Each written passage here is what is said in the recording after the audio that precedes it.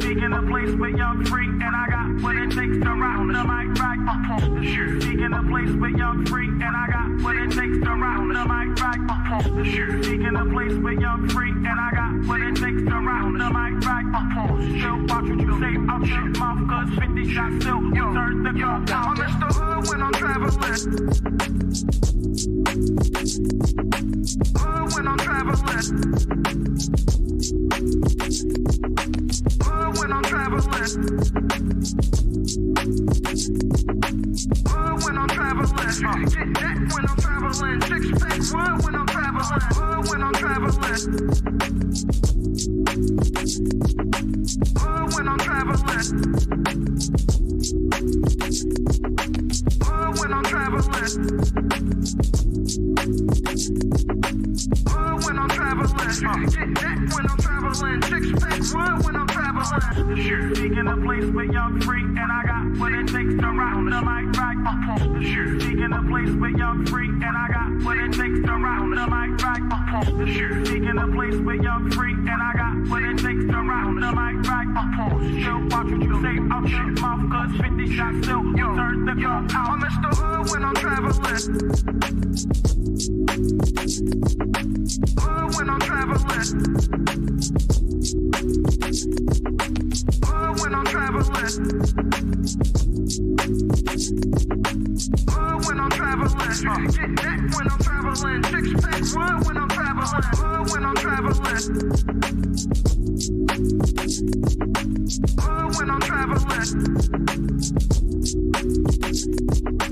Hood when I'm traveling.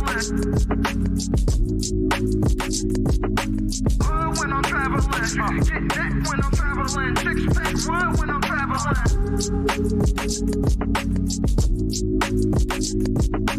Hood when I'm traveling.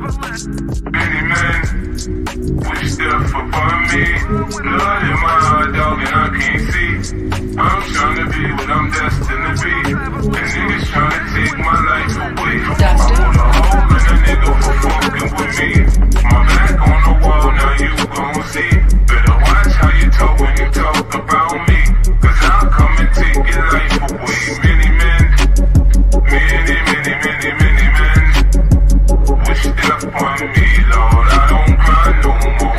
Don't look to the sky no more. Have mercy on me. Have mercy on my soul. Somewhere my heart turned cold. Have mercy on many men. Many men wish death upon me, Lord. So the cats who running their mouth and think it's a game, come put your hands up, you know what I mean? So that's what we been doing, man. So I appreciate everybody being here. Everybody online, salute to y'all. This might be risky. Like and subscribe, tell a friend, tell a friend, hit that like button right now. It's just an MP! And the stamp. Hood when I'm traveling. Hood when I'm traveling. Get that when I'm traveling. Six pack wood when I'm traveling. Seeking a place with young free, and I got what it takes to rock the mic right. Seeking a place with young free, and I got what it takes to rock the mic right. Seeking a place with young free, and I got what it takes to rock the mic right. Still watch what you say out your mouth, cause 50 shots still turn the gun out. I'm in the hood when I'm traveling. Hood when I'm traveling. Hood when I'm traveling. So the cats who running their mouth and think it's a game, come put your hands up, you know what I mean? So that's what we been doing, man. So I appreciate everybody being here. Everybody online, salute to y'all. This might be risky. Like and subscribe, tell a friend, tell a friend, hit that like button right now if you can. That helps the channel the most. Run! It's just an MP! And the stamp. When I'm traveling, six pack wood when I'm traveling. Seeking a place with young free, and I got what it takes to rock the mic right. Seeking a place with young free, and I got what it takes to rock the mic right. Seeking a place with young free, and I got what it takes to rock the mic right. Still watch what you say out your mouth, cause 50 shots still turn the gun out. I'm in the hood when I'm traveling.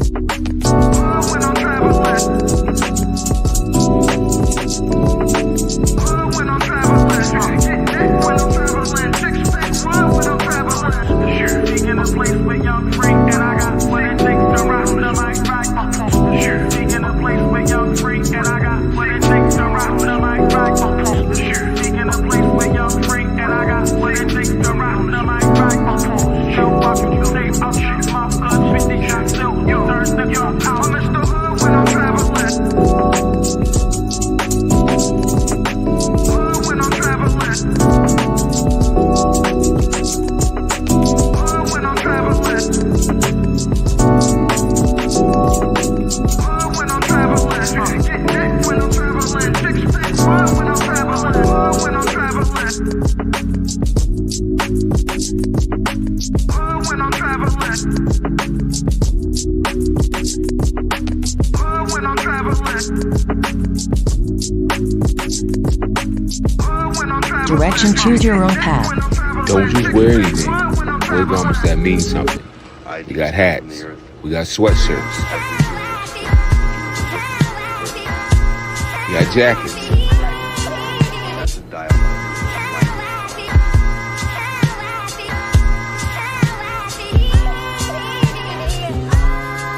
We even got hoodies.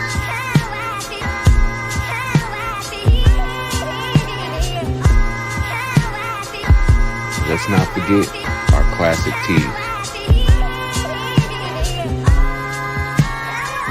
Direction, choose your own path.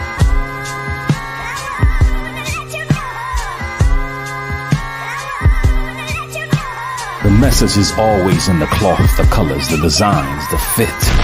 Basic. Pay attention. Stay alert. And remember, choose your own path. Direction, choose your own path. You know, this is the home of We Major, Me Frosty, Unfamous, and the restricted clothing brands. Let's get it.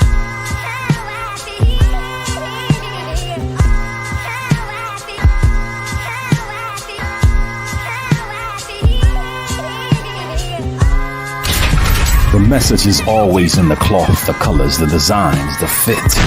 Basic. Pay attention. Stay alert. And remember, choose your own path. Many men wish death upon me. Blood in my heart, dog, and I can't see. I'm trying to be what I'm destined to be. And niggas trying to take my life away. I put a hole in a nigga for fucking with me. My back on the wall, now you gon' see. Better watch how you talk when you talk about me. Cause I'll come and take your life away. Many men, many men wish death upon me, Lord. I don't cry no more. Don't look to the sky no more. Have mercy on me. Have mercy on my soul. Somewhere my heart turned cold. Have mercy on many men. Many men wish death upon me, Lord. So the cats who running their mouth and think it's a game, come put your hands up, you know what I mean? So that's what we here doing, man. So I appreciate everybody being here. Everybody online, salute to y'all. This might be risky. Like, share, subscribe, tell a friend, tell a friend. Hit that like button right now. It's a stampede! DJ Ham the Stampede. DJ Ham the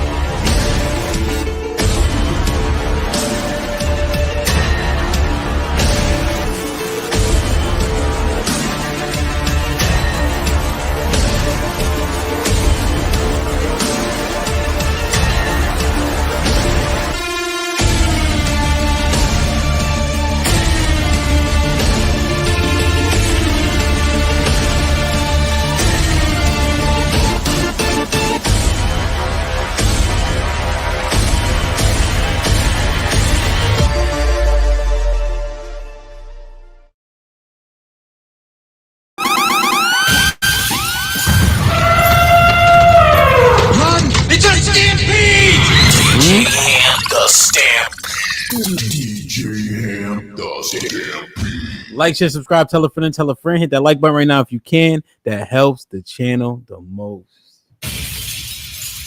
I got the legendary We Need to Talk in the motherfucking building. Alan, oh, what's popping, my G? What's happening, brother? How are you? I'm excited, man. Pause. No Diddy, no Diddy. You feel me? Yes, sir. Yes, sir. Damn, man. How you, man? I'm glad you here, man. I was dropping the ball, not responding while I sent you an email and shit. I appreciate your professionalism, man. Nah, absolutely, man. When I checked out your content, I knew I had to be a part of it, man. Appreciate the invite, Indeed. brother. Indeed, my brother. I Yes, sir. appreciate you, man. Y'all get the likes up. You heard? Get the likes up.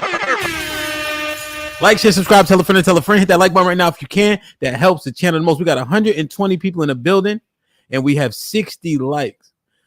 Alan, what I've learned is YouTube put shit on the like button, so people don't like to hit it. Something like that. Listen, that like button, that's the best thing you can do to help us out, man. It Telling lets you. the algorithm know that this is where people need to be, man. So hit that like button. Indeed. Sure. Shit like that. Let me check out who in the chat, Alan. We get it popping. Yes, sir. Make sure y'all get the likes up. Let me scroll to the top. I'm excited for this one. My brother is here with me, man. Mel, you already know. War Report in the building. Very sexy red. Salute. Very sexy red. That's a hell of a name right there. Hey. Very sexy red TV. All right. Hey, Alan, that's why they call it self-esteem, not we-esteem. You know what I mean? That's right. D was popping. JC in the building. Impress. Shalom. What's goody? Let me see. Impress putting in work as always. Thank you. I appreciate you. Dre was good. Like, share, subscribe. Dottie was popping. I got my brother JC already. Big Bad Bull, salute. Hope all is well. Hope all is well. I'm glad y'all here with us. Leon, appreciate you. Jay Strada, way to hold it down in the Discord. Venus was popping. Black King was popping. I hope you're ready for November 2nd, my G. Get it popping. So, remember I was telling you about the boxing event? Yeah. So Black King, my brother Black King here, got a knockout at the last one. Oh man. Yeah, oh man, you got footage of that? Yeah, I'll send it to you. I'll send it to you. See that. I gotta see Yeah. that. Black America was popping. J. Ali. Lady Di was good. How y'all doing? Y'all are good. Man. I was just in DC too, man. I should have called them, but I forgot. Good people. Indeed. Almanaz was goody. PJ, salute. Kills in the building. I like it. Like, share, subscribe, tell a friend. Dr. Still was shaking. Hope all is well. Hey, man, you know me, Lady D. I'm trying my best, man. Cam, salute. What's goody? Daily Capital, of course, my brother. Salute. Appreciate you, my G, 100%. Brittany was good. I like it. Like, share, subscribe, tell a friend. Hit that like button right now if you can. That helps the channel the most. Ashe, salute to you. I appreciate you being here, putting in work as always. Heather was popping. What was that? Massage Ninja was good. But these names are something else, man. Keeps it 100. What's goody? Kills.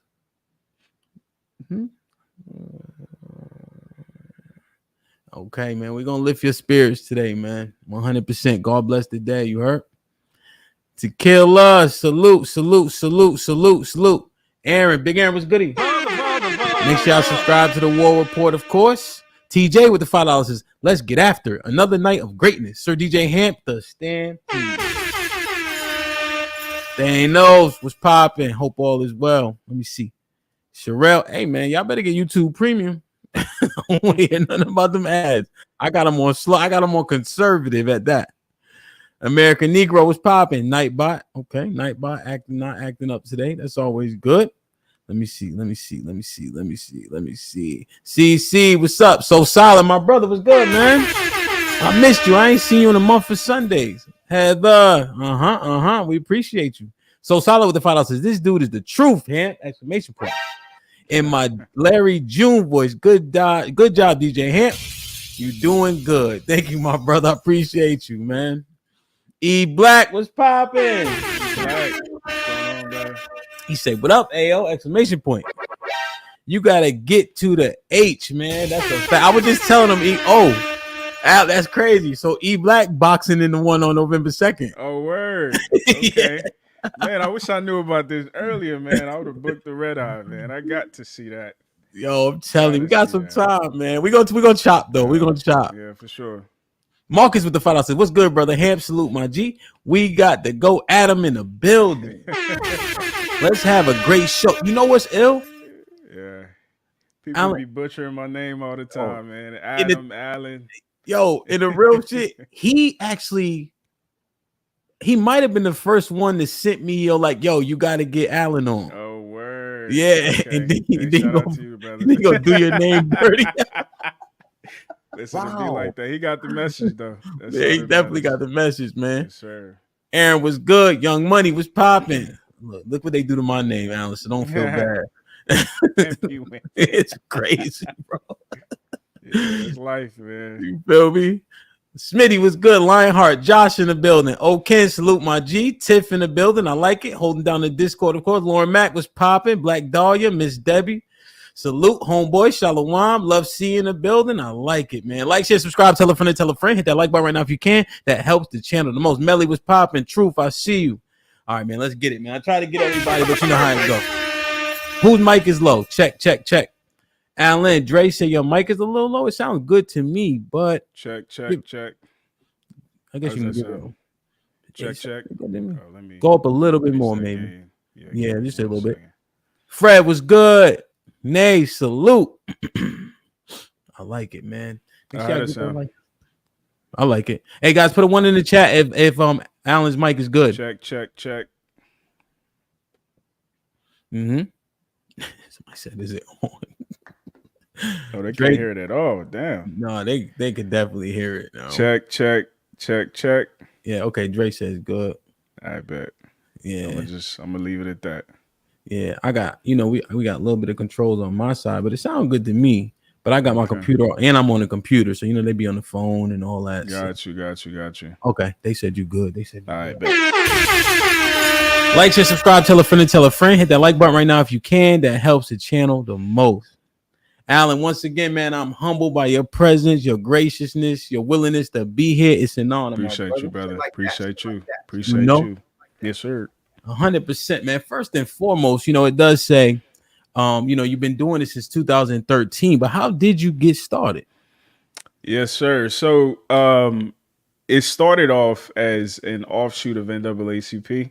That's why, like, a lot of people, say I be on that woke shit. Like, that's old. I've been doing that for a while. So it was an event that I would put together in college, where we would, some of the NAACP members, we get together and we'll have conversations about colorism, racism, etc. And then we broke it off into its own organization.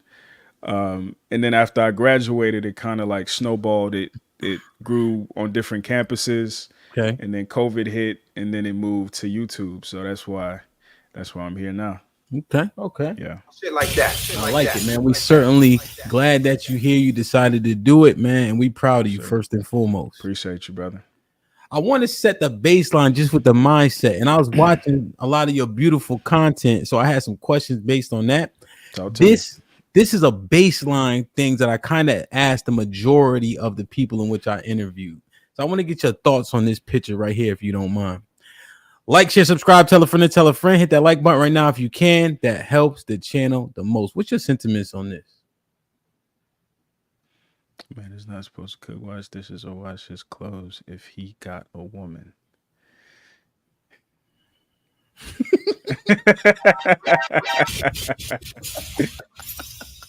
Oh man. Man, I have this conversation with women more times than I can count. My position is this, man. I think we're at a crossroads as a society. We are moving away from traditionalism and we're going into like modernism. So we're trying to redefine what a man is, what a woman is, and what responsibilities come along with those titles. I think it's a certain type of man that would warrant not having to contribute to some of the domestic stuff. Yeah.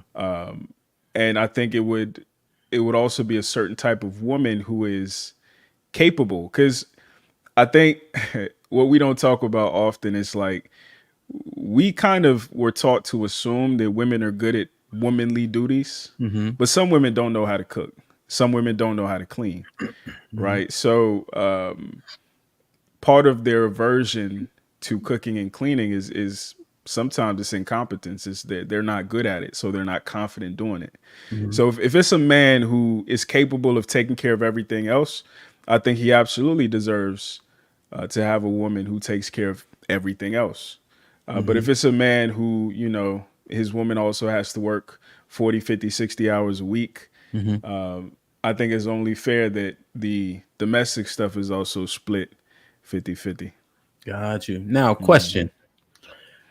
I know you said some. What do you think the majority of the women lie? Can the majority or minority of women cook and clean?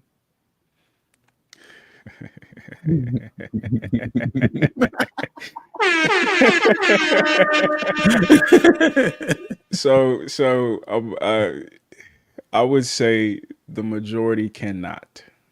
Damn. I think, and I'm a caveat is, Okay. I'm African, I'm Nigerian, so like my standards for cook and clean is a little higher, right, than I think some women would expect. But what I've observed in my life, and you know, even just paying attention to other people, there is a competence gap. Like cooking, for instance, a lot of recipes took generations to develop. You just watching a video on YouTube every now and then, you're not going to know how to cook. You're not going to understand the intricacies of how flavors work together, you know, and how to increase certain notes or decrease certain notes by what you do during the prep portion of the cooking. So I think a lot of people can prepare, but they can't cook, right? And similarly with, you know, cleaning, washing dishes, washing clothes, I think people estimate their ability. So yeah, I would actually say no, most people cannot. Most people in general, including women. Okay. But for the women, the minority are able to cook and clean well. Okay. Now, I know you mentioned the particular type of man that qualifies for this 100% per the picture. Is that the minority of men or the majority of men that qualify for 100%? The minority, man. Damn. The minority. And you know, that's the thing. Like one of the conversations I really like having is the conversation about polygamy. Okay. And the reason I like having that conversation is that if we're being honest as a culture, that is more consistent with our history than a monogamy. But the ironic thing about it, polygamy is actually better for women and monogamy is better for men. The reason being is in every single animal species and throughout history, women tend to coalesce. They tend to aggregate themselves around the best man, right? The king, the prince, the dude with the money, the chiefs, whatever the case may be. But in a monogamous society, every man, regardless of where he falls on that, you know, social economic hierarchy, is guaranteed a woman. Right. If LeBron had 5 wives, that's 4 women that no longer are accessible to 4 men. Right.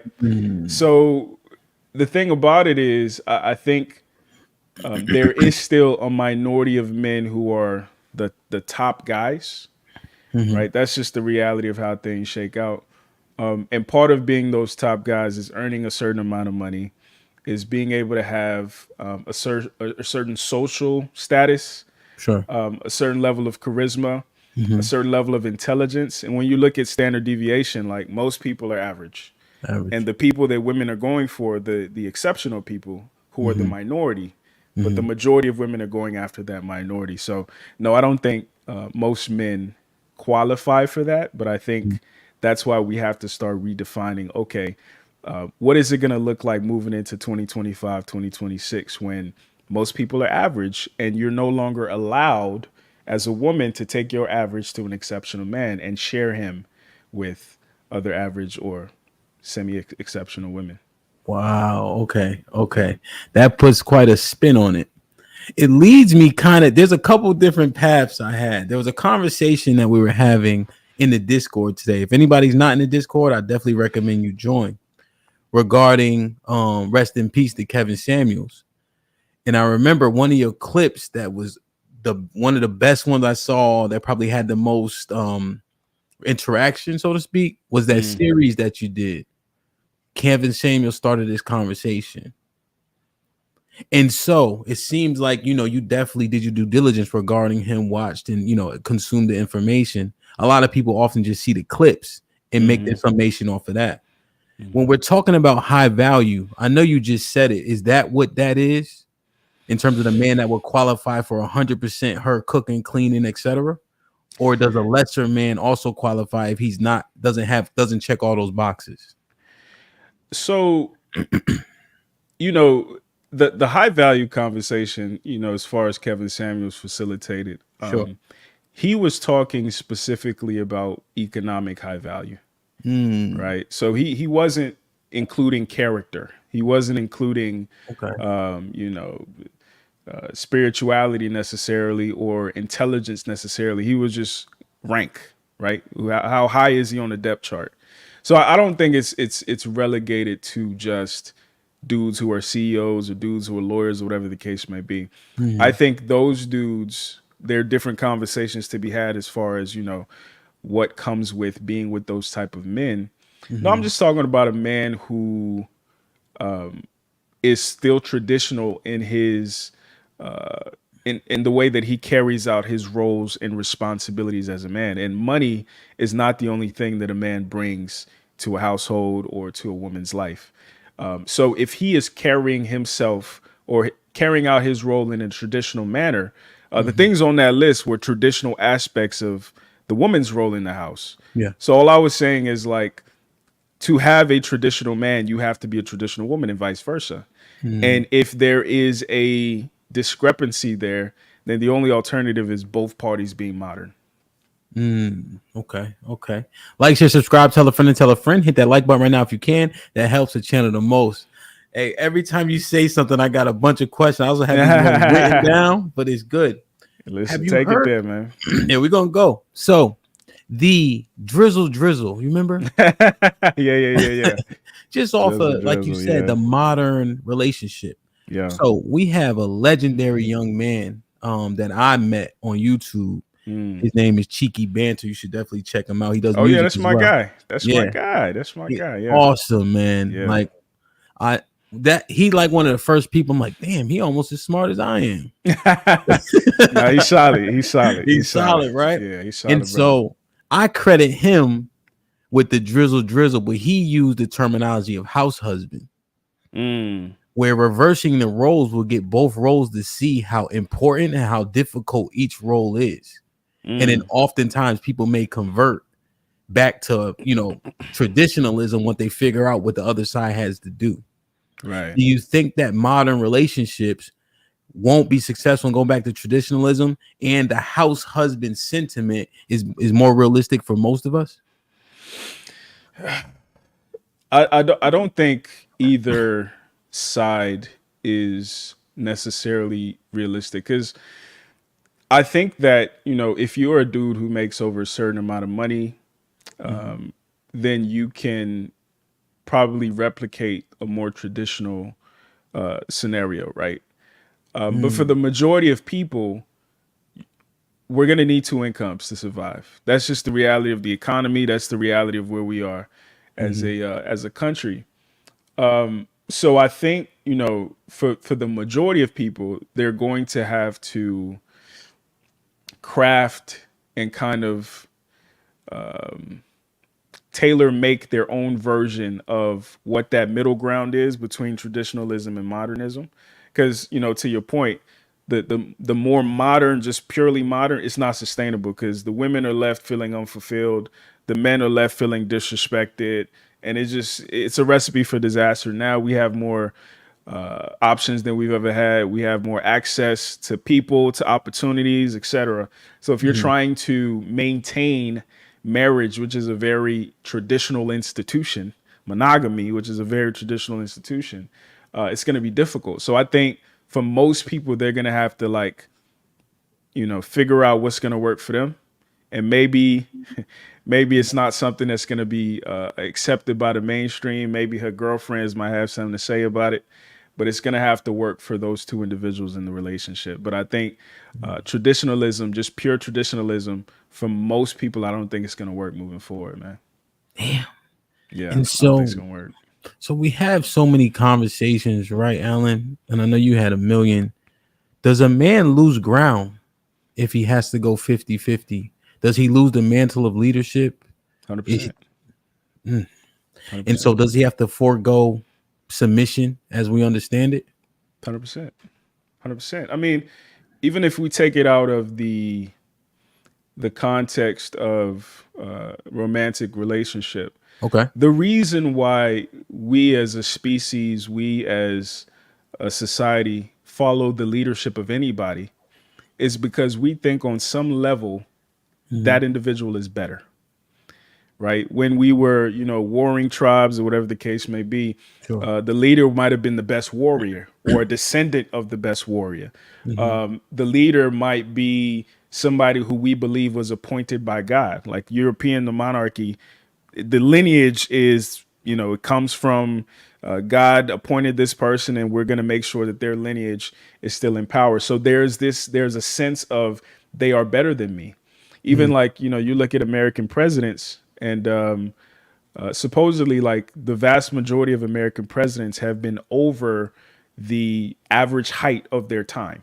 Yeah. Right. They've all been a little taller than everybody else. So I think when you bring it back to, romantic relationship at the point, and it sounds counterintuitive, it might sound brash, but at the point where your woman doesn't see you as better in some significant way, shape, or form, I think that's where you lose, right? And if you listen to women talk about the man that they want, even women who are on the right side of the standard deviation curve, they're higher than average intelligence, higher than average earning, whatever the case may be, they still want taller, richer, smarter, closer to God. Like they still want better because you want to look up, right? So I think in a situation where we're looking eye to eye, or God forbid she's looking down on you, again, if y'all can tailor make a situation where, there's an understanding there, I think that could work, but I think it's also the exception.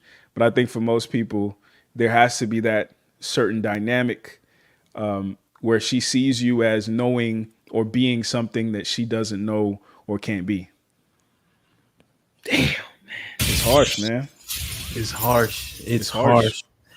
And I'm looking at, and I'm going back to the monogamy versus the polygamy, or I think majority of men probably lean into polygyny, where it's a one-sided, where, you can have multiple, and then she has access to the man that can have multiple because he should have the resources to sustain multiple women, right? The state of our affairs, though, in our relationships, based on the dynamic that you just eloquently painted, is this dynamic the reason why we're the least married, very high divorce rates, our children being born without two parents in the household, is because the dynamic is seemingly off or skewed? I got an unpopular opinion. I think let me do this. It's gonna sound counterintuitive, but I think the reason why we're the least married is because we think marriage is about love. I think relative to other communities, they marry for economic reasons. They marry for the reasons the institution was created, right? Yeah. I think, as Black folks, being the spiritual, emotional people that we are, I think we tend to highlight and overemphasize auxiliary aspects of a thing rather than the utilitarian aspect of a thing. Marriage wasn't created for the love of your life. Marriage wasn't created for us to, hold hands and walk into the sunset. Romans created that. That's why it's called romance, right? Yeah. And we think that the big crescendo of romance is marriage. But no, marriage was created to share property, pass on lineage, for political expediency, right? So into the 21st century, I think the reason why we're the least married, obviously there's the Black historical context of, breaking apart the Black family, AKA breaking apart Black people's economic foundation. right? Because they don't give a shit if we love each other. They care about what we make through that love, Yeah. people, businesses, etc. But the other piece too is I think generally the reason marriages fail, let me zoom out of our community, is because people have, number one, lost sight of that initial reason for it. And secondarily, the things that used to be used to grade the success of a marriage back in the day no longer apply. Right. Back in the day, it was about, grandpa and Mima been together 40 years, 50 years. Yeah. Nobody really cared or would bring up the fact that their relationship was abusive, the fact that their relationship was toxic, the fact that, they're both stressed out, they're both unhappy, maybe infidelity is involved, etc. But I think this generation, the good thing, bad thing is like we're more honest than our predecessors. So, and we're less willing to bear discomfort, whether that's emotional discomfort, etc. Yeah. And there's a reason why I think 69% of divorces are initiated by women. Back in the day, Mima couldn't initiate divorce. So a lot of the reason why marriages lasted back in the day is because women didn't have the authority or the options that they have now to facilitate that institution ending. So there are multiple things happening. But I think it's a mistake when we look at, grandpa and grandma through rose-colored glasses and we look at ourselves as deficient in some type of way. It's multiple things. Indeed. That actually lends to a conversation we were having yesterday. Do you think those women were generally majority unhappy? It's obviously speculative, right? It's speculative. I think the Western culture over emphasizes happiness. Happiness don't mean shit. Yeah. I think men are more familiar with happiness, not meaning shit, but like happiness is marketed to women so much. And I think a lot of women have drank that Kool-Aid and they evaluate their lives through the lens of a fleeting, temporary, superficial emotion like happiness. I think that's another difference between now and then. But yeah, I don't think those women were any more or any less happy than they are now. I think, I think discontent is a part of human nature. I think more so for women, because again, a lot of the marketing to them is be happy. If you're not happy, blah, blah, blah. But I don't think, just like, when people say grandma was more faithful than, women nowadays, she wasn't sleeping around. I call bullshit. Stop the cap. There's nothing new under the sun. The difference is these new women, they're more unabashedly unashamed about what they do. They're more overt with what they want, right? So you're just hearing the realities that have already existed. And that's why, I argue with dudes sometimes. They want to go back to the good old days, but like a lot of it wasn't good, man. Yeah, no, 100%. Yeah. When you're saying these things, we definitely have, kindred thoughts. And, that's where the cliche comes from. Mother's baby, papa's maybe. Right? That just come out of nowhere, right? That's a fact. That's a fact. And I like the fact that you highlighted access to get out of a marriage, right? Because one of the notions that was being shared was that it was passed down that this isn't a great construct to women, like, just in terms of being married. But the truth is, we could speculate that the rates would look the same if those women had the same access to get out of these marriages. 1000%. Yeah, I like that. 1000%. Yeah. And the thing too is like, I think a lot of older women were bred to be dishonest, right? Like even taking it out of just a generational divide and looking at a ethnic divide, as it were, kind of. Nigerian women are supposedly amongst the most unfaithful women in the world, right? Like there are a lot of DNA tests that are coming out these days, and they are exposing the fact that my brothers and sisters don't come from the same dad as who we thought our dad was. Wow. But you have a lot of Africans, a lot of Nigerians like myself who come over to the United States, and we turn our noses up at some of the things that we see African Americans indulge in. But it's the same shit. It's just packaged differently, and it's less overt. It's less obvious, but it's the same exact thing, right? Yeah. So I'm just a fan of people telling the truth, man. Yeah, no, hey, Shit like that. that is That's a something, fact.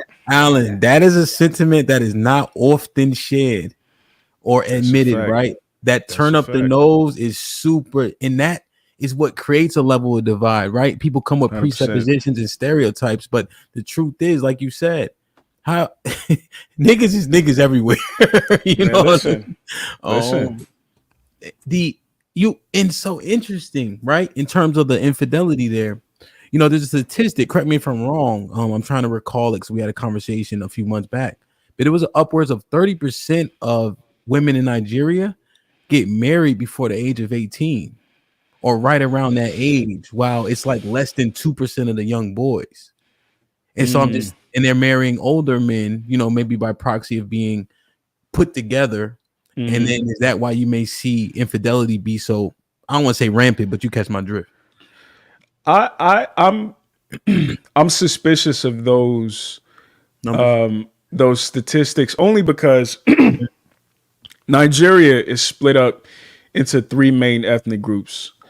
The Igbo, which is my tribe, the Yoruba, and the Hausa. So the Igbos are in the southeast, the Yoruba in the west, and then the Hausa are in the north. The north, yeah. That statistic about, you know, women getting married under the age of 19, you said 18? Yeah, around that, like right before 18 or just right before 20. I think that more so applies to the Hausas, the Fulanis, the herdsmen, the northern Nigerians, because they're Muslim. You know what I'm saying? Yeah. So I hesitate to say that's reflective of the country. But what is true is, you know, for the most part throughout history, and you know, as it's reflected in underdeveloped third world countries, the paradigm is that women are born with their value, right? Whether it's their virginity, their youth, their beauty, whatever the case may be. And those things are at their peak, according to this paradigm, in those, you know, late teenage years, early 20s, right? But men have to create our value. And I think that is the explanation of a lot of the age divides that you see, because a man's peak based on our curriculum as men is 30s, 40s, sometimes even 50s, right? So a peak man is in his 50s, a peak woman is in her 20s. I think usually with arranged marriages, etc., I think that's a lot of the reason why those large age gaps are facilitated. But Nigeria is modernizing quickly. But those places like the North, where, you know, because of Sharia law, because of their faith and their tradition, a lot of modernization is slow. I think that's where you see those stark statistics. Yeah, no, good breakdown. It's similar to a breakdown I heard previously. Yeah. Like, share, subscribe, tell a friend, hit that like button right now if you can. That helps the channel the most. So one thing that popped in my head when you mentioned the monogamy and the polygamy, and how seemingly over here in the US, you know, men will be complaining about not having access to other women, while, you know, women seemingly be pushing for monogamy. But what actually popped in my head was hypergamy. I listened to one of your clips in terms of the ram. You know, the biggest ram, he gets access, or with the biggest horns, right? And it also kills him at the same time, right? With arthritic nature and things of that nature. But I was having a conversation with a very dope person that co-hosts a show with me on Tuesday. Her name is Sherelle. And we were trying to uncover if hypergamy itself was societal and not natural. And so with the ram concept, sounds like selective breeding, not necessarily hypergamy. The reason why is I also looked at another one of your clips where Pookie and Ray Ray is winning. They getting access. He the one that's cool, got the charisma. You know, he may have the aesthetic. And so they may breed with him, but they may not stay with him, and they wait till later to get with a man who's probably lesser aesthetically speaking, but more grounded. You know what I mean? So it makes us question: is hypergamy societal or natural? Man, that's such a good question. I think it's both, brother. I think it's both. I think it's both, man. So now, Alan, here's one thing we do on this might be risky. We don't use some. So and the general sentiment is like both and some. I agree that applies to a lot of conversations. But when we go one way or the other and we kind of defend that point, at least it gives us clarity to kind of where we stand, even though we also understand you're considerate of both sides. Yeah. You know? I give you both. I give you each side. Because I feel like let me hear. I feel like some. All right, yeah, I feel like each side of that particular one has a valid argument. Right, I think on the nature side, I think that's consistent with every other organism on the planet.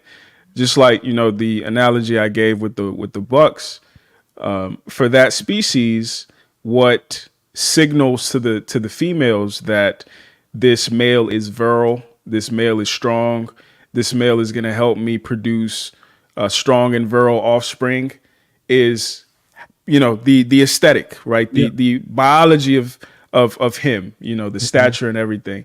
Same with peacocks, same with chimps, same with every other species you look at. So I think, you know, if you strip away society, if you strip away civilization, I think hypergamy is very biological. It's large man, big muscles, big brain. I want to make his babies, right? And I think, you know, because of the extra layers, I think it confuses, you know, how kind of rudimentary that process is, that process of evaluation. But at the core, that's what women are looking at, right? And when you now start adding those extra layers, it really just gives men who might not be gifted with those type of exceptional genetics an opportunity to still compete. Right. So you're not super tall, you're not super muscular, you're not super intelligent, but those people work for you. Right.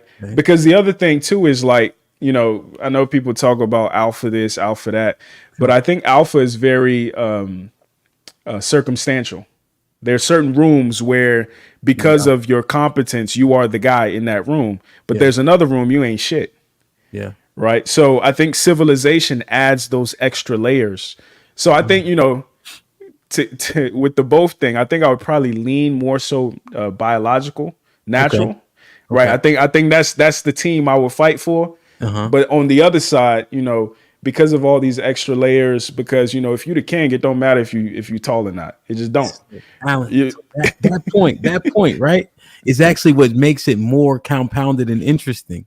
The fact that money can exalt you, right? And the king didn't have to be those things, but he had the status, and I would assume he had funds, right? One of the sentiments that was shared is that men push hypergamy because the man who's not bigger, stronger, faster can still win. And as we look through history, women selecting their mates is a very new construct. So oftentimes we would see women being allocated to the man with resources, status, you know, the farms coming together, the kingdoms coming together. And so men were putting women with men they thought were greater.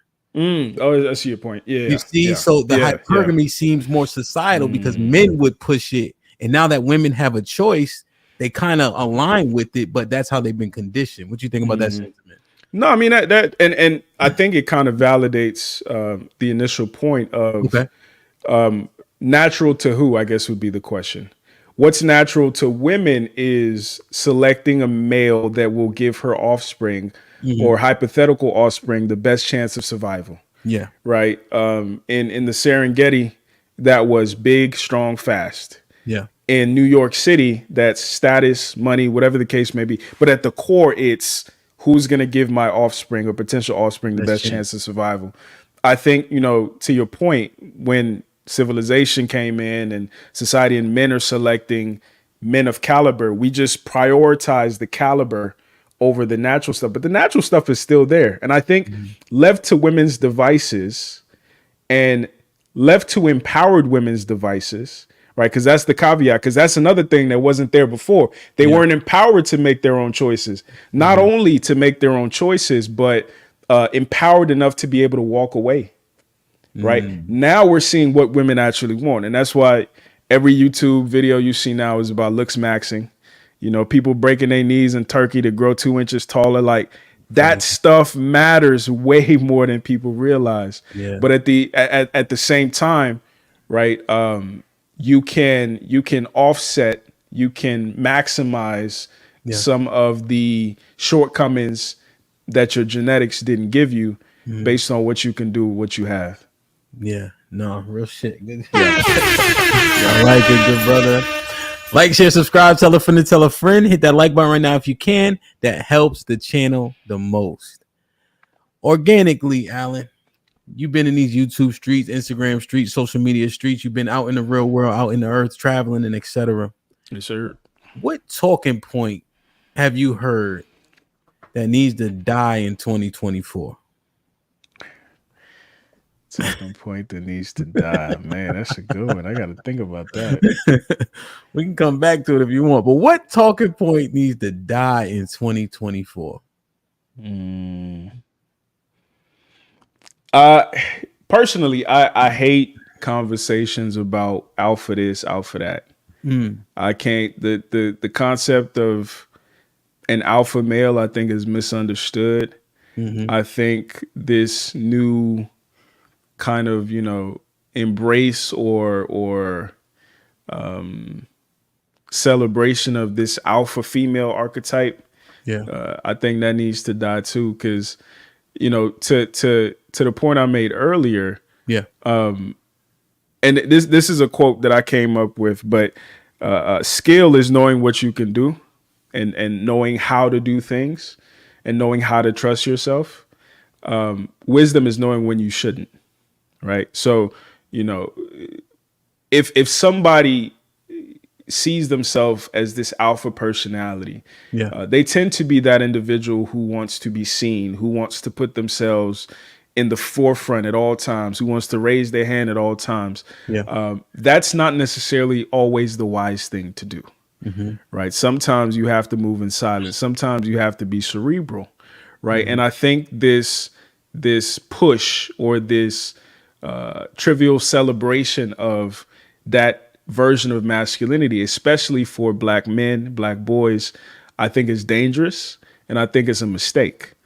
And I think likewise that celebration for Black women, I think is also dangerous. And I think the biggest mistake is it disqualifies you from the type of individuals, generally, not just romantic relationships, but even friends, the type of individuals who are going to mean something in the long run, right? Who are going to be actual assets to your life and vice versa. So I think this whole alpha, I'm an alpha, she's an alpha, this alpha, I think that shit need to die, man. Word. Yeah, we actually just had a in-depth conversation regarding it. Here's the irony, right? In terms of it dying, is we were just going through the numbers. You said 5% of men are alpha. And then, you know, they have that one called Sigma. It's like an alpha, but kind of sits back. And less than 1% of men were Sigma, right? So now, as I proceed to drop the link and I start to mine out the panel, it's 10 men. Every single one of us is either alpha or Sigma, which did not align with the 5% or 1%, you know? And so when everybody's something, like, you know, I play football in college. I think football is awesome, right? If you have two quarterbacks, you don't got a quarterback. You know what I mean? So, man, okay, I can get with that one. Yeah. There's another one I kind of heard you mine out a little bit that I think I may want it to die, but I want to get your sentiments before I try to put a hole in it. Women are doctors, lawyers. Women are achieving. Shit like that. And they show up like, oh, your friend's a great man. Yeah. Right. Yeah. I rewound that 3 times when you said it, right? Yeah, that's real, man. But the one thing I couldn't stand when I initially heard it, it was like a man will get a woman out of McDonald's, if she has the aesthetic, right? As Mm-hmm. long as she's palatable and has the aesthetic, that's cool. But then, as we know, with inflation, you know, everybody gotta chip in, work, help for a family to succeed. It seems foolish for me not to consider what resources that woman could potentially bring outside of just being pretty. That part bugs me because we ran with it too much, but we can't actually survive apart.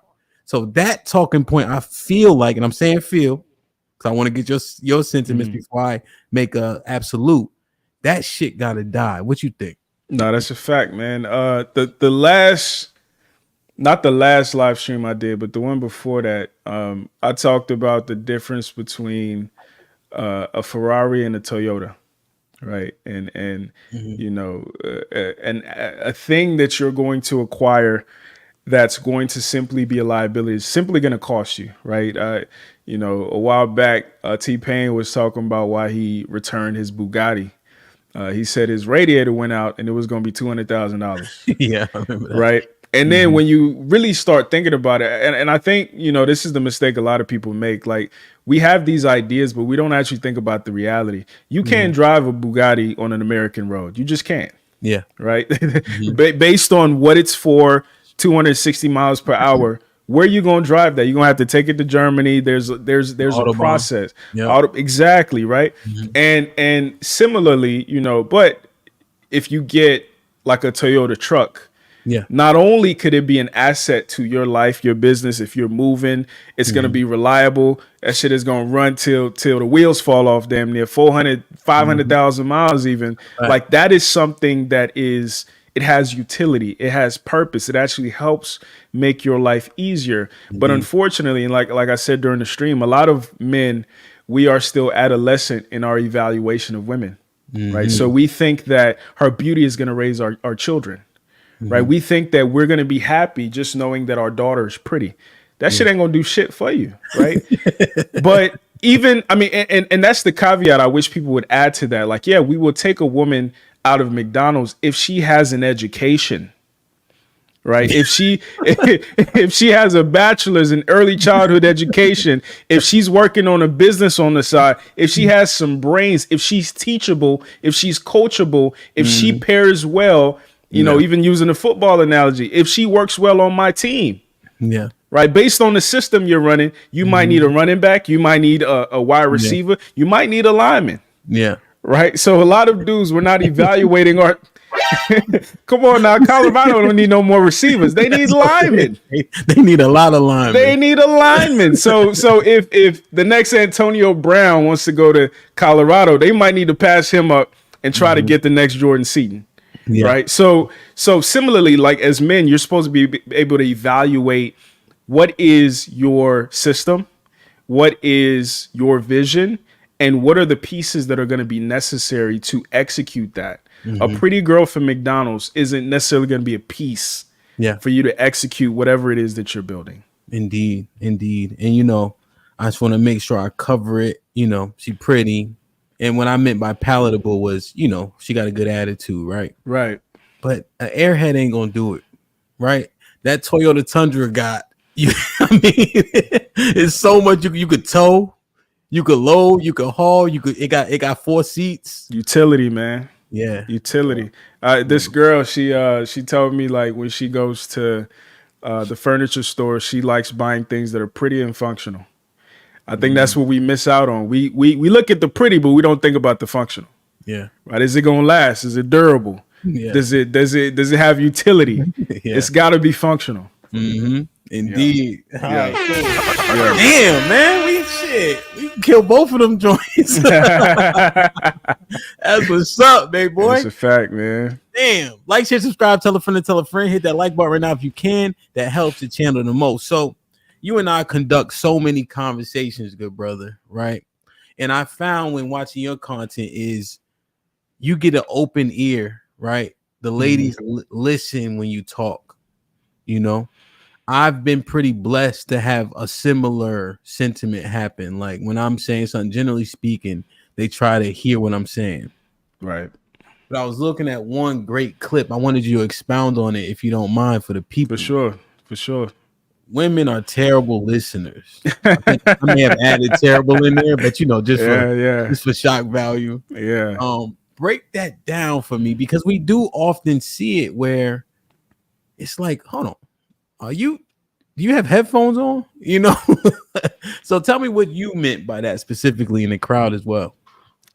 Absolutely, man. So I was watching this YouTube channel called Diary of a CEO. This is a couple of days ago. But the dude was interviewing Orion Taraban. Is another YouTuber. His name's Psychax. Brilliant dude. Yeah.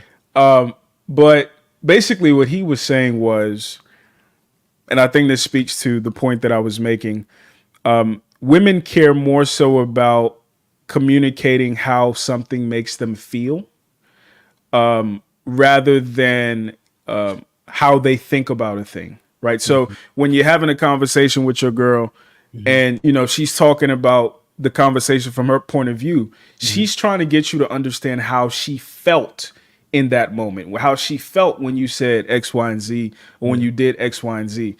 Yeah. Whereas we, especially brothers like me and you, I'm mathematical. This happened, then this happened. So how did you think this made sense to happen next? Yeah. Right. So it ends up being a situation where we are having two different conversations. So like to the point I was making, women hear from their emotions.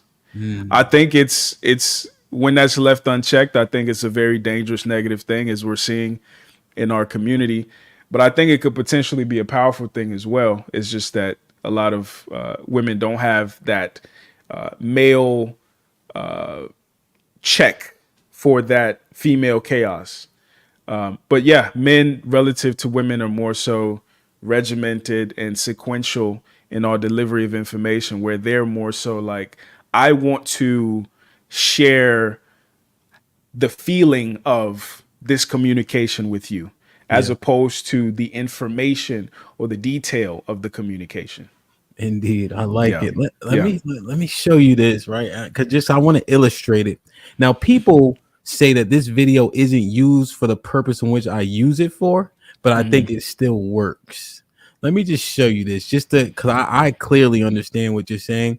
I just want to also see if you think this video here conveys the thought as well. 1 second. I just gotta cue it real quick. This one here. Like, share, subscribe, tell a friend to tell a friend. Hit that like button right now if you can. That helps the channel the most. Yeah, I seen this. Yeah. I seen this. Yeah. And sometimes it feels like it's right up on me and I can just feel it, like literally feel it in my head, and it's relentless. And I don't know if it's going to stop. I mean, that's the thing that scares me the most, is that I don't know if it's ever going to stop. Yeah. Well, you do have a nail in your head. It is not about the nail. Are you sure? Because, I mean, I'll bet if we got that out of there. Stop trying to fix it. No, I'm not trying to fix it. I'm just pointing out that maybe the nail is causing. You always do this. You always try to fix things when what I really need is for you to just listen. No, see, I don't think that is what you need. I think what you need is to get the nail See, out. you're not even listening now. Okay, fine. I will listen. Fine. It's just, sometimes it's like there's this achy, I don't know what it is. Is this what be happening? And did you notice in the first couple of seconds, she said feel 3 times? Yeah. And everything she's talking about is the pain of the nail, not the nail.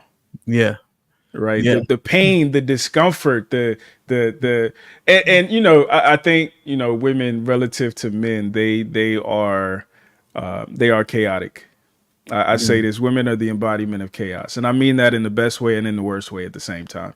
Yeah, and part of that is why they can turn a house into a home, for instance, or they can wreck a man's life.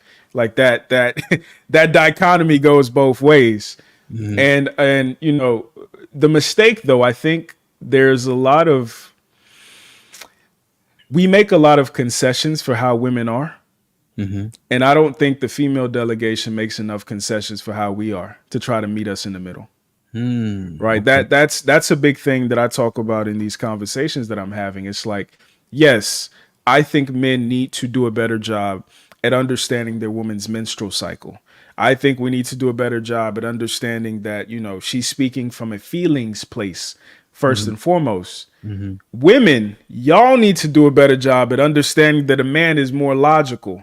Y'all need to understand that a man hates to feel disrespected and all the things that are unique to us so we can meet in the middle. But right now, there's this asymmetrical grace, right? This asymmetrical understanding, because again, because of that chaotic nature, women assume they are every woman just off top. Like you'll hear women say, when I meet the right man, then I'll cook. It's like, lady, you don't know how to cook. You don't have the skill, and it doesn't just materialize magically. Yeah. But when you grow up watching fairy tales of, a girl puts her shoe, her leg in a shoe, and she transforms into some shit. A lot of them have that same, Peter Pan syndrome idea of, I haven't transformed yet because I haven't come across the right man, versus there is work that I need to do. There are boxes that I need to check to make myself the right woman to then be attractive to or be able to retain the right man. Yeah. No, real shit, man. And that's what that thing that we had that conversation about the what's the verbiage? Conditional femininity. Yeah.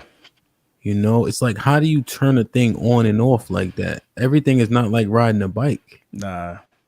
And what is the expectation? There's one thing I always say, Alan, is how you do anything is how you do everything. That's a fact. And so why do they think that they can just turn it on and off? Like, why? Well, let me ask you a question. This is kind of a yes or no. Do you think men are the leaders? In what context? Well, so just based on the conversation, like we make these concessions.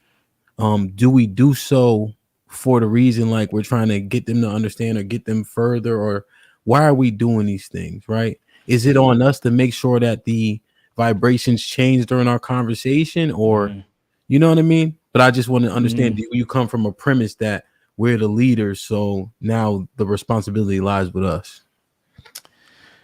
I don't know if I think men, because of our manhood, are automatically the leaders. Okay. I think it would be more efficient that way, just based on our biological advantages relative to women.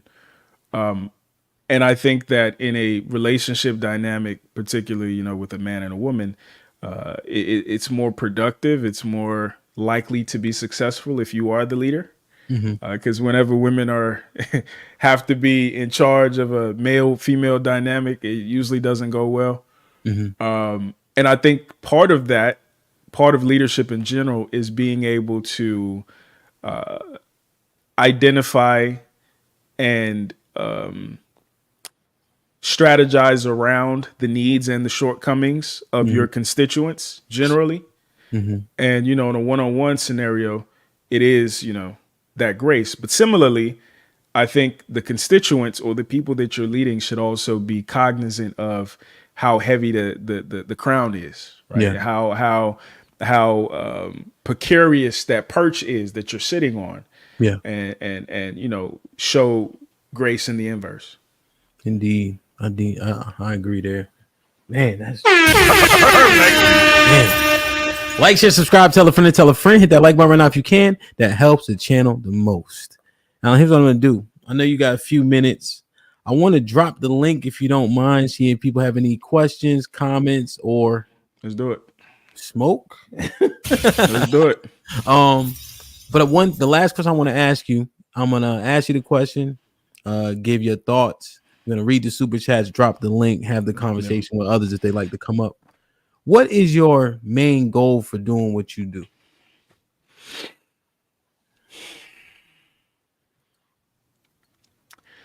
The main overarching mission is to connect the African diaspora through dialogue, right? I'm Nigerian, obviously. I grew up in America.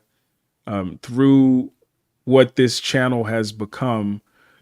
I have viewers in the UK. I have viewers in Asia. I have viewers in other countries in Africa. I have viewers in South America. I have viewers in Canada, right? And you know, I think that connection, that network is a powerful thing, right? I think that right now the majority of the conversation is, you know, relationship, black men and black women, but there's so much under that, and there's a lot of economic and social engineering potential under that as well. So I want to graduate the conversation away from some of the trivial things that we might be talking about now to actually talking about, you know, logistics, right? Talking about country specific networks, career specific networks, where brothers and sisters throughout the diaspora can be connected in productive ways to make sure that our offspring don't have to submit themselves to white supremacy like we have to. Yeah. No, 100%, 100%, man. The logistics is key, man. This is something we could definitely talk about offline, but you know, I used to sell shirts and I had to get a lot of the fabrics from the Middle East. You know, I'm just like, I skipped all the way over to, you know, Africa's right there, but there's no, you know, so much, man, so much. Like, share, subscribe, tell a friend. Hit that like button right now if you can. That helps the channel the most. Salute, Black Dawn in the building. It's popping, Miss Darlene. Thank you for the new members. Miss Darlene in the building. Appreciate you. John Senior, salute. Welcome to the family, Cuzzo. Steve, right? Steve, salute. Appreciate you. I read this one. Read so solid. There we go. Marcus with the $2 says, my fault. Alan in the building. It's all good. Red Pill Ranger with the $5 says, if a man has to 100% provide for his woman for her to do woman duties, she's not that into him and she don't respect him! Exclamation point. I mean, if you want to reply to these, you can just respond. Yeah, for sure.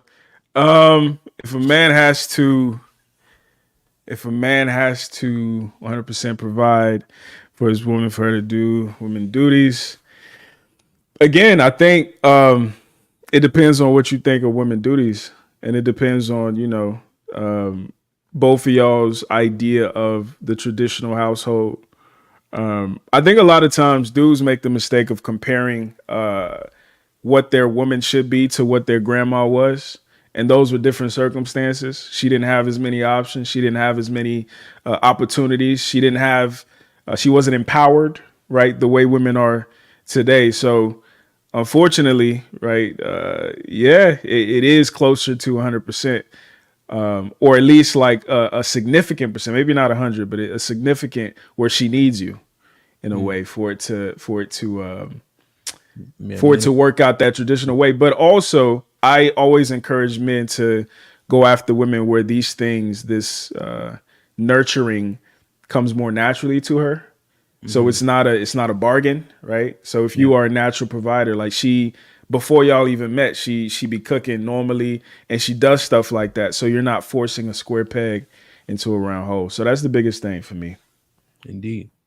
Red Pill Ranger with the $5 says, his monogamy theory is flawed because most women don't qualify for those men and can't even get in the same room as them, so things wouldn't change. Well, it depends on what he means by qualify. If he means like beauty, it's a lot of high value men, as we put it, who knock down booger wolves. That's the reality, right? And I think a lot of the reason why some women's heads are too big is because they think because they can get into baby's section or they can get in his bed that they can get in his life, right? So the fives and the sixes, they can get in proximity to high value men. Now their ability to like hold on to them is a different thing, but yeah, if we were in a polygamous society, Some women might prefer being Miss LeBron James 10 versus being, Miss Bob 1, right? So it's multiple things happening. Okay. 2 points of clarification. Is it the minority or majority of women that got big heads nowadays? Majority. And then majority and minority women want to be LeBron James 10. Majority. No, that should say majority. Okay. No, that should say majority. Yeah. Okay. I would say majority. Yeah. Red Pill Ranger with the $5 says, men, you don't have to buy a traditional submissive woman. Just find one who will love, honor, and respect you, and she will be a full wife regardless. Red Pill Ranger with the $5 says, it's dudes with no jobs have women working, cooking, and cleaning! Exclamation point. You just have to be the man she want, and money don't matter. Have some substance. Oh no, bro. Max salute with the 20 ball says, you want to respond? You good? I think he just kind of made a comment. I mean, let that be what it is. Yep. Yep. Shout out to Alan with We Need to Talk podcast. Welcome to the family, cuzzo. Shit like that. We crazy over here. Wow. Haley Hampton. Salute to Miss Lauren Mack with the first 20 ball of the day, man. Let me see where my man at. Hold on 1 second. I gotta get him out the way. There you go.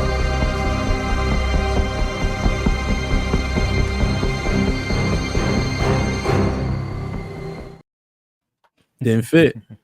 Red Pill Ranger with the $5 says, money is the great equalizer, but it's because women let it be. They be fucking baby alien. Google him. I don't know who that is. I don't either, man. Harrison, hey, Red Pill Ranger, click the link, man. Harrison Davis with the $5 says, salute, my G. Salute to Harrison Davis for gifting 1 membership. Thank you, my brother. We on the road to 1,000 memberships. Whoever got that one, welcome to the family, and please maintain it. Red Pill Ranger with the $2 says, Alan, what's your opinion on followership? Followership. I don't. What does he mean by that? Yo, just pull up, Red Pill. Just pull up, man. Let's talk.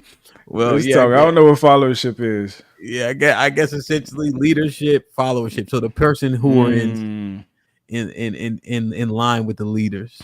Can a man lead a person that doesn't want to follow? That's often the question that comes up. Oh no, absolutely not. Absolutely not.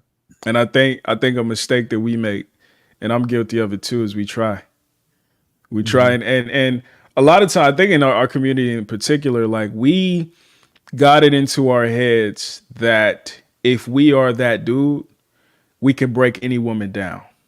If we are him, we can, through our charisma, through our influence, through our masculinity, our alphaness, whatever the case may be. And then we're also hearing the stories about, when I meet the type of man that can control me, but then I'll submit. So we believe that shit too, right? And we believe that she doesn't have to demonstrate followership up front. It's about my ability to break her, which I think is a mistake. I think some women can be led and other women can't. Yeah. Now you know what I'm gonna ask you. Talk to me. You think the majority of women can be led? The minority. Okay.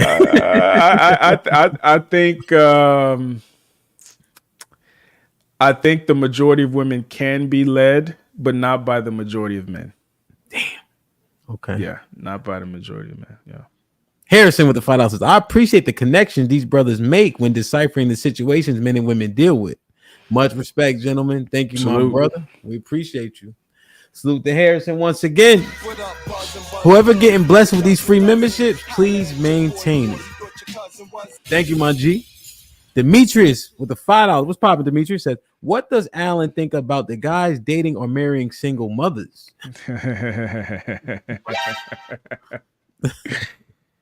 Oh man. I would ask how old are you? Right? If you're a young brother, don't do it. If you're a brother in his late 30s, early 40s, late 30s and above, I would say you probably have no choice, right? So then you have to ask the question, how many kids by how many men, What's the relationship with those men? What type of men are they? But yeah, if you are young and you don't have any kids, don't even think about it. Don't even think about it. Yeah, don't even think about it. Lauren Mack with the 5 membership.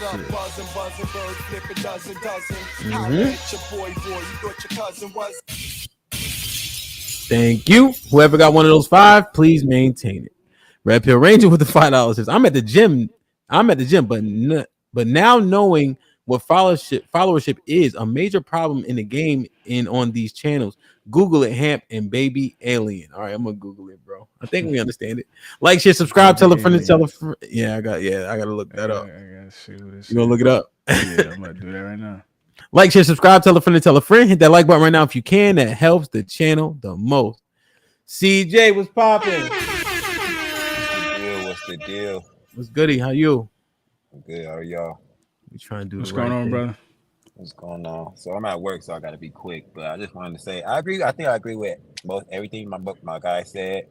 Yeah. He seemed like an intelligent brother. Appreciate it. I went to go subscribe. Feel me?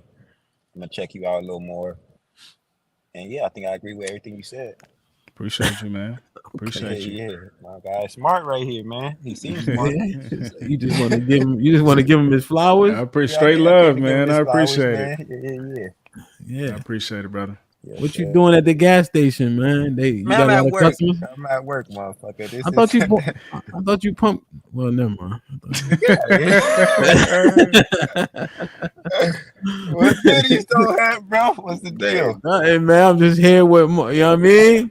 My new young OG, feel me? Like, it was a great interview, man. It was a great interview. 100%, man. Appreciate it. Yes, sir. Yes, sir. CJ, right, I gotta get. They glad you don't got nothing to say. Yo, all right, I gotta get out of here. What you gonna say? Go ahead. No, that's what they said. Woo, thank God you don't got no pushback. All right, I'm good. Hopefully you try. Easy. Salute, right, brother. Y'all be easy, man. Yes, I'll sir. check you out, brother. Yes, sir. All right. Hey, I dropped the link, man. You know what I think is happening, right? CJ the only one to hit the link thus far. Is it was sound, right? What you're saying isn't hyperbolic. It's not rooted in extremes, right? You thinking through the information, and even if people don't agree, you illustrate it to where they can understand what it is that you're saying, even if they're on the opposing side. Sure, you know, so it's not unclear, right? You know, even when we presented the you know, about the woman being lawyers and like once we talked through it, you landed on she got if she had McDonald's as a stepping stone, that's a different than she just had McDonald's, you know. So that's what you get. Like, silence is often loud as hell, right? Like, yeah, no, it's real, man, and it's a catch-22, right? Because I think that's also the reason why some of my content doesn't necessarily go like viral. Because like I get messages from brothers like, yo, you should have cussed out when she said this, or you should have, you know what I'm saying, put these bitches in their place. And I'm like, yo, that's not, number one, that's not what I do. And number two, like, that does nothing. It ends up just being like rage porn. And unfortunately, I think a lot of these conversations have turned into that, have turned into just, you know, dudes setting women up to say some clever shit and score points. But like, if we're actually trying to have conversation to bridge the gap of understanding, we have to be willing to listen. We have to be willing to be thoughtful. We have to be willing to consider even something that we might consider as bullshit that she's saying. But like, from where is she saying that? Or from where is he saying that? Right? Because all perspectives have an origin, whether or not they're valid. And I think, you know, my whole goal is like, we need to get back to a more cerebral place of engaging one another, especially as Black folks, as opposed to this antagonistic way that we were taught. Yeah, no, 100%, man. The conversation flow, people get much more out of it, right? 100%. Yeah. And I don't think anybody's going to change in real time. Although quite literally, when we talked through like the point of the McDonald's thing, like we got to the same point, right? Where I initially thought your thought was different. You're like, oh yeah, this is what this in real time though. Yeah. You know what I'm saying? That's like, powerful, man. Yeah, man. Like that's awesome, man. For sure. Ruthless, what's popping, man? Question, comment, or smoke? Well, I got a little smoke. Before the show, I just came on here and just, oh yeah, no. I believe that is our problem, is we're too much trying to conform to try to understand. This women know what to do. They study us from elementary all the way on up, right? They know what we want. They know what we desire. But the thing is, a lot of them don't give a fuck, right? It's about what they want. And the problem in the relationship, because this is where the men are losing at, is we try so hard to, well, maybe I should understand her more. Maybe I should say it like this. Or maybe I should try. We're doing so much overthinking that we're suppressing how we truly feel. We really want to say it the other way. I'm not going to repeat it, right? But because we're so aware of their emotions and their feelings, and we treat them like children. So then it becomes, what we don't realize is when we do that, she's getting the win. She's taking that W. Because she's in her mind, she's like, okay, I got him. Because look, he's telling me, he's catering to me. Did you say, oh, babe, could you get that? Excuse me? Right? And just go in and get the ketchup, please, and put it in, right? She just took that win, and she's going to keep riding that wave. Now, there's a problem with that. When there's confrontation, right? Because every point of a relationship is going to be a conflict conversation, right? Or a situation, right? She's going to leverage that, which you've submitted to her, against you. So now you're trying to say, look, I don't like you talking to me like this, da-da-da-da-da. She's going to be like, what you talking about? You know what I mean? Because she already knows that you will go back into your full form. Once she, oh, well, I don't know. I don't know about this anymore. Oh, baby, we can work this out, because we value our women that we pick. And I think we overvalue them, and that's the problem. And once we overvalue, right, then they overvalue themselves. Okay. And then once they overvalue themselves, they begin to get an ego. Their ego gets bigger. So then they start to become complacent. They start to not be the woman that you thought they was going to be. And we are afraid. I wouldn't say afraid. I'll say more, we become more non-confrontational. Like, we don't want to approach it because we're worried about the way she might react. Which makes us become weaker in the relationship. Because a true leader who's running his show, who's doing his thing. Rufus, let's get a response. I want you to land your plane. I want you to get it all out, brother. Tell you what, his plane is hybrid.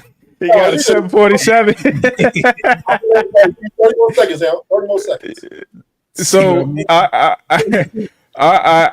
gonna tell you what I agree with, and I'm gonna tell you what I disagree with. I do agree. I think we infantilize women too much, right? I think we treat women like children, right? I think there was a quote that said, women want the authority of men, the privilege of women, and the accountability of children, right? So I think we've been socialized to see women as children. That's why, a woman can commit a crime that a man commits, like domestic violence, and there are always concessions made to understand why or how was she able to get to this point, because we don't expect women to be perpetrators and we don't expect men to be victims. I think that's a good point.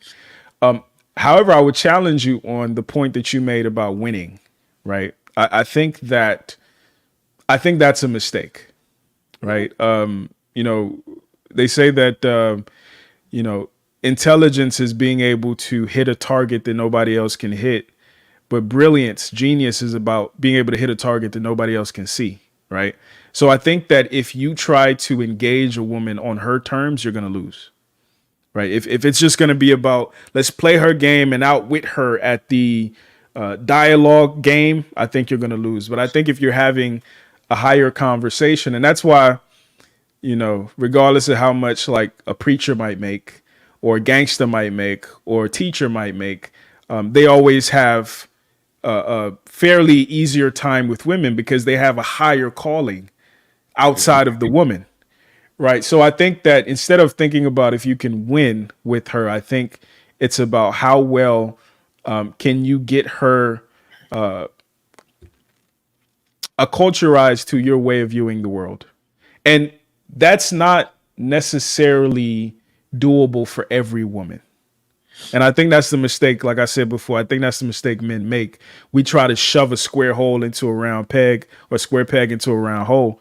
I think that you have to do your due diligence. Like I said earlier, figuring out what type of athlete do you need on your team, right? And how can you get, once you've identified that, how can you get them to work in your system? But I think oftentimes we just get any athlete and try to make them fit in our system. And that's why you end up being in this tit for tat. I'm going to dominate you. I'm going to win. I'm going to win this argument. I'm going to make you do X, Y, and Z. And I think it's a mistake, especially these days. I don't think it's going to work. And let's not forget about feminism now. Mm-hmm. Right? It's real. It's a real thing out here. I know you agree with that. Mm-hmm. So with that being said, we know that factors in. Mm-hmm. So therefore, it's not the men trying to get the win. We just trying to get solitude and stability. Mm-hmm. The women are playing for the win. They want to be looking at equals or higher, even in some cases. Mm-hmm. That's where the happy wife, happy life thing came from. Because a lot of men thought like, damn, shit, either if I be the leader that I really want to be, I'm going to have to lose this relationship or this marriage. Mm-hmm. So they said, okay, you know what? Whatever she says goes. I'm just not going to argue. And this is where we at. But what it backfired on them is with that mindset and that strategy, women still left, right? Women still rolling out. So what do? That's the question. What do? Do you keep submitting and conforming and trying to figure out who's going to be the best player for your football team? Right? You're pretty much all women built on emotions and feelings, correct? So you're basically trying to come in and say, hey, you know, look, this is me. I got a plan. I think I want to build with you. You're laying it all out for her. So then from there, she picks whether she's going to, okay, I'm going to go with it or I'm not, right? So that's where we're at in the very beginning stages. And but that's the thing, though. I don't think most men are doing the proper due diligence. I think when they pull up on that woman and say, I think you'd be a good fit, I think oftentimes, kind of like Brother Hamp said, like it's about she looks like she'd be a good fit. She's the athletic dude on the blacktop that you think can ball, right? But you haven't seen or heard of a track record of actual substance, right? And I think that's the mistake a lot of dudes make. Like we project substance on a woman based on what she looks like or what we think that we can shape her into. And oftentimes it's not going to work out like that. But we do understand that no matter who you with, it's a gamble, right? It is. So it is. Right. So she can pretend, or even she can be with you, right? But because of the outside influences, see the battle for the household together, they're not only battling the internal relationship, right? They're also battling the outside interference. Instagram, right? Friends, family. All these things are destructive devices that are trying to segregate your household. And this is what you're up against when you're trying to get a girl on your program or trying to build, right? Is you only can hope that she can not ignore that or block that out and focus on the happiness that you and her have achieved. But in a lot of cases, this is not happening. So once again, I think men need to stop trying to understand women. We that's just too much, right? Because we got to make all this money. We got to pay for all this stuff. It's too much on the shoulders, man. And the women are still leaving. Well, I mean, it's in the context of for instance, the advice that I give most young dudes is to not focus on women at all, right? To focus on your purpose, right? Even if you look at it biblically, before God gave Adam Eve, he gave him a purpose. He gave him a job. He gave him a reason to be, right? So the most important thing a man needs is a reason, right? So for most men, I say focus on that, get good at that, get competent with that. And oftentimes, like I learned today, I was having a conversation with my boss, and he he told me that a lot of the executives in the company met their wives, including him, at the company. Right. So oftentimes your purpose will lead you to your Eve. So you don't have to fight and scrape and try to conform and all that good stuff. So I think that's the most important thing that a man can do. But I think secondarily, we also don't have the proper, in my opinion, the proper expectations for people in general, but for women in particular. And I think, part of the good thing about the red pill concept was, looking past what shit looks like and trying to figure out what shit is and making peace with how you have to be in response to how the world is generally, how women are more specifically. So I think, once you maximize your competence in your purpose, and then you decide, okay, I want a woman, because you have to want a woman to give a shit about learning and all that good stuff. Once you realize, okay, I want a woman, I want her for these reasons. So based on these reasons, I need this type of woman. I think then it is incumbent upon you to then understand some of the intricacies of women generally and the specific type of woman that you've identified that you want more specifically. So, but I think this idea of like, let's just pretend we don't care about women or we don't like women at all. I think it's lying. I don't think it's honest. I think it's just about priorities and about expectations. No, not. So I hear your sentiments though, and duly noted and compartmentalized. What I'm saying is, getting a wife or getting a woman isn't the problem. It's the maintaining and the finishing of the commitment. That's where we're getting into the stiffy waters, right? Even women after 15 years are filing for divorce, 20 years of filing for divorce, saying, I just want to be free. So it's dudes be marrying anybody, bro. Dudes be marrying anybody. I see some of these videos on Instagram. I'm like, yo, why the fuck did you marry this lady? Like, there is nothing about her that's wholesome. Like, I low key, I don't even feel bad for certain dudes no more. Like, they be marrying, she was a hoe back in the day, but I cleaned her up and I changed her life. Or you hear her talk and she doesn't even know how to respect herself, but he thought she was going to respect him. She don't know how to, you know what I'm saying? She can't stick to something more than a month. And you thought she was going to ride off into the sunset with you. So I think, again, the issue here, and we have to own this piece. I'm not saying women are perfect or women are blameless, but a lot of our expectations of who women are and who we can be to women, I think it's flawed. I think you're never going to transform a woman. So when I see these stories, she filed for divorce after 15 years, and then you go back in time, or you just even watch a video of her today, you're like, why the fuck did you marry her in the first place? The signs were there. I say WNT talk. WNT talk, yep. Okay, and true, right? But here's the problem: you never know where love's going to land. That's the problem, right? That you date 10 women, but there's one girl, right? So that's the thing about when we're out here and we're doing our thing with these women. You just can't predict or try to understand why you may be emotionally attached or generally like this particular woman, even though the flags are there, the red flags are there, right?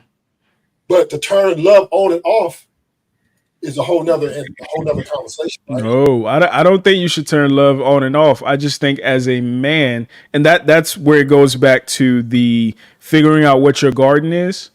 Men should not make moves off of feelings, any feelings, whether it's love, whether it's sadness or otherwise. Men make moves based on purpose, right? So we shouldn't be marrying the woman just because we love her. That don't mean shit. You could love somebody today and not love them tomorrow. Are they a purpose mate? So that's the mistake I think a lot of men are making. They're marrying the woman that they love, but what you loved at 20 years old, as an immature 20-year-old, might be toxic for you at 30, at 40, at 50. But we don't have that foresight to say, oh, I don't need to make this type of decision based on a fleeting emotion. Facts. So once again, right, we're human, right? And we understand that emotions are a wild card, right? It's the wild card. Mm-hmm. It's the wild card, right? I mean, I've been with several homies who we give him instruction after instruction. Why are you with her? Even before even before they get to the serious level, we're like, you know what she is, right? You know this, and they can't even answer. He get what he get. I don't feel bad for that nigga. So once again, we don't know where love's gonna fall. So this is why I'm putting a lot of onus on the women being taken advantage and leveraging the things that they know, right? Because when you sign up for the journey, right, you're not just signing up for the man, you sign up also for the journey with this man, right? And because women are leaving so much at a high level, I sense that a lot of them deceive the man, right? They play chameleon. And once again, we don't know where our love's going to land. So look, it's very difficult, homie, when you invest so much in a woman and so much time, money, resources, stuff like that, because you really dig this vibe. This is who you want to build with. And you see the red flags. You see that she's not perfect. But then what women are going to meet going to be perfect, right? But you're like straddling the fence for all these years. You wait 3, 4, 5 years to get married because you're like, damn. But then you're like, I'm gonna have to go for it. I'm gonna gamble, right? Because this is what I love. This is what I love, and that's just something we can't control. We can't do. Yes, it, we right? can. Yes, we can. We have to. It may be costly. We have to. Or it may be a good investment. Brother, we come from people who used to run full speed with spears in their hands at another man with a spear in our hand. We can control ourselves. We can control fear.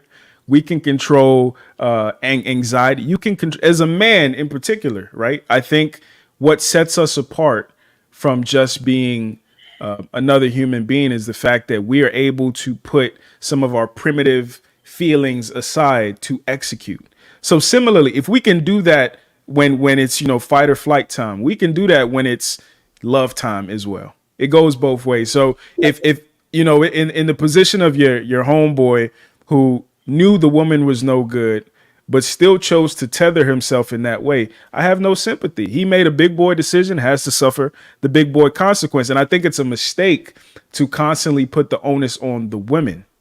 Right. If you trap yourself in a room with a rattlesnake and you want to blame the rattlesnake for biting you, that's idiotic. It's your fault. You shouldn't have been in that room. You should know what a rattlesnake looks like. But we do agree that it's a gamble, right? I think that, even when you look at investing is a gamble, but there are ways to make calculated risks. But you agree that it's a gamble, right? I wouldn't use the word gamble. Gamble is just blind. Calculated risk, yes.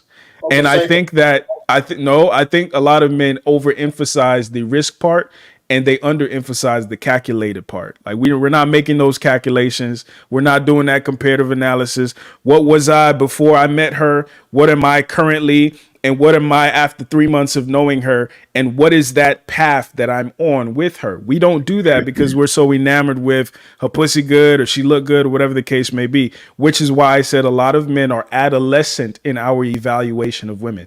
We evaluate women like boys. Last thing I'm going to what do you mean by calculated risk, though? Calculated risk, absolutely. Calculated risk would be what kind of life does she want for herself, right? What kind of environment is she most comfortable in? What kind of individuals is she most comfortable around? I think just those three things are going to tell you what kind of life can you build with this individual? Because again, when people are stressed, we revert back to where we're most comfortable. If she's more comfortable around drug dealers or her friends are all hoes or she goes out every Friday or Saturday night, you thinking that that's going to change because you put some rocks on her fingers is adolescent. So I'm just saying that you need to figure out what kind of football team are you building, what position do you need filled, and then recruit based on that criteria. But a lot of men are skipping over that part and just looking for somebody who looks athletic. So do you agree? So then you do agree that calculated risk is saying that I'm gonna make a calculation to take this risk. So there's still a risk. There's still a risk. No, the risk isn't the point. There's a risk with anything you do in life. Okay, what I'm saying is you have to emphasize the calculation piece. That's all I'm saying. Hold on, real quick, Ruthless. Ruthless, did you hear? Hold on, Ruthless. You're just trying to get a yes? I love you, right? Yeah. Oh my God. Don't use my own lines against me, man. Jesus Christ. I'm new here. So Alan, when I be telling them, you know, I love you, right? Which I mean it. And that's when I'm about to kick their ass too. That's like I always preface it with that part. But Ruthless, that cohesive last answer, there's no way you still looking for a W about risk. No, I'm not looking for a W. I'm just saying risk and gamble go in the same, they're in the same category. Because if you can risk, that means you can lose it. It's a risk, you can lose it. If you gamble, you take a calculated risk. If a guy has pocket aces and I have pocket kings, and he makes a big bet, and I say, I'm looking at my pocket kings. The only hand that can beat me is pocket aces. I'm taking a calculated risk to say, does he really have it? Okay, I'm either gonna call it, I'm gonna fold. So they're one in the same. So all I'm saying is, I'm not saying that men are perfect. I'm not saying that at any means by any stretch of the imagination. But what I'm saying is, I do believe men do form duty and will some form of Voltron to protect their family and their interests. And that's that woman and them children or whatever, right? I do truly believe that. And I do believe the woman is jumping ship because once again, she's tapped into her emotions and her feelings. And all this war and battles in her head is nothing to do with the man. It's everything to do with outside influences, with what she thinks she deserves, and what she thinks she can do better in. So therefore, with that being said, you can only hope, right? Because due to the construct that we in, we can't really put no planning rules on it because right, she can always leverage things against us, 911, et cetera, et cetera, et cetera. Okay. So therefore, I'm letting it right here, man. I'm letting it right here. So what I'm saying is to land my point. We're losing this battle because we have taken a step back in our leadership to conform to a woman's happiness, and that's where we're losing it. Okay. I think you put a clip on me, I thought you loved me, baby. I was gonna play the sound, but I said let me just play the clip. That way I don't interrupt him. And he gonna start over. All right. I think you two brothers definitely got you guys' points out and articulated them well. I think the crowd can decide on who they kind of lean towards. Rilla, do you want to add some commentary to that? What's popping? Chicago Rilla. Absolutely not. What's going on, King? Hey man, y'all got the patience. Right? Here you go. You know what happened now, Rufus? That's my line. I love you, right? Yeah, that's my line, Ruthless. That's all I want to say. That's it. Hey, listen. Still my lines in front of me. Go ahead, brother. All your joint, huh? I'm only up here for a good time, not a long time, man. Let me say my piece and get on gone.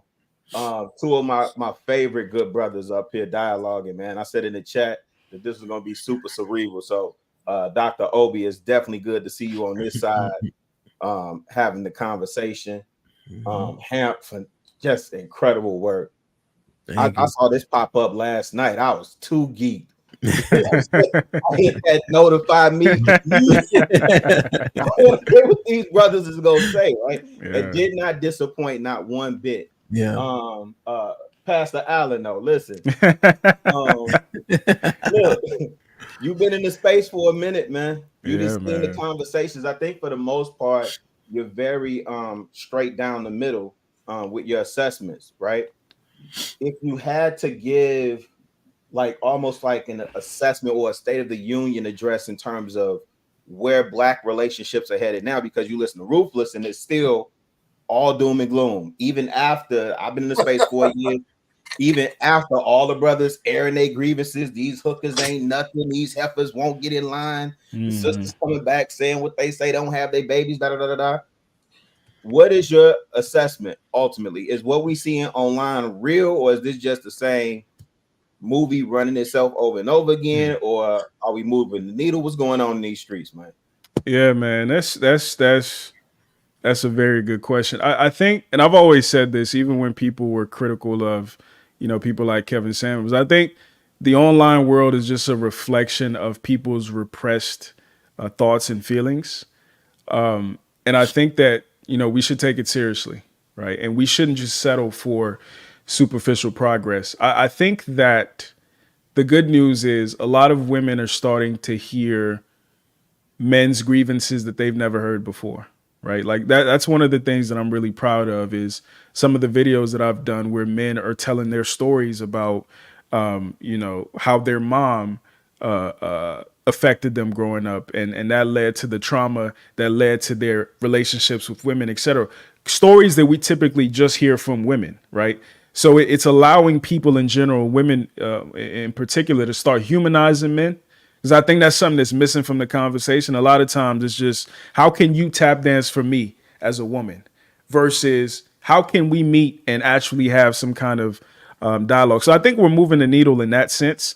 I don't think we're there yet, right? I think that, and I think we also have to be graceful with ourselves. This shit is still new, right? This dialogue happening on this scale is still new. It's still in its infancy. And I think that, part of the reason I'm critical of the manosphere sometimes is I think that doom and gloom, that black pill perspective often takes precedent in these conversations.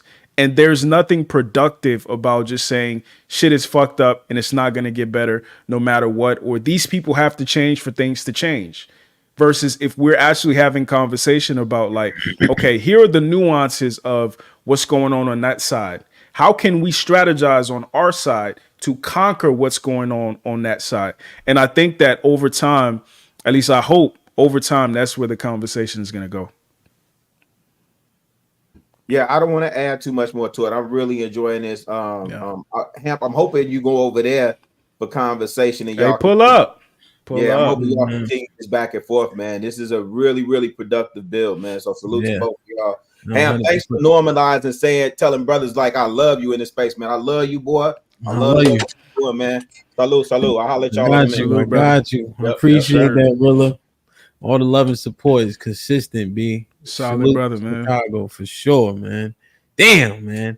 Y'all get the likes up. I'm gonna read these passports. We're gonna let Eda Man in. And Alan, let me know, man. I know niggas gotta work in the morning. I'm here. We gonna grind in. Mo Mac was popping. Mac with a 20 ball set. What's up, family? What's popping? Naked the world go around with the fellas. Says this brother is on point. Appreciate you, brother. Appreciate you. CJ, salute with the 10 ounces. Great show, hand. Appreciate you, my G. Oh, Alan, CJ, the one that came up. He turning pro in a couple months. He boxing in November too. Hey, that's what's up, man. Yeah, man. It's gonna be a dope event. Yeah, Tessie with the $2 says, dumb ruthless don't even know what calculated risk is. Can I answer that? Can I respond to that? Yeah, I know you're gonna say something. What calculated risk means is a potential you might lose it. How do we not see that? There's nobody disagree with me on that. You understand? Yeah, you understand what comes with the decision you're making in calculation. Right. But true. And you can understand that it's possible that you might lose it. Mm-hmm. That's why it's calculated. Now there's calculated, then there's a little bit of recklessness risk, you know what I'm saying? Well, I think calculated risk doesn't have recklessness, but you do weigh the pros versus the cons. I think you do understand the outcomes potentially. So okay, that's fair. Yeah. Damn, gotta get a nigga something. All right. Eda Man. You want that dub, man. How you doing? Can you hear me? Roof is one of my OGs, man. I love that nigga. Eda Man, what's popping? Hey, can y'all guys hear me? Yes, sir. Hear shit you said. I don't know, man. When I hear people like Ruthless talk, I don't understand why you would want to be with a woman for 50 years and not understand them. That's crazy to me. And then it sounds like Allen is saying he's for having a football team. He's just saying operating as an efficient owner and pick your roster correctly. That's kind of what I heard him say. And he says that if you're the owner of the team, if you want to be the leader, he's strongly encouraging you to be accountable for the people you choose. So I can't knock that decision. So I like it because he's not so extremely one way. Like, you shouldn't care about a woman and she stayed with her for 40, 50 years.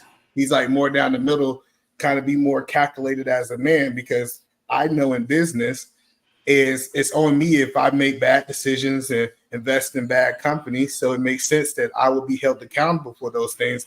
I'm not going to say, you know what, that business was a bad deal. Well, I chose the bad deal, so I got to be held accountable. So I definitely like this conversation. I liked it because it had some logic, and it wasn't so extremely left or extremely right when it comes down to relationships. And I think this was like the first time I heard men say, yes, I'm actually encouraging men to have relationships and move forward with families. I just think that they have to make sure that they are not a retard when they choose them. So I like it. That's a fact. Man, y'all saying, can I rebut that, please? Please. This is why married men is bad for this space, right? Because you guys projecting everything on everybody, like just it's just, we just be down the middle. No. We have a problem, right? We have a serious problem with communicating with our women. Now, once again, if you got your wife and your family, you guys are on point, y'all happy, kudos, right? I pray for you that you can sustain that. And I'm not going to wish anything bad on you. But don't dismiss, right, what men are going through out here that are problematic, and that's trying to, because every man want what you got, E, for real, for real. I'm going to say every man, but most men. And we trying to get to that point. But there's bumps in the road that's beyond our control. You're acting like, oh, well, you just choose right. As if a woman doesn't have autonomy over her own brain or something. I can't control her brain, nor can I control her emotions. Well, but you can control your assessment. You can control your assessment of her brain. Once again, right? Once again, come on, Rufus. That was a minute. That was a minute. Now that was a minute, Rufus. No, well, that was 30 seconds. So it was definitely a minute. We looked at the clock. We looked right here. Yeah. Let me let it right here. All I'm saying is this, right? You guys, man, you acting like as if, this woman leaves me is because I chose wrong, right? And it's all my fault because I should have been a better chooser is asinine when she has her own autonomy of her mind and her body. And if she wants to leave me because of selfish reasons, there's nothing fucking I can do about that. Now, I can try to talk her into a better situation, stand with me, of course. I don't want to lose her. But if she's moved by her emotions, come on, the points, right? That's 2 minutes. You got to condense the points down so we can converse. Because it's just, and I'm not trying to shut you down. What I'm articulating is that people won't be able to respond to what you really want them to respond to because there's so much you're saying within the 2 minutes. So if you condense it down, now people don't have a scapegoat to respond to the dumb shit you said and not the good shit you said. I'll say this to you, Rufus. One of the most ridiculous things that I've seen and I've heard women say. I saw like a tweet. A girl was like, "I wish we could pick our baby daddies." Right, like she wanted sympathy, saying, "I wish we can pick our baby daddies." And similarly, I think that it's a mistake when women refuse to take responsibility for how their bad choices played out. You chose a drug dealer and you thought that he was going to be a family man without realizing that family man, the archetype of family man and the archetype of drug dealer are two different archetypes. And those type of lifestyles are inconsistent, right? So similarly, I think as men, the best thing we can do while also articulating some of these grievances we have, like family court, like there are a lot of things that men have to say that are valid. Dr. Tiasan Johnson does a fantastic job articulating those things. However, if you marry a selfish woman, that selfishness will manifest in different ways, whether it's going to manifest today or tomorrow, right? So you need to identify the selfishness early. That's all I'm saying, right? And you need to make sure, like I tell people all the time, like, I think that the best situation you should be in to choose to get married, I still haven't married. I'm 31 years old, but it might happen soon. If it's a woman that you would be willing to lose half your shit to because of how much value she brings to your life, all right, cool. That's a calculated risk. Like, worst case scenario is still good. That's a calculated risk versus just gambling. Oh, I'm going to just throw a rock and the first woman they hit, regardless of what background she comes from. I did an entire series called Yellow Flags, trying to help men identify some of the nuances of women that they should look out for and how it might manifest negatively in the future. So, like, there are things you can do to evaluate whether or not she's going to be a good fit for you, or if she's marriage material or long-term relationship material in general. And a lot of dudes skip over that. And that's all I'm saying. Yeah, but Alan, the crazy part about what you're saying, and I just take the last 15 seconds so Ruthless can get it back. An owner of a football team can't control his quarterback, but for some reason they have control over their comeback. Like, this idea that women can control themselves and we cannot have any type of influence with the woman that have our last name, it's just crazy in this space. I hear it all the time where they be like, well, you know, this woman, she just did whatever she want. I think that is a reflection of your leadership. And most men don't want to answer that question. Your leadership is a reflection of what she is.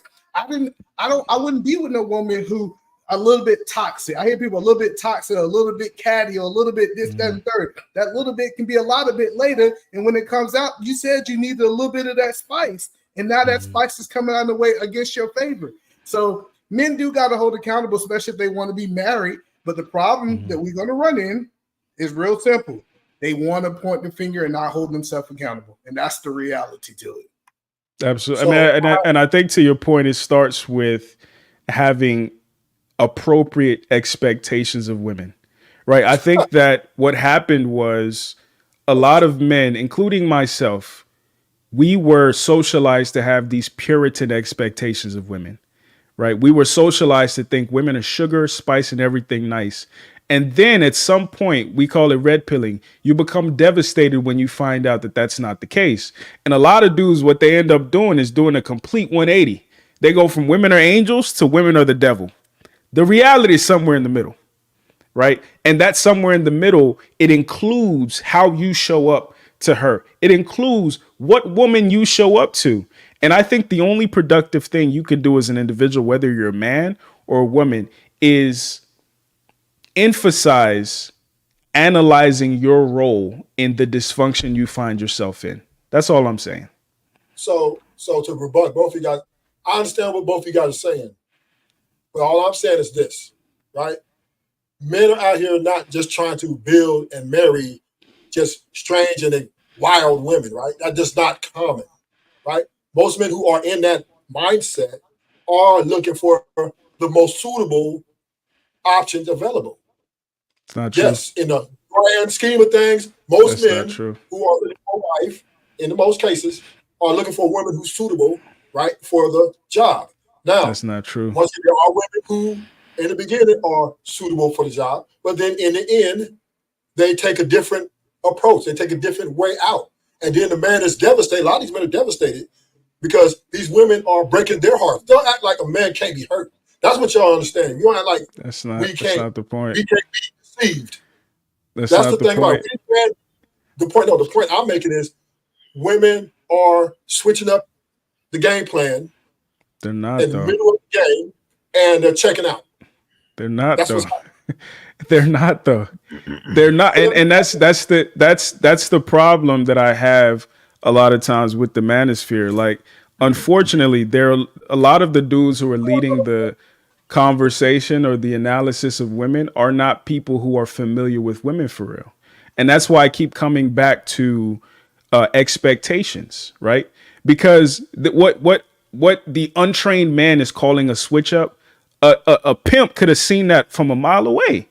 A dude who's familiar with finessing women can see this stuff from a mile away. So all I'm encouraging men to do is, first of all, humble yourself enough to admit that you didn't know what you were doing in that initial evaluation process, and then close the knowledge gap and figure out, okay, what are the pieces that I missed initially? What is the yellow flag that I saw that turned into the red flag that I'm seeing 10, 15, 20 years down the line? But a lot of men, in protection of our ego, are unwilling to divorce ourselves from this idealistic view of our ability to influence and to manipulate a hoe into a housewife. And that's the only thing we can do as men. That's the only productive assumption, because if you're going to sit here and say we have to wait and we have to manhandle women into changing, you're going to be waiting forever, brother. Women are women.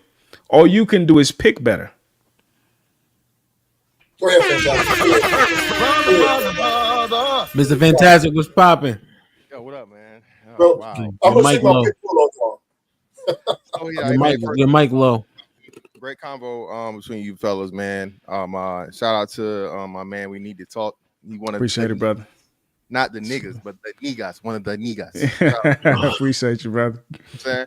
But yeah, man. So you keep bringing up the manosphere a lot, man. So I gotta counter a lot of these points you're making. Now, first and foremost, you said something that very few men are brave enough to say, and that's that women are not children. We need to stop infantilizing women.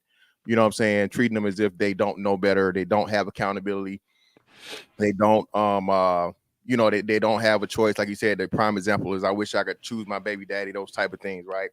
And the issue and problem is once a black man, for the first time, like you said, starts criticizing those things and pointing them out, now he's all of these negative things. He's feminine, he's sassy, he's zesty, all these things, whatnot, what have you. But to the point where you're talking about the women not switching up, brother, and I know this is going to be anecdotal and like, I guess an extreme, but really not. Like I said, I'm pretty sure you're aware of a lot of these stats.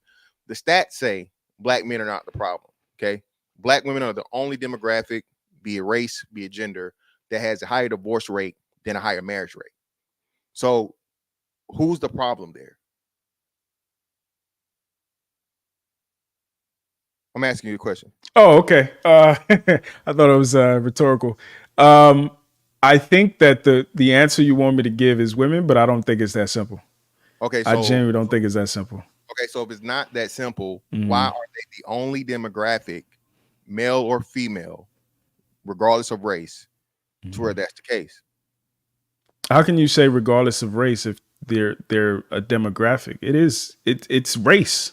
It's race based. But no. Black men don't have a higher divorce rate than marriage rate, brother. That's why I said race. Gender. So yeah, that's what I'm saying. So black women specifically, we have to put it in historical and social context. First of all, the social context is women file for divorce at a higher rate than men generally. True. The statistic is also that black women are the least married, right? And then when you go back and you look at, okay, who initiates marriage? It's men. And at what point do men typically initiate marriage? When they are empowered economically to be able to take care of a family. Black men have been disempowered. So black men are not initiating marriage at high rates. Black women are now becoming masculine. The point I'm making is like, I think oftentimes we try to oversimplify these very, very complicated things to vilify black women, for instance, or to make it seem like black men are blameless or black men are just the victim, full stop. And I think that's a mistake. That's the only point I'm making. I'm not saying that some of our grievances aren't valid. I articulate our grievances. Yeah. I'm not saying that black women are blameless. I articulate the ways that they hold blame, but to just say it is black women's fault is a mistake. Okay, well, no, and then, like you said, and then I'm glad you brought up the historical aspect of it, and then the economical empowerment. By that standard, the black man has never been empowered. Yet, if you go back 50 years, if you go back 50 years, what we had the highest marriage rates, right, at our most impoverished points. So that's not a valid excuse. You can't use that when you say historical and then you make the numbers as to where black men were earning less, black men had less employment opportunities, yet and still those were the strongest family bonds, the highest marriage rates, and all those things. Yeah, bro, I know you. Hey, I do this for real. Bro. Well, so the problem I always have with that argument, because I've heard it before. The problem I have with that argument, and I actually said this earlier, I think we look at back in the day through rose-colored glasses. I don't think that we are as critical in our analysis of the 50s as we should be. And I think that it's also a mistake to say being married is the win, right? Or families being together is the win. So for instance, for additional context, part of the reason that women file for divorce at higher rates than men is the fact that usually men don't file, they just check out. So then the stats just look like women are the ones in this, even breakups, right? Like I talk to dudes all the time. Yeah, I knew I didn't want to be with her no more. I just didn't want to look like the bad guy. I'm going to just check out and wait for her to break up with me. So then the stats look skewed. So similarly, part of the reason the marriage rate was so much higher back then than it is now is because unlike grandma, women today don't need a man. They don't need a family unit. So now we have to reimagine what's going to work today. But to simply do an apples to apples comparison of 1950 and 2024 is a mistake. Well, it's not apples to apples. I simply use your premise and I use that to disprove your point. So I was going by what you said, brother. I mean, I agree with you. It's far more complex than just, back then and now. But what I'm saying is I purposely use that point because that's the point you made. So I just base it off that premise. But just furthering, right? So it's crazy. Now you're saying a lot of things that just doesn't align with a lot of things. You're saying that black women don't need men, which I mean, the strongest economy and the strongest demographic are Asian men and Asian women. They're the highest earners. They have the highest marriage rate. So that would tell me do you understand the context of what I'm saying? They don't need men. Well, that's what I'm saying. Well, and that's a part, but that's the rhetoric that you're regurgitating. So that's this. No, but okay, let me be very specific. When I say they don't need men, I mean economically speaking. I don't mean they don't need men. Well, they literally do though, and that's what I'm saying. And I'm glad you. That's No, what I'm trying to but I think at this point, like you're more interested in trying to like get a gotcha moment than trying to understand nuanced arguments. I do not think that black women don't need men. The point I was making was black women in 2024 do not rely on men economically the way that they did in 1950. Let's just be crystal clear. That's all I was saying. I agree with you there. And that's what I'm saying. And that's the point I'm trying to make. The issue and problem is black women believe what you're saying. I'm not saying this as a gotcha. I'm not saying this as a thing, but that's what I'm saying to you. Every other woman understands that regardless of how much money she makes, that's why I brought up the Asians. Asians have the highest earning women. The only men that earn higher than Asian women are Asian men. So if that group seems to understand it, no matter how much money I make, I still need a man to establish a family, foundation, all these things. And then you go down the line and it's the same. Even women under, okay? Because Hispanic households have a higher net worth than black households. Why? Because even though Pedro and Martina make motherfucking 10,000 less than black women and black men, the woman and the man still understands they need to work together and be in the same household and therefore have more money and have more success. Well, also like in Hispanic households, it's like 3 or 4 different families under one roof. So it's not an apples to apples comparison. And that, again, this is the issue I have oftentimes. We do these apples to apples comparisons that are invalid. Number one, these people you're comparing us to do not have the same historical background that we have. Number two, the nuances of, like I said, in Hispanic households, you have more people under one roof. So when you do the census data, it looks like they make more money.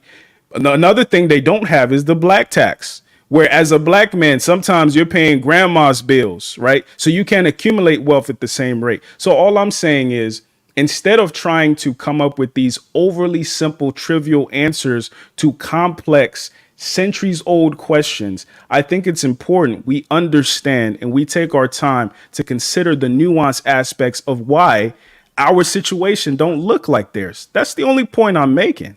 Because I've heard everything you're saying. I've heard it before. Great. And the same to your counters, and that's what I'm saying. But the nuance is where we get caught up, and then we get to the point. Okay, we're going to get hung up on the nuance. What's the hope is the end result, correct? Mhm. So we can the why doesn't matter to fix the problem. So what is your diagnosis? What do you think needs to happen? The diagnosis that needs to happen is, again, black men need to be put in their proper place, and that's where we're in the process of doing. Me and you both, even though we may not agree with certain things, putting black men in their proper place as the leaders of the community, the race, the demographic. Who would put us there? Us. So you're saying that we need to put ourselves in our proper place. Yes. And what would that look like in practice? Like, what's the process of putting ourselves in our proper place? Well, having the respect and the recognition of everybody else, and just from a national standpoint before we move to a global standpoint, as to where the black men do not run the community, where you don't have black men repeating 20-year-old rhetoric and saying false things like black women out earn black men and all these different things. So what I'm saying is you need to have more black men be factual, right, and talk about things the way they need to be, by, like I said, holding ourselves accountable at the same rate. I'm not saying black men are blameless either, but the issue and problem is that if you only always have one side being talked to, and that side is the more offensive side, you cannot fix the side that needs to, what I'm saying? And you feel like that would put us, if we, because I'm not one of the brothers who says things like black women out earn black men, but you're saying, for instance, if those things were said less, that would result in us being in our proper place. Do you think that's the process?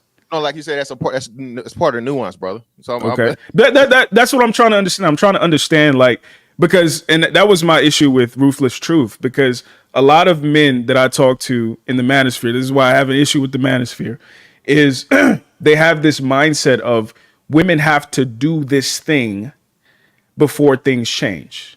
And my mindset has been, we need to do things simultaneously before things change. Your mindset is men need to do a thing before things change. I'm just trying to figure out, what is that thing men need to do? Because for something to be put in its proper place, something has to put it there. So would it be the women to put us there? Would it be white people to put us there? What do we need to do? Well, no, we're already doing it. That's the thing. So black men, like you said, let's go from the historical context, right? You go back 20 years, you had more black men incarcerated than being educated, than seeking college education, right? You had some of your highest employment rates. You had some of your highest, poverty rates. All these different things. Black men are improving over time, and like you say, this is the problem I have. Is like you say, hey, well, we didn't have economic advantages and all these different things, but if you look at how we're tracking, we're doing that in spite of. Along with the facts of the matter that black women were purposely put in these government jobs because, two-hit minority, right? You know what I'm saying?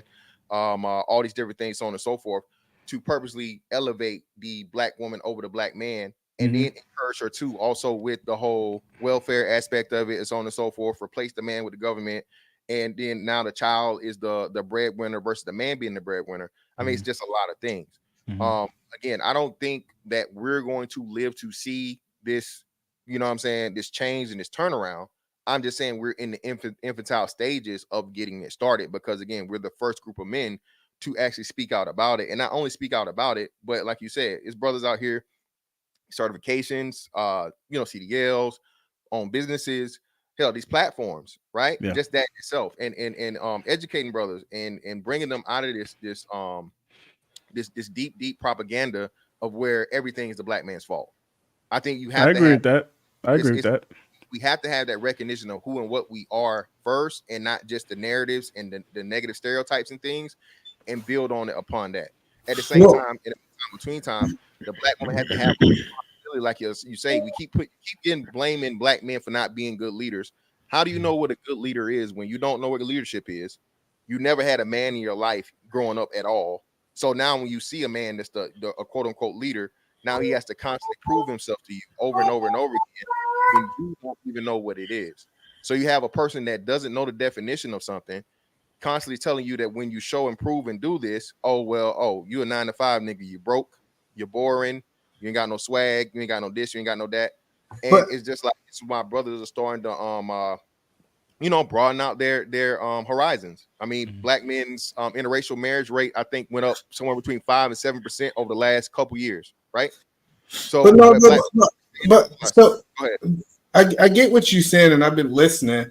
But that still goes back to the decision making of the black man.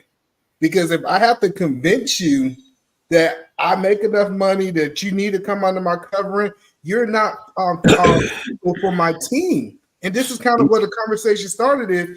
If a woman got all these things, never had a man in her life, never had that, she disqualified herself from marriage. And if I, as a black man, chooses her, I have to be accountable for the decision that I'm actually making. And I think that's the point that he was making in his one-on-one with DJ Ham. We can't say that he chose this dysfunctional black woman, and now we're going to blame the black woman for him choosing a dysfunctional woman.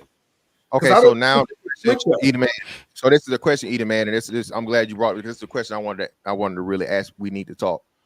Do you believe that the black man is at a deficit when trying to find a functional woman, a woman that doesn't have kids already, doesn't, you know what I'm saying, has some type of, you know, positive male leadership in her life, just all the things you say that would be great qualities for a woman to consider for a serious relationship and or marriage? Is the black man at a deficit? Yes. Meaning, would it be difficult for him to find that woman? No, not a perfect woman, but a woman that. So essentially framing the question, if she has a child, I think you guys already know the numbers of how many black women have children. Thank you. And then if she grew up without a father, I think we understand those numbers. Is the black man at a deficit in terms of finding a suitable mate? Yes. If you deem those two things undesirable. Yeah, so that's what I'm saying. That's a question for Alan and then E. Mm-hmm. I think go ahead, E. Go ahead, E. You can go. I got to you. Yeah, I think that yes, I think the black man is at a disadvantage. You know, with the caveat being if you deem those things undesirable. But I think the black man is at a disadvantage at everything, right? That us being at a disadvantage is not a unique part of our existence as black men, right? We're at a disadvantage in corporate America. We're at a disadvantage in, you know, the only thing we might have an advantage in is like sexual prowess or sports, right? But economically, we're at a disadvantage. Romantically, we're at a disadvantage. And I think there's a correlation between those two things, but we won't go there. And that's why I think because we are at a disadvantage, we need to be, what's the saying? You have to be twice as good to get half what they get. Mm-hmm. We need to be twice as critical, twice as analytical, twice as considerate, and twice as comprehensive of the nuance in evaluating opportunities, in evaluating friends, and in especially evaluating women. And I think, you know, I'm in a unique position because, like, if this was a panel of women, I would probably be talking more about everything women need to do to be better. Like, I get smoke from both sides, right? So when I have the opportunity to talk to brothers, I think that I think we all understand how fucked up women can be. I think we're very well aware, right? I interview men, I interview women. I have hours of footage on my channel that explains and have men explain their story about how they were fucked up by a woman. I think that the better thing we can do from a productive standpoint is to strategize. Okay, what now? And that was the question I was asking you before. With this information we have, how can we be more strategic and more analytical in our assessment of ourselves, our assessment of the world outside of us, and who we need to be effective in the world? That's all I'm saying. And so can I ask you a question before you respond to that? Oh, no. Man, let me hold up. I just have a question. So are you saying, just for clarification? Wait, we're in it's a clarification question? Yes, clarification. That's it. All right, go ahead. You're saying that you know men who ask them a question. Ask them a question. Don't assume. No, this clarification. So you're saying, I just want to hear clear. You said that you know men personally or have had conversations with men that have been fucked over by women, correct? Brother, I would encourage you after this stream, I want you to go to my channel. I have several series and I group them as playlists. I have a series, the one that Hamp brought up, called Kevin Samuels started this conversation. It was what you'll see is a white background and a woman in a brown chair, and it was us having one-on-one dialogue, right? And I was asking her and kind of interrogating her strategically about some of the nuances of how women show up for us.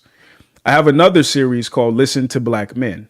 It's me and a man on camera where they're telling their stories. We're having disagreements, kind of like we're doing now, going back and forth. There's another one called Black Marriage Masterclass where I interviewed married couples. How did y'all get together?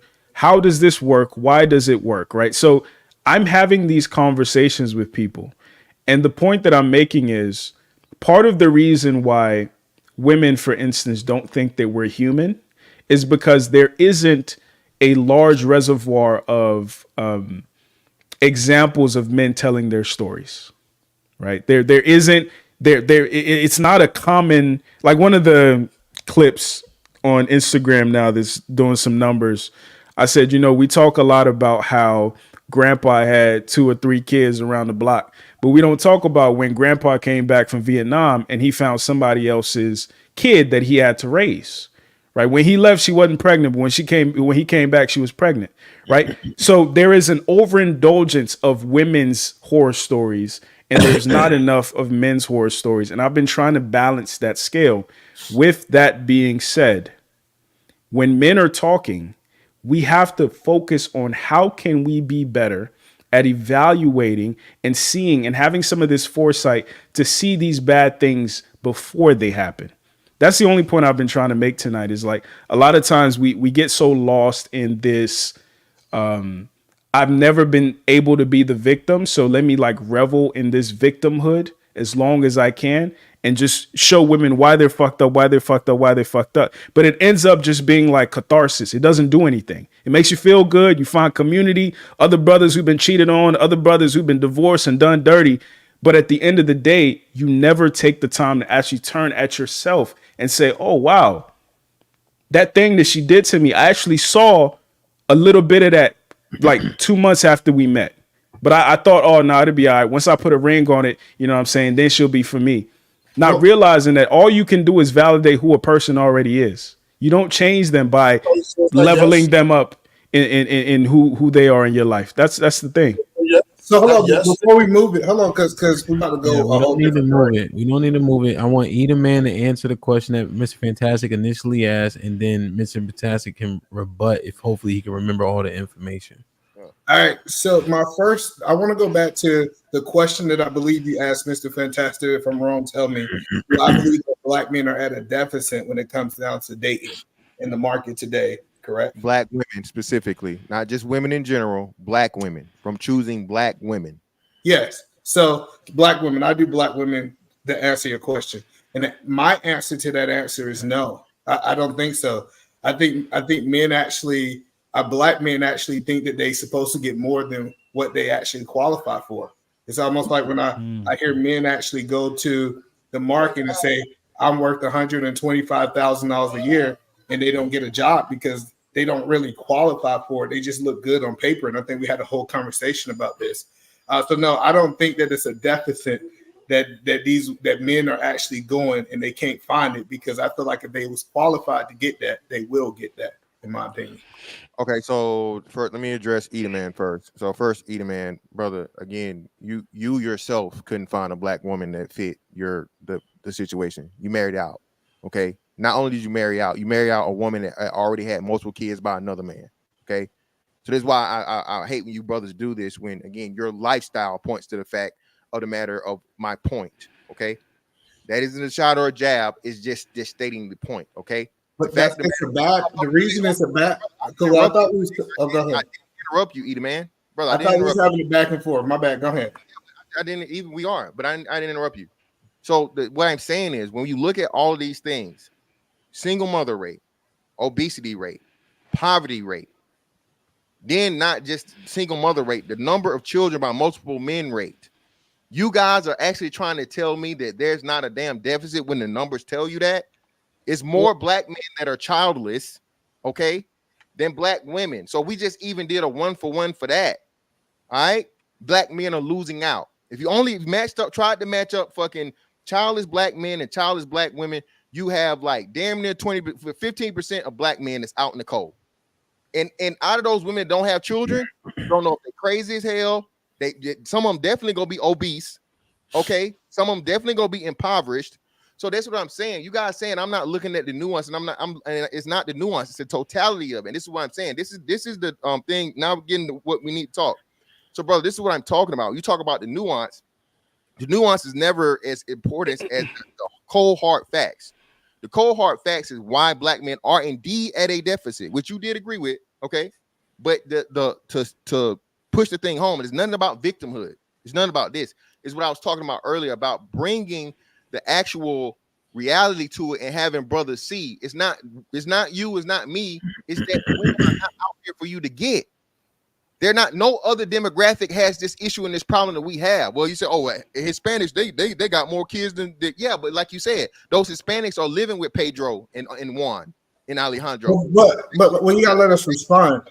Hold on. They building a family together. Let him finish. He responded to people. Let him finish. So this is what I'm saying. We can't say, oh, we got to look at the context of this. You want to criticize the black man and say, well, it's your fault and you got to do better. You got to choose women. But then when you really get down to it, and this is what the problem that people have the issue with, is actually talking about the full totality of what's wrong with the women. It's like nobody wants to always go all the way to the end of the road and be like, okay, yeah, she did this, this. You have to do that. If you want a fair assessment, when say a police department gets fucking what's the name, right? They call somebody from the outside to look in, not somebody within the department, because them people, they don't give a fuck about that. They don't care about your feelings. They don't care what you go in there. They're going to give you a fair assessment and tell you every last thing that's wrong. Black men are auditing the black fucking community, black men and the women that they're attached to, the women that tell them if they don't deal with them, now you're not black, you're a coon, you're a sellout, you hate your mama, you hate yourself, you're a self-hater. So that's what I'm saying. The black man is not a fully black man unless he's having a black family with a black woman and black kids and all this other shit and whatnot, what have you. So what I'm saying is he doesn't even have the opportunity because the women so many of the women are compromised. It's too big of a pool of a woman that have all of these issues to tell the black man it's his fault because he doesn't have suitable people to pick from. Well, let me do this. So Alan got limited time. So Alan, did you want to respond to any of that specifically? No, I'll just say this, like, on a macro level, like, you know, a lot of people who watch my channel, they know that part of the reason why I lost momentum at a certain point is because I went to war with the manosphere a little bit, right? I did 2 streams where I told people to unsubscribe. They're still on my channel. If you go back, you'll see the title literally says, please unsubscribe. And those streams were targeted at 2 people or 2 types of people that I would see in my comments. There were people that were, they had given up on the concept of like black unity, because that's the point, right? For me. So I'm like, if that's the case, then this content ain't really for you, because you're going to consume it as like confirmation porn. This is why these bitches ain't shit. And it's like, that's not the reason why I'm interviewing these women. That's not the reason why I'm making this content. So it's not for you. But then you have the other people who are like, you know, the black pill community, the nihilists, like these bitches ain't never going to change this and that. And similarly, I felt like the content I was making was not for them. So I think, you know, to kind of restate that message, like, you know, as a individual, generally, as a man in particular, you have to make your mind up about the future that you want to see. And you also have to make your mind up of like what responsibility do you want to have in making that a reality, right? And I think, unfortunately, there are a lot of brothers who come across like, and I'm not saying this is necessarily who they are, but they come across like they're waiting for something, for women to give them something before things can change. And you know, I don't think it's going to be that simple. And that's why I think the best thing we could do with our time is understanding, like having these conversations about, okay, how could we have seen some of these things up front? How are black women, in a sense, just like every other woman, but have been compromised because of circumstance, right? We talk a lot about Asian women. What people don't realize is some of the most brutal women in divorce court are Asian women. right? So like we paint these broad strokes of who people are without considering how their circumstances, how the fact that they grow up with fathers in their house informed who they were able to be, right? So I just feel like, you know, black men are a reflection of black women are a reflection of black men, and we make a mistake. We make a huge mistake if we other them in our analysis. That's it. Hey, Alan, man, I appreciate you. Appreciate you, brother. There's one sentiment that you made that resonated with me. It just could because of my attitude. Like, I already expect things to be harder or a little bit harder for me. So when they are and I overcome them, that's the expectation I always set for myself. I always assumed that my path would look like Candyland, so I play it like that. Facts. You know, so when you said that resonated with me, but that could be just an attitude or, you know, whatever the case is. But I heard expectations, that. Man. Yes, sir. And I also want to be clear that I think generally you acknowledge the points that Miss Fantastic made. I think you even gave credence to like the numbers and what's a bad deal. We even mentioned that in terms of single mothers on the one-on-one that we had. So, and I'll say this. I'll say this lastly. So I work in marketing, and you know, kind of data analytics. The thing about data that I think a lot of people miss is oftentimes based on the type of data that you choose to highlight and how you choose to contextualize the data, you could really make it say whatever you want to say, right? So as opposed to simply, for instance, the example I gave, you know, 69% of divorces are filed by women. Okay, why? And how could that data in some way be misleading, right? Or, you know, 50% of divorces of marriages end in divorce. How could that data be potentially misleading? If we take out people who've been married multiple times, is the number still the same, right? If we take out people who married before the age of 25, are the numbers still? So I'm just saying, like, if we're truly going to consider ourselves analytical thinkers, we have to be willing to go past what it seems like on the surface. That's it. Word. But salute to you, brother. I appreciate you having me, man. Hey, man. Thank you again. Thank you again. Hey, man, it was a pleasure. Thank you, fellas, man. Thank you. Mr. Definitely. Fantastic. Where's the other brother at? Ruthless Truth. E-Man, appreciate y'all. Foe, Black America, Triple Black, appreciate y'all, man. Hey. Yes, sir. Yes. He finna leave? Yeah, I'm about to dip. You gotta go, man. You been here for 2.5 hours, man. Yeah. I got work in the morning, brothers. I'm on the East Coast, y'all. Yeah, Black America all the way on the West Coast, so it's early for Oh man, damn. Yeah. Hey, Alan, man, I'm gonna lock in with you, my G. Yes, sir. Yes, sir. Absolutely, man. Appreciate y'all, brothers, man. I'm gonna lock in with you too. Yes, sir. All right, y'all take it easy, man. All right, bro. Love. All right, yes, sir. Don't forget me. Yes, sir. Yeah, man. Gentlemen, Yeah. Lock in. can I say something just real quick, right? So yeah, and it's like the whole thing is the some shit you say, again, man. If all the numbers lie to you, what's the point of the numbers, bro? No, that's not true. Everything had and everything he said, and again, I know he's gone, but I have to address it because it's again, he's purposely misleading. Also, they literally have stats for that. If you and it tells you that if you're married under 25, there's a higher divorce rate. They take all those numbers, put them together, and then comprise them, and then give you the total of all the different confirmations. Multiple marriage, they got rates for that. Under 25 in certain age brackets, they have rates for that. All those things are broken down, okay? But even still, right? He used divorce, but he purposely stayed away from the single mother rate. Ain't no lying in that. There's no context. There's no where why, and none of that doesn't matter. The number is the number.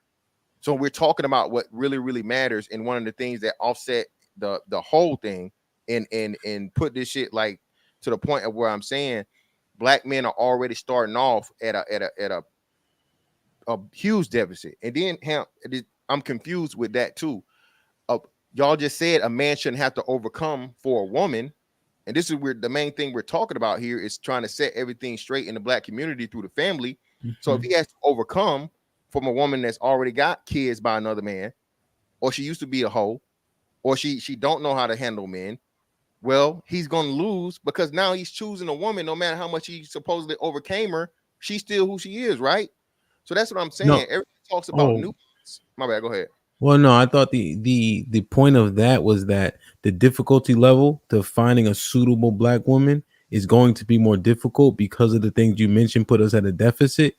But in terms of our life and how we have to overcome so much, we expect that with every other facet of life. So finding a great woman is going to be more difficult for us. That's just par for the course. I think that was the point. Yeah, but that's what I'm saying. You see what I'm saying, though? Not necessarily like finding a bad one, just like it's going to take us longer to find a good one. So that's what I'm saying. So if it takes you longer to find a good one, yeah, we know what. So that means if 100% of black men found the good one, there's going to be, it can't be. I'm sorry, it can never be a case of 100% of black men find a good. At best, you will have like maybe 80. It's going to be brothers out in the cold, right? Yeah. And the problem and the issue is, again, no one is considering that when you can make a comparison of us to every other demographic, and that's what I'm saying. Men compete with men, right? So I'm comparing a black man to every other fucking dynamic of race. Okay. Asians, Hispanics, Arabs, all this other shit, so on and so forth. Sure. You see what I'm saying? And that's what I'm saying. So it's far more difficult for us to not only even get the woman we need, but then you got to deal with all the shit that comes with a relationship and a marriage. Yeah. Life. So that's what I'm saying. I understand. Hey, Ham, do you think most black women Triple Black, did you speak to anybody? Oh, no, I ain't speak. I mean, damn, y'all kind of drowned me out, man. I was trying to answer. Just say hi. That's all you gotta do. Say hi to some. What's say up, hello. man? What's happening? You're Hey, Ham, you have a good night, my friend. You out eating? Did you and Mr. Fantastic finish talking? Yeah, but I feel like it don't make sense to go back to something that you passed. Like that's once you go so far, it don't make sense to go back. Yeah, Okay. so I don't feel, and I'm saying feel because I didn't look at the that's- time. I don't feel like we're that far away from it, but I think we are. I think for us to try to go back and I'm saying we can, but I think it's at the point where everybody else want to get in. And I'll go ahead, Trip Black. I know you got a lot to say. Trust me, we can always address the issue. My pride ain't that I have to address it tonight. So yeah, you always see Mr. Fantastic. But let me ask you a question as a host, Ham. Do you think that most black women feel like their disposition is unruly? Do they know that their disposition is unruly? I'm glad you said it. Do they know? I think the majority of black women would acknowledge the stereotype. Whether or not they accept it for themselves is something I would have to need more information on. But I think they know why those stereotypes exist. I know, but knowing that, what do you think most men, especially quality men, like the quality men, like if you know that you're dealing with an unruly woman, what is going to be your natural disposition? Probably frustration. Okay, that's all I got to say. I mean, no, I understand. There's things I've never seen. I was talking to Angry Man the other day. Was it yesterday? And he mentioned how every time he go into a gas station, black women snarl at him. And I'm just like, I've never seen in mass they just snarling at me and shit like that. So I was just saying, like, when we did the role plays with Angry Man, when he was role playing with the ladies, he did a good job talking to him, Matt. You know what I mean? He was fluid with it. So I'm like, there's no way you was able to role play that well, but then you get snarled at everywhere. So I just think that when we hear these things and we have bad experiences, it's like we lead with these bad experiences. But if you're average height, and let's just say you have a construction worker shirt on and shit like that, meaning you make an average money, right? And you deal with just a middle of the road black woman. What do you think your experience is going to be like? This is regular schmegular. What do you think that most black men experiences are dealing with black women? Based on the conversations, the interactions, what is articulated majority is that they're negative. But also, here's the other thing that will contradict it is when we start talking about incels, black men often agree that we are least likely to be incels. Our women are also the most sexual is what we also articulate. And so with that being said, how is all this happening if our women are just treating us like they don't want us? That's a great question. That is Is that a a question? conundrum right there. Is that a question? Well, we're just trying to understand it, right? We ain't trying to win or lose. So We just so I Black and I just talking. Go ahead, Black America. What's problem? I got a question for you. Have you ever Did walked anybody? in the store? Damn, did you speak to anybody? Yeah, I said hello when Obi was leaving. I was trying to get his ass. That's who Go I ahead. really wanted to talk to. Go ahead. I wanted to try and dog walk Go him. ahead. All right, so check it out. Have you ever been around a black woman and said hi and she wasn't very friendly to you? Oh yeah. You Yeah. have. You asking me? Yeah. Yeah, I would say it wasn't super friendly. Her reply. Okay, so it's not in every instance that there, but it doesn't have to be every instance. Well, All I it think takes it's is minimal. one. Go ahead. Sorry, my bad. Go ahead. Sorry. Yeah, all it takes is one person to do something out of school, and now my daughter has drills where they gotta lock doors and get up under the table and all of that stuff. You see what I mean? It only takes one instance. Yeah, So but it that doesn't take a bunch. Black America. Go ahead. Somebody shot a school up. That's a different Hey, ball hey, game. I was trying to avoid that. I was trying to avoid saying that. But it's along the same lines. It's not violence, but I'm gonna tell you something. I went into a 7-Eleven a couple of months ago, right? Okay. I just got off work. I go in the store. I say, hello, ladies. 2 girls. Little bro called me Dusty, right? Oh, you Dusty. You know what I mean? Yeah, I'm just getting off work, right? Boom. So I go outside. They on my motorcycle taking pictures. Bitch, get off my bike. You know what I mean? So then I see him at one of the bike clubs with my homeboy, and he like, oh, what's up, so and so? He's like, she like, I said, oh, this little bro, the one that called me Dusty right here. He say, bitch, you gotta walk. The whole thing about it is these women, not all of them, not all of them, but a lot of times they be writing checks that they ass can't cash. And it's like I say, but it's not in every instance. It's definitely not in every instance. Yeah, You no, know, I agree. I think so Black America, I'm just thinking like based on my anecdotal experience, it's the minority, right? I remember Miss Tactic got on me for walking the 2 older ladies to their car. Like that's just shit you do. I carry water, shit like that. I say hi, I open the door. You gonna get your ass shot. Yeah, Well, gonna get shot. Give me a lot of motherfuckers. You can't do that type of stuff, especially on the West Coast. That's why it was so funny to me when y'all had that conversation. Yeah, I used to go to the South a lot, and everybody talk and shit like that. It's horrible. I went and watched my son graduate in South Carolina, and everywhere we go, every door you went in, people say, "Hi, how you doing?" That shit was irritating as fuck. Like it got on my nerve. It made me just want to stay in my hotel room because people so fucking nice over there.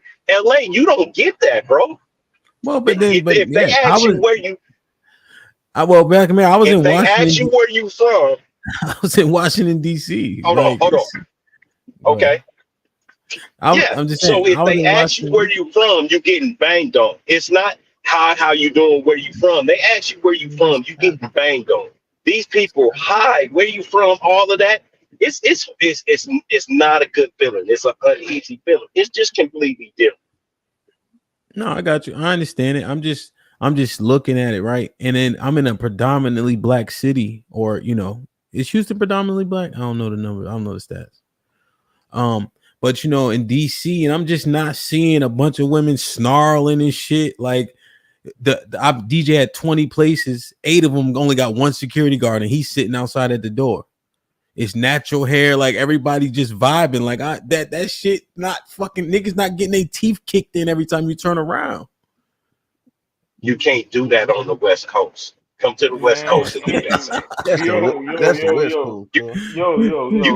mean, ain't nobody, nobody in the South. I'm from the South. We ain't finna sit here and watch Miss Gladys take all her fucking groceries to the goddamn home. We ain't finna fucking do that.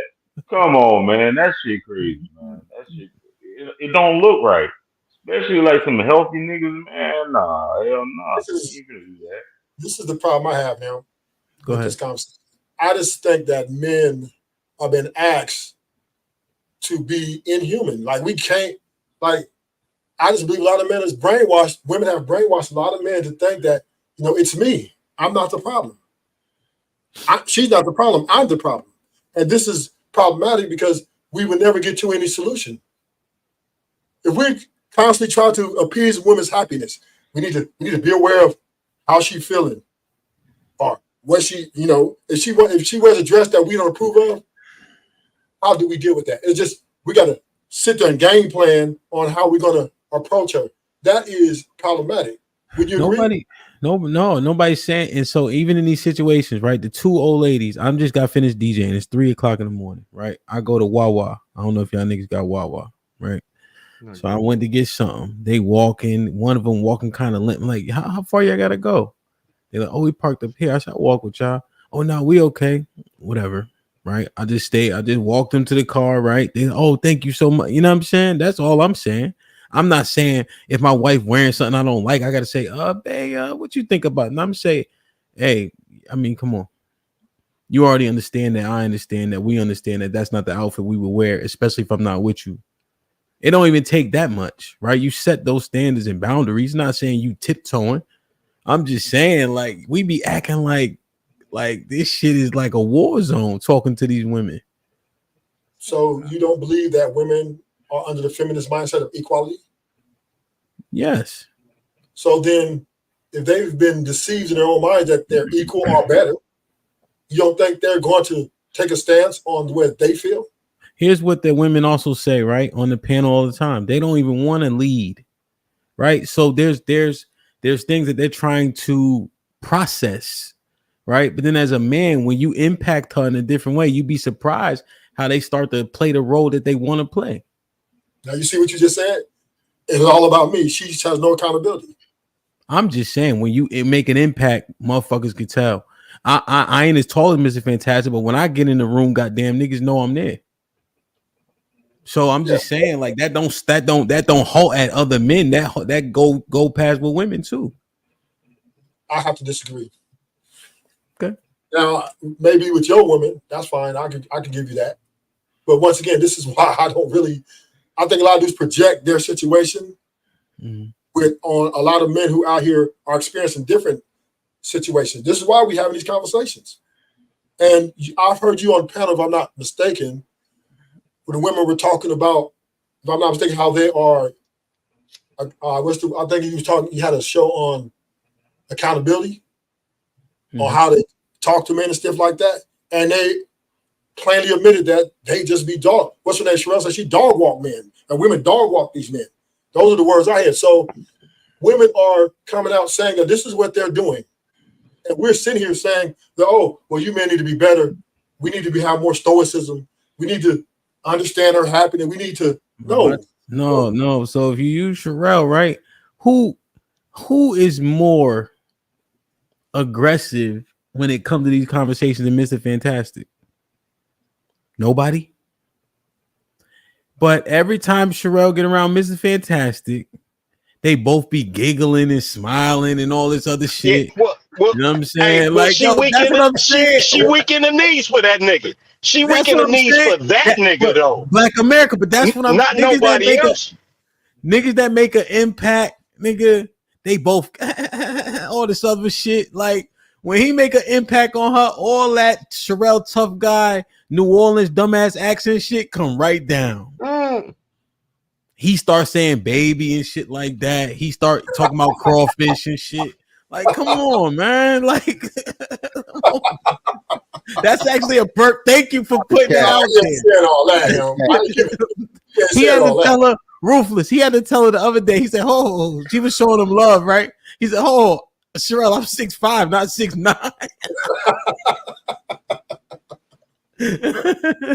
Now, I will agree with you. This help. To your point is for the women's lust, right? What they lust after, they will make concessions in the beginning, right? We're not disputing that aspect there. Is it possible to find someone and build with in the beginning? Yes. The problem what I'm having is maintaining, right? That's where the problem's coming, right? We're not able to finish the job. The women are jumping. And that's where he was wrong. Right. Women are jumping out early of the journey. And this is where the problem is. I understand your premise. I think people do mask, right, and we'll put on what we call it, the representative, and then as you grow with a person and start to live with a person, and familiarity starts to breed contempt and etc. You know, there are pivots that happen. I fully understand that. That's why when you were saying calculated risk, he even acknowledged that, hey, it's a risk getting into a relationship because of how easily, you know, the women pivot. So I don't think he ignored that. You know what I mean? Yeah, I think we understand that. I think we understand that. That's all I'm on. My point is, you know, I'm not saying that men ain't. We got our flaws. We do. You know, we go out and do some things, but for the most part, when you're getting into a commitment, it is all about the ups and the downs. Yeah, 100%. Go ahead, Black America. What he was saying was, you can't, that these broads aren't changing up after 5, 10, 20 years. That was his thing. If you would have vetted correctly in the first place, she wouldn't have changed up. They're not going to change it. At each point in you guys' life, as long as you're married, your heifer's going to change up. She's either going to gain weight, she's going to lose weight. Her hormones will change. Her mindset is going to change. Her life is going to change. And she, at any given time, is going to fucking leave. Like I say, I deal with divorced men every day and talk to them. It doesn't matter what you think you want from a woman. They can leave at any given time for any reason. If you're not making them happy anymore, if you're not taking out the garbage anymore, you didn't get enough flowers, a woman can leave you for anything, bro. So with young men like him saying that, oh, if you would just vet efficiently, it's no such thing as effective vet. It's not. Okay. No, I mean, let me just say one thing. I think one of the things is with society, women do not realize that they're the weaker vessel. So with this whole equality shit, like when you're the weaker vessel, you have to you have to manipulate more, and you have to use deception. The men that are successful now are using deception, and a lot of men don't realize we're in a different world. We're just in a different fucking platform. You have to use deception against women. You have to, like, because we're in a monetary society where they're making the same, not the same, but like close to the same type of money. They don't feel like they're the weaker vessel anymore. So, with that being said, you almost have to play their game. You know what I'm saying? You have to be deceptive. You have to say, hey, yeah, oh yeah, bitch, yeah, you're the queen. You know, like you got to play that goddamn game. That You know ain't what I'm true, saying? man. It's not true, but I'm just saying, if you're gonna Now, be sustainable. now, Black America, I know you don't agree with this. No, I'm sitting. The thing about it is, like I said, I deal with divorced men every day. No. And I'm talking about what Triple Black said. About being deceptive with the bras. Yeah. You gotta be deceptive. He Yeah, bro, you're not gonna get nothing good by lying to them. I don't lie to none of them. Either Hey, they you gonna gotta go or they lie. not gonna go. But they gonna lie. They gonna lie too.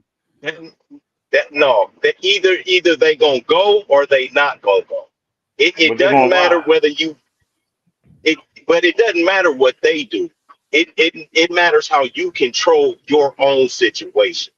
I just got, like I said, I got one of the brothers $3,700 a month he's giving his ex-wife. $3,700 a month. These women are always talking about, well, if you only make 40 or 50 or 60,000, and I'm gonna take half of what? You're still taking half of my goddamn money at the end of the day. So anything that you taking half from is a lie.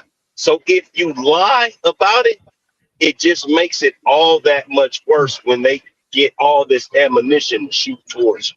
You gotta be truthful with them. And if they don't want to get out with the plan, say we're gonna have to try and figure something out.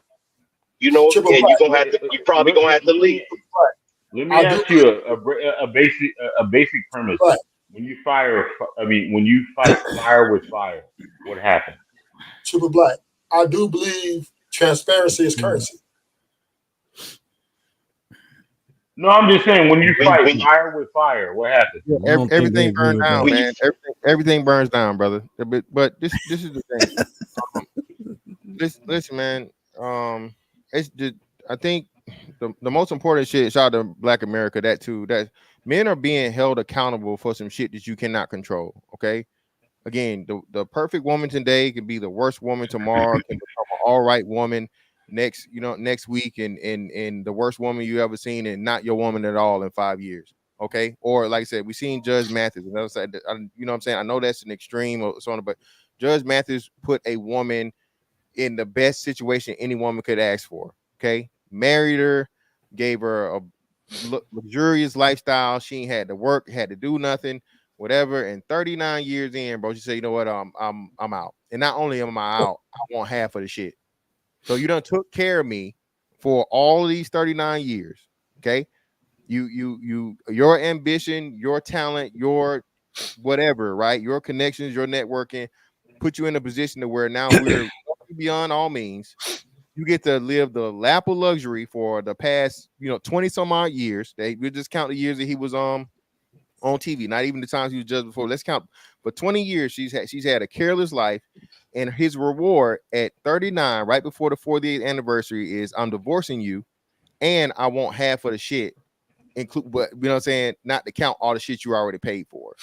So, blaming men for a woman's ability to choose, change her mind, and just say, I don't want to do this marriage shit anymore, bro, it's unrealistic. It's bullshit. Okay. But and that's why a lot of men aren't getting married. Okay. Men are saying, hey, look, we can be, in a spiritual marriage, we can live together, we can do whatever, so on and so forth. But put my name on a piece of paper for you just to fucking switch up or change up. And again, I don't want to say switch up, but I'll say change your mind somewhere down the line, be it your personal choice or be it the society and all this other shit. I told y'all, man, hey, we probably, I'll say, a couple months away from Black women just coming out saying that marriage is for broke bitches. They tiptoeing around and they getting close to say it, but again, the hatred that Black women have for Black men, bro. I just talked about this earlier today. Everybody's starting to see it. We're not crazy. We're not just making this shit up. We're not playing the victim. It's literally this thing to where Black women have a disdain for Black men, and they're willing to publicly fucking talk about it and try to tear niggas down. Okay, let me get. Hey, DJ Ham, I have one question for you, because you can articulate shit like way better than I can. You know what I'm saying? There was a study that came on that said that I think it was like 50% of women have a backup plan. You know what I'm saying? Okay. Over 50% of women. I think the percentage would. If you have a backup plan, are you 100? No, if you have a backup, if you have a contingency. So when I plan and I have a contingency plan, I'm not assuming that my first plan isn't going to work, but I'm prepared. Right. But So I don't know if that renders my first plan not 100 though. I think I it's just mean, planning in terms of just having a contingency plan. okay. I mean, with that being said, would most women be 100? In a vacuum, just to try to be fair to everything that has been introduced to the conversation, if she has a backup plan when getting married, then no. Okay. Fo was popping, and then we get Sherelle. What's popping, bro? What's I was goody? gonna say this, bro. I ain't never had a problem with a girl, even if the girl looked like she was like outside at the club, bro. When I got back to the apartment, I got her back to my house, bro. She still had the characteristic of a woman, bro. She was still going there and cook, she would clean up after the niggas fucking everything, like make the like it's like you feel me? I don't know. I'm sorry, bro. I'm just saying. y'all be dogging the women though. I don't mean that's cool. We gonna keep talking about the same shit in the windmill every damn day in the damn carousel about the same shit, bro. We really need to encourage the younger motherfuckers, bro. It ain't about us. Hell nah, nigga. There it is. You ask your own question. What that Yeah, mean though? he was talking about bed. Hey, look, at the end of the day, bro. At the end of the day, I'm just getting to my peak, my nigga. I'm 36, bro. Dog. I'm just getting to my peak. Can I talk real quick, cuz? I'm just getting to my peak, you hear me? So I'm just getting into me, you hear me? So I just learned myself right now. But I'm still at this point where I'm still earning right now. So I'm like, I'm still accepting this part, still going at my age. So I'm knowing the different dynamic of women that is attracted to me now differently than it was like a couple years ago. Because I'm growing in myself, you hear me? And that shit's showing. I can walk in the gas station right now, get accepted by older women, younger women, whatever. Everybody look at me the same way because I got a glow on me, cuz. And it ain't because I'm saying this, is because people is saying that to me. Like, you hear me? So because that gold in your mouth. Huh? That gold in your mouth. They like, oh, okay, he got money. Nah, that don't mean shit, nigga. Half my city got golds in their mouth, whether you got money or not. You hear me? So they see that. That's a cultural thing. They see that gold, they're like, okay, yeah. I think the point is the energy that he displaying. He happy to be here. Niggas be walking around like they dog died because a woman sucked their teeth at them. I don't be like that. I open the door for young ladies. I say yes, ma'am. The young ladies open the door for young ladies, older men, younger brothers, or however it is, nigga. That's how I was raised, bro. I had my daddy in the house. He worked at General Motors for 45 years, where he left at 4 in the morning to 7 at night. So I know what hard work look like. So I respect everything, bro. It just ain't my people from from Shreveport, from Mississippi, all that. So I know the South. I used to go down there for family reunions every year, so I know how everything go, bro. Like, I'm neutral with the shit. Can I ask you a question, Fo? Go ahead. Can I ask you a question? Have you ever been in a serious relationship? Yeah, for like 3 years. And what happened? We had a daughter on the way. She ended up dying when she was born. I had a hole in her heart for she lasted for like 2 weeks. And then we found out that we weren't really compatible, that we really were just sticking around for the baby. You hear me? So then that goes to our point, right? That you saw after all that transpired, that you guys, that it was a different situation than what you thought it was in the beginning, correct? It didn't. I mean, yeah, but it didn't matter because we actually was being grown, even though we was at a young age. That we made a collective that we was gonna take care of the child regardless of what the situation was, and we really whatever. You know what I mean? But it just didn't work out how it did. Are you saying you didn't like her? I had love for her, deep love. I still got love for her. I seen her anywhere. It's still love. You hear me? But still, were you the one? Were you the one to end it? No, it was just a mutual agreement, bro. No. Okay, so who brought it up it's first? not. Let me go ahead and clarify. Shit. So here's what happened. What did you say happened about who had a hole in their heart? I had a daughter. Her name was Savannah. Yeah, man. She had a hole in her heart. She was alive for like 2 weeks. Yeah, man. She was born. Yeah, she was born, right? And she was alive for like 2 weeks, right? With the woman that you were in love with, right? Oftentimes, what you see in those situations, and when something like that so tragic happens with that baby, the people be reminders to each other. It's much more than just she changed, right? That's a traumatic experience that people have to deal with some more. So when she look at Fo, it's nothing against him, but you don't know what's processing. She might be seeing that baby every time she see him, and vice versa, right? That's that situation. So Ruthless, that's not a good situation to try to further that point. You kind of capping for him. No, I'm not capping. I'm no. What it is I'm processing information in real time and understanding how life actually be going. Yeah, that's a psychoanalysis, bro. That's an accurate, I'm let accurate psychoanalysis, man. Most people will say that the whole grieving, 7 stages of grieving, and all these different things, like you said, it being a baby that amplifies it, because again, babies aren't expected to, you know what I'm saying? So, like I said, go through a whole pregnancy, and then the baby get here with complications and pass away in 2 weeks. Yeah, that's traumatic for all parties involved, man. So you gotta process that. But I want to say this: I ain't holding it as a weak moment where we both couldn't, like, I wasn't gonna stand up on mine. You know what I'm saying? Nobody's saying nobody. No, that's what I'm saying. That good talking about camping for the like. What? No. You don't have to address that. But I think that what I said is what I said. I ain't saying what you said. I'm saying what I heard and what my analysis is. And I think those type of situations are sensitive, at the very least, to me. So I think we could let that shit ride. So God bless his dad. I have a question for you. So you saying that because of what happened to the baby meant that relationship wasn't supposed to work? What are you talking about, Ruthless? Yeah, let's leave that alone, bro. Because you said, because I asked him Ruthless, after it happened that they could see eye to eye, but they were compatible. Move past it. Ruthless. Move past it. Man. Make sure y'all get the likes up, get the likes up, man. Sherelle, what's popping? Hello. You know I love you, right, Hamp? That's my line. Why y'all keep using my line? That's my line. You gonna let me rock? Yes, I know you love me. Go ahead. I can rock? Okay. First of all, PSA. I'm no longer going to be nice to you, Mr. Fantastic, because this is a perfect example of why majority of black women are not nice to black men, right? Why is that a perfect example? Because, like I said, if we smile at the man at the gas station, he'll follow us.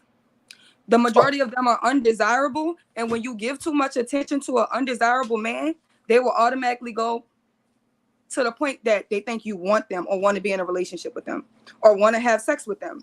Now, because Fantastic has an influx of women, even when I'm nice to Fantastic, he don't never come at me no type of way. He's never disrespectful. But because me and Fantastic have a level of respect for each other, because we was on different platforms together, all of a sudden, because I have a rapport with Fantastic and me and him respect each other, it's not like Fantastic talks down to Sherelle. It's not like Fantastic disrespects Sherelle. Fantastic gives me my flowers. He may call me out on my stuff. Even when we disagree, we have positive discourse. Yeah. But yet, that means Sherelle wants Fantastic dick, right? Somebody said that? That's exactly why you can't even give him attention. I said I have an affinity for great men. I talk highly of Aaron, because that's where I come from. That's my brother. Aaron, Cheeky, my guys. I talk highly of him. I speak highly of E-Man. I speak highly of every man on these panels who come here and talk with sense. But the moment you do that, you're a mammy. The moment you do that, you're just trying to get some dick. So my whole thing is that's so problematic, because a lot of that be coming from the men. She's only nice to Fantastic because Fantastic's making her weak in the knees. Me and Fantastic don't nowhere near go back and forth in no romantic type of way, no romantic situation. But I'm only nice to Fantastic because I'm weak in the knees for him. So do y'all want us to be nice to y'all or not? Because guess what? Black America and Ruthless are two men who always speak vitriol over women, who always disrespect women. And I'm gonna tell you something. Some things are better than life. Some things are worse than death. I would rather die than be with Ruthless. I would rather die than be with Black America. I would rather every black woman jump off a bridge and split their heads wide open than to be with men like that. I'm scared for any woman that even has to come in the vicinity of men like that. Speaking of Ruthless, undesirable, ugly black man who is not attractive. You should be humble and you should be nice to women. So that way women can like you. And then you should be humble about the type of women that would like you because you're unattractive. But because you don't want to accept that, you get up here and speak vitriol over the fact that black women don't desire you. Okay, the same way an ugly black woman, y'all gonna tell her she's a 2 or a 1, and she's undesirable, she should accept what you should get. Well, guess what? You should accept what you can get, or you gonna be like Black America and go make the money, right? So that you can dangle money over a woman's head for an excuse to treat her like shit.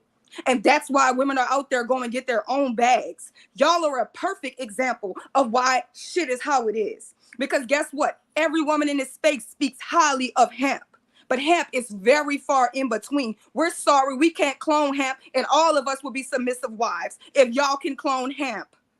If y'all can clone hemp, then we would all be submissive wives. Then we would all go to the gym. We would all lose weight because we would be able to trust somebody that's a good leader, a good communicator, a respectable man. But you think that women need to get up and get better and become the best version of themselves to end up with a man like Ruthless? To end up with a man like Black America? Are you insane? No. We're going to need other options. And the options are going to be fuck marriage, fuck having kids. If we can't all get a hemp, we're going to die alone. That's what it is. How about we set that standard? Since all y'all standards got to go through the roof, if we can't get a hemp, then we're dying alone. That's what it is. If all black men can't be respectable like hemp, if all of them can't make sense like hemp, I can't big up Fantastic no more, because apparently I'm just trying to get in his bed. So Fantastic, you're ugly. I hate you. You're short. You're fat. He's not even tall in real life. He's really 5 foot. Okay, so if we can't all get a hemp, no, we're not going to change. We're going to do what we need to do for us. Because y'all throwed away black women. Y'all went got passports. Y'all was men going your own way. Y'all want to make us ops and they think we're going to be on your side? No. Okay, we're the ops. We're ugly. We're fat. You don't want us. Great. Now when we want the 4B movement, now when we're saying sisterhood, now when we're saying we don't want to have your kids, y'all going to have to deal with the women, the worst of them. The worst of them, the ones that's going to have your baby anyway. The ones that just want you for your money. That's what you're doing. That's what y'all going to get. So why y'all always trying to give us a pill or wake up call us? Wake up call yourself, Ruthless. You're ugly and you're disrespectful. No majority of women will never be attracted to a man like you. Black America, if you ever lose your money, majority of women were going to come around you and use you because they don't want to work. So they're going to find a man like you to use. Yeah, they will. Fantastic. No, a lot of women use him for sex. Okay. Everybody's getting used out here. Why y'all always trying to make it seem like y'all just have the upper hand on things? I don't know why. Because Sherelle has always been respectful to every respectful man in this space. Okay? Every respectful man in this space. And I've been here the longest. But the worst of you will always get the worst of me. Because who the fuck do y'all think y'all are? Random women do not have to bow down to you. And we never will. Newsflash. In our clothes.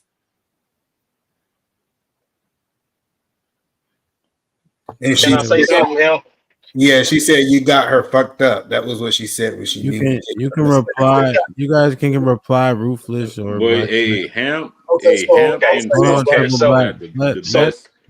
Black America talk. So first and foremost, right? So she's going to come on this panel. So first of all, hold on, Ruthless. Hold on, brother. Hold on, Ruthless. So first of all, Sherelle, evidently you don't know that I am the kind of man that says you are to work, live, kill, and die for your woman. So if you think that that is being disrespectful, I have never said anything that disrespectful to you or any other one. You've never heard me call y'all no bitches. I ain't called y'all no hoes. I ain't called y'all anything out the side of my neck. Not to you specifically. I might say bitch, and I might say, but I never. If I got a mama, I got sisters, I got damn 7 daughters.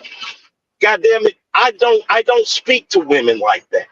Okay? I don't speak to none of the women who I have like that. Okay? I done been broke.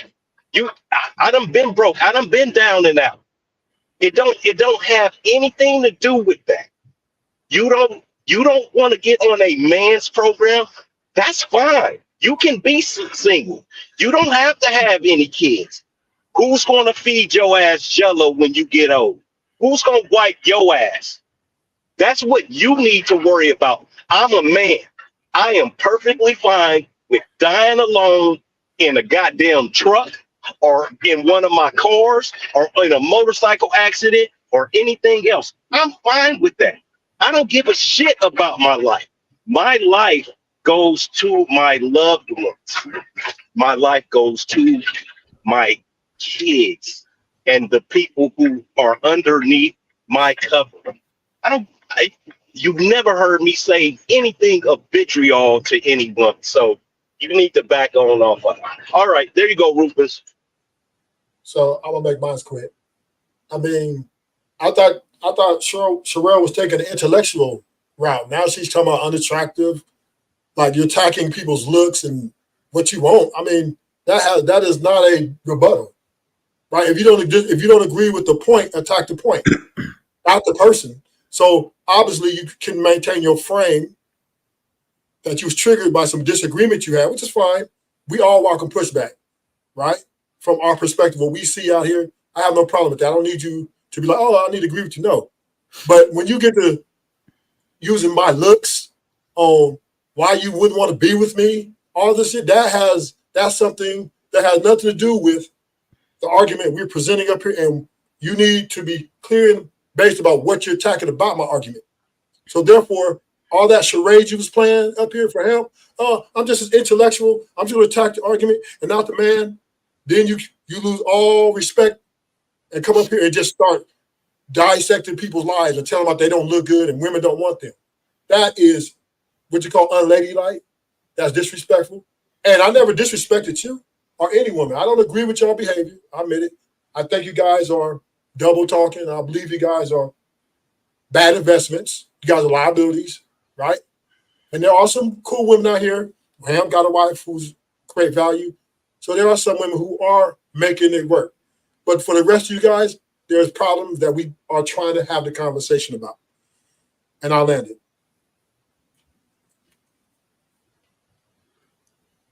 Yeah, I mean, shit. I think everybody said what they needed to say.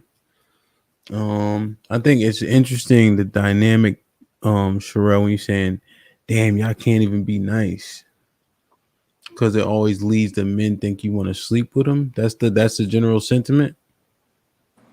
That's the general sentiment. If you're an attractive woman and you are too nice to random men on the set, they will follow you, bro. They will walk around the store with you. They will badger you. No, Yes. I heard you. Ladies, put a 1 in the chat if you agree with that sentiment. Like if you be too nice, niggas think you want something. But go ahead. E. I know you like last stuff land, so I asked the question, so they put it in the chat now. You can talk about it. See, and this is the problem I have with Mr. Fantastic. It'll be a dude that's ugly, unattractive. He said he ain't got no kids, so 1-to-1, he deserve a woman without kids. Nah, nigga, you ugly. You don't deserve that. Like, so this idea, just because a man don't got kids, that means he deserve a woman. You don't qualify for it because you're not attractive. And I think if we really start going deeper into the conversation, it's not because of the simple fact that, quote unquote, he all this. It's just that certain men don't qualify. Men don't look at themselves in that way. They qualify for things they don't qualify for. Oh, so who are you speaking to? Who are you speaking about? No, hold on, Ruthless. He addressed me, so I got. Okay. So again, eat a man. I agree with you, brother. Some niggas out here look like a foot. Okay, some brothers out here look like motherfucking, fungus growing on a tree, brother. I feel you, right? But are there not women that are in the same position? Yeah, absolutely. Listen. So hold on. I didn't, y'all, bro. Y'all, I don't. Don't you ask the question? My bad. I thought we was talking to each other. I'm sorry. Go ahead. It was rhetorical. I didn't say nothing. I let you talk, and I remember, and I respond. But anyway, so the problem is this: the nigga that's 6 feet, 6 figures, 6-pack, all this other shit, he's still not good enough. Eat a man, or better yet, eat a man. What they telling me he qualified for is the baby mama. Stop. Eat a man. Stop. Ham, hold on. Ham. I think was this on your platform? Well, maybe it was mine. Do you understand that they suggested for Michael B. Jordan? Michael B. Jordan was suggested to be the most attractive man in the world back in 2020. Okay.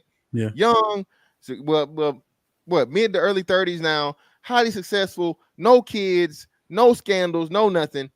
And do you know who fucking whatever the one of these black fucking bullshit? All them whatever- lame.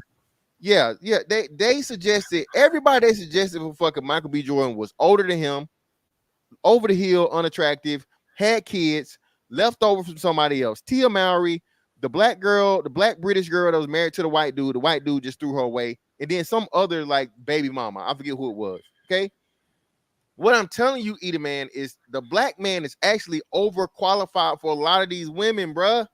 They overqualified, and then the women are still saying it's not good enough. They saying they need the NBA player, the NFL player, the hedge fund manager, the Fortune 500 motherfucking VP, the nigga that's driving the Bentley and the Lambo, and this bitch in the projects, bro. That's the problem. Yeah, everybody's putting, oh, well, you ugly. Okay, yeah, it's ugly niggas out here, but it's just as many ugly ass hoes. I got you. Hold on, but you got to let us respond. Right here. Eat a man. 60% obesity. If we talking overweight, it's 70 plus. All right. And I like the big girls. 180, she ain't a lady. 200 to do something. But still, for most dudes, that's what I'm saying. That's not the thing, right? And then we talk about all these other things. So that's what I'm saying, man. Y'all act like this shit is only loaded on one side, bro. Hey, I have a question for Fantastic. And, Did you say 200? The slogan is do something to do something. Do something, goddamn. I told you. Hey. I have a question for Fantastic and Ham. I mean, can we big up y'all like YouTube?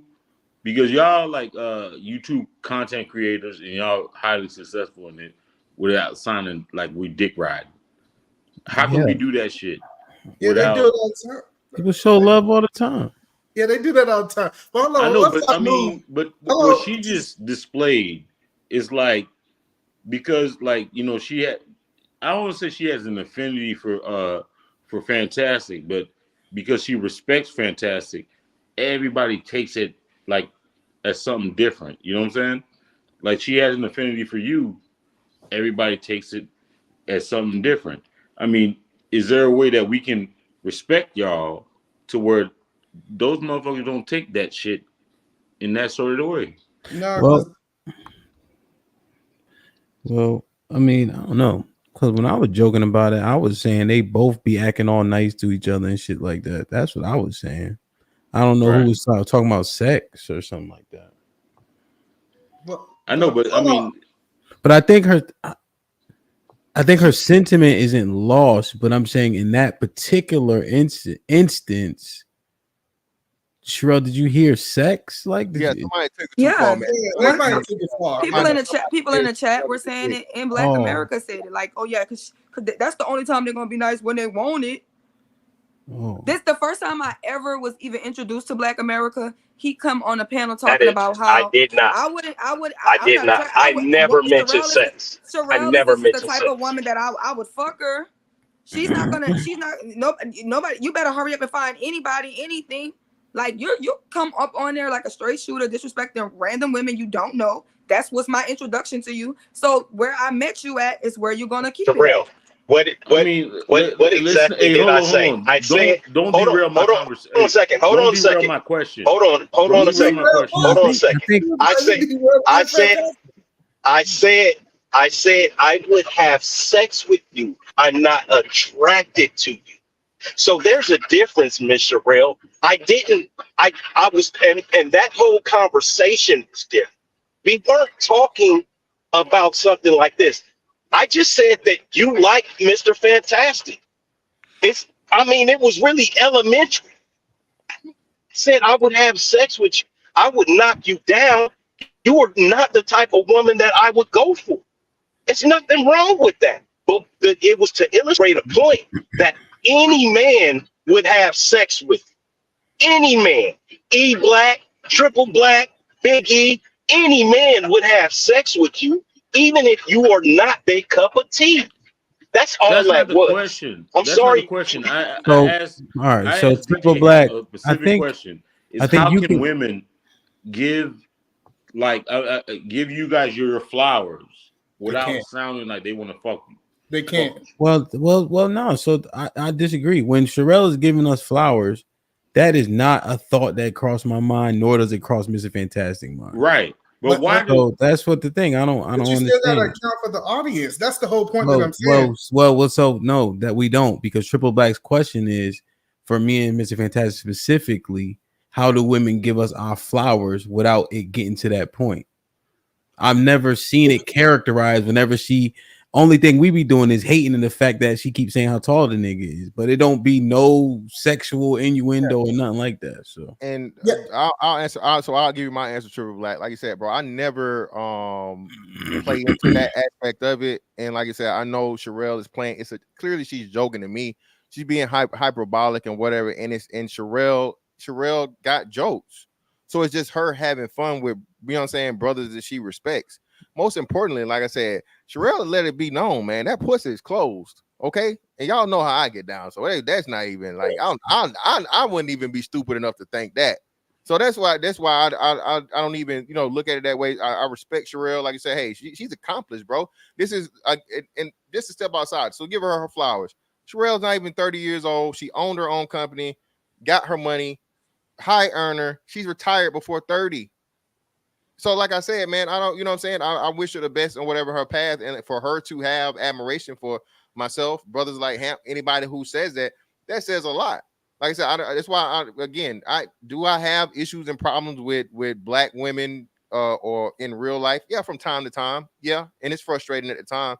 But for the most part, like I said, I step in a room and most women, I'm cordial to them, they're cordial to me. Of course, you're going to have bad situations where, some people are just assholes. Men and women both. But hey, a woman is just a straight up bitch for no reason. Now I will say, I think what makes it so disturbing is that a brother expects, hey, this is a black person just like me, show me some courtesy. But for whatever reason, you know what I'm saying, it is what it is. So yeah, man, I definitely don't play into that whatever. And like I said, I just know it is what it is. So but hey, some take it too far. So I want to go back to what you said, Mr. Fantastic. You believe that a guy that's 6 foot tall, 6 figure, 6-pack can't get the woman that he desired? Because that was in your dialogue that you were saying earlier. Yeah. So I'm telling you, no. It's not that he can't get who he desires, Eat a Man. I'm telling you that it's not that many women for him to pick from that are desirable. That's going to be on his level. That's what I'm saying. So all the women want these men based on y'all talking points, and then y'all say, "Hold on." Go ahead, Mr. Fantastic. But you answering the question. So listen, you're saying all the women want the man. That's all of them. That's from 0 to 10. The problem is, Eat a Man, is that the fucking everything beyond a 7 is extremely, extremely low. Extremely low. We talking less than 5%. Oh, okay. So only 5% of black women are 7 and above is what you. Yes. Fuck yeah. Stand on that. 95%. Okay. Well, that's what I'm saying. I'm not saying, hold on. So 95% is split everything from a 6 and below. I would say most black women of the 95% that's left, I would say 50% of them would be 50% of them would be 5s or 6s. The other fucking what we got left. So 95 minus 50. So the other fucking 45% that's left. Now you know what I'm saying. That's what I'm saying. The other 45% that's left are the 2s and fews and folds and belows. I mean, but I'm including the overweight women in the and hell, even some of the obese ones. So, you know what I'm saying, in the 50%. That's the point that I'm trying to help you understand. I mean, the top 10%, right? So basically, you're saying the top 10%. Truthfully and honestly, only got 5% of the women to choose from. Yes, Eat a Man. That's what I'm saying, and it's lesser because black women from if you're going off the weight thing, the weight premise, right? And then, like you said, a whole lot of other things, bro. You just off the weight premise, bro. Let's not act like it's not. Again, it's a man. Listen, Tarana Burke is a real person, brother. Come on now. Eat a Man is full of shit. Oprah, you told her to beat me. What are we doing? My bad. You were trying to read super chats. My bad. Him. No, Eat a Man is full of shit because he's gonna weigh the woman's intelligence way Triple Black. more. Let him read the money, bro. Go ahead, Triple Black. Read the super chat, Triple Black. Oh, I can't see this shit. God damn. LF with the $5 says, what advice would you give men to be effective leaders and women to be better followers? I think that was a question for Alan. Maybe we can answer it though. Josh Wiz with the $2 says, hell no, she ain't leaving with my money. Prenuptial. Caesar's Palace with the $5 says, WNT. Bill Gates made a calculated risk with pros and cons of marriage. He tried to pick the best wife possible. She still left. Ruthless is right. Would the context matter to this? Because I know he had a couple side pieces, I think. He had at least one. And that's the reason that the wife gave for leaving him. Yeah. Big Bad Bull with the $2 says, a 50-50 lady is suspect as fuck. I desire 100% lady. No doubt. TJ with the $10 says, how come black women don't need black men economically when black women are less than black men? Plus, black women have the highest foreclosure rate. $5 says, please stop. Unquote. When their situations look typical black, be specific. Chinese, Japanese, Korean, etc. So I guess. Yeah. I'm curious. What is he saying? Well, again, Asians includes Indians too. So I don't understand why I would have to be specific. I mean, all of them earn, when you break down the thing and you do it, they're like the top 8 when you get even more specific. So it still fits. Yeah, when you get to the poll where it actually puts out their nationality, it's still them in the top 4, 5, 6 slots. Aaron L with the $2 says, choosing right, quote unquote, don't stop divorce 10 years later. Yeah, I think the majority, man, he was just talking about mitigating, right? We understand people change up. Jay Miller with the $5 says, is E saying the average black man only qualifies to be a stepdaddy to a fat black woman? That's one of the dumbest things I've ever heard. Obviously, he can't hear. I ain't say it. HQ with the $2 says, start marrying your woman. Stop leaving baby mamas. He low key was popping. A good compliment. Salute. Appreciate you. HQ with the $5 says, ask us women how we feel about dealing with antisocial men, which is the majority of black men. Aaron with the $2 says, Hemp, don't count. You have the Hemp don't count. You have the I sell pit bulls face. Nigga, I don't sell no goddamn pit bulls. Aaron with the $2 says, nah, you right, Hemp. They be on guard till you speak. HQ with the $5 says, he said broad heifer, quote unquote, and then wonder why a woman would pivot. Make it make sense. Tezzy with the $5 says, I don't get this people change in marriage thing. What change are idiots talking about? I wonder if Tezzy K ever been married. I bet $1,000 no. Aaron with the $2 says, sorry for your loss, FOE. Thank you, Hemp. Fantastic. Salute. Indeed, man. TJ with the $5 says, Sherelle is talking about Sherelle as if Sherelle isn't Sherelle. Jeez. HQ with the $2 says, ouch. Cussed out at midnight. HQ with the $5 says, Black America called women broads and heifers. That is speaking out the side of your neck! Exclamation point. Machine with the $5 says, most productive men are okay dying alone versus with a headache. Cancer Lakeisha. Y'all cause more problems than y'all are aware of. Too much baggage. Lauren Mack with the $2 says, men think kindness is flirting. HQ with the $5 says 666 don't mean nothing! Exclamation point. You have to have a nice disposition too. You have to be approachable. Y'all ain't. Rainbow Kid with the $5 says, I'm unmoved by Ruthless in Black America, but why is Sherelle permitted to disrespect them on a panel full of men? They did not disrespect her. Josh Wiz with the $2 says, Sherelle is amazing and Black America is broke and dusty. Moxie Wits with the $5 says, Black America is giving way too many details that no one asked for. Keep it coy next time. You sound parched, sir.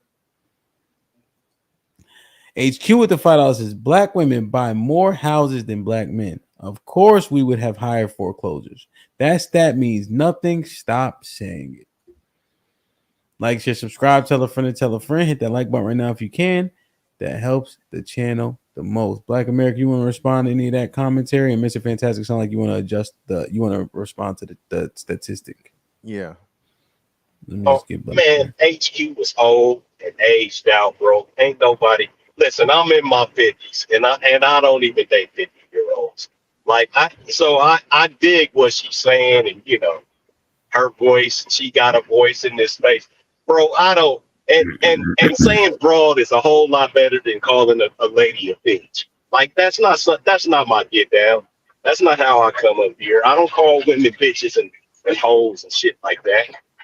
For the most part, so yeah, that old broad, that old broad, because she's old and aged out, she needs to stay in her lane and go get somebody that's like 65 and better, and go with that. I ain't got it. I love you, HQ. She look casket ready though when she wear makeup.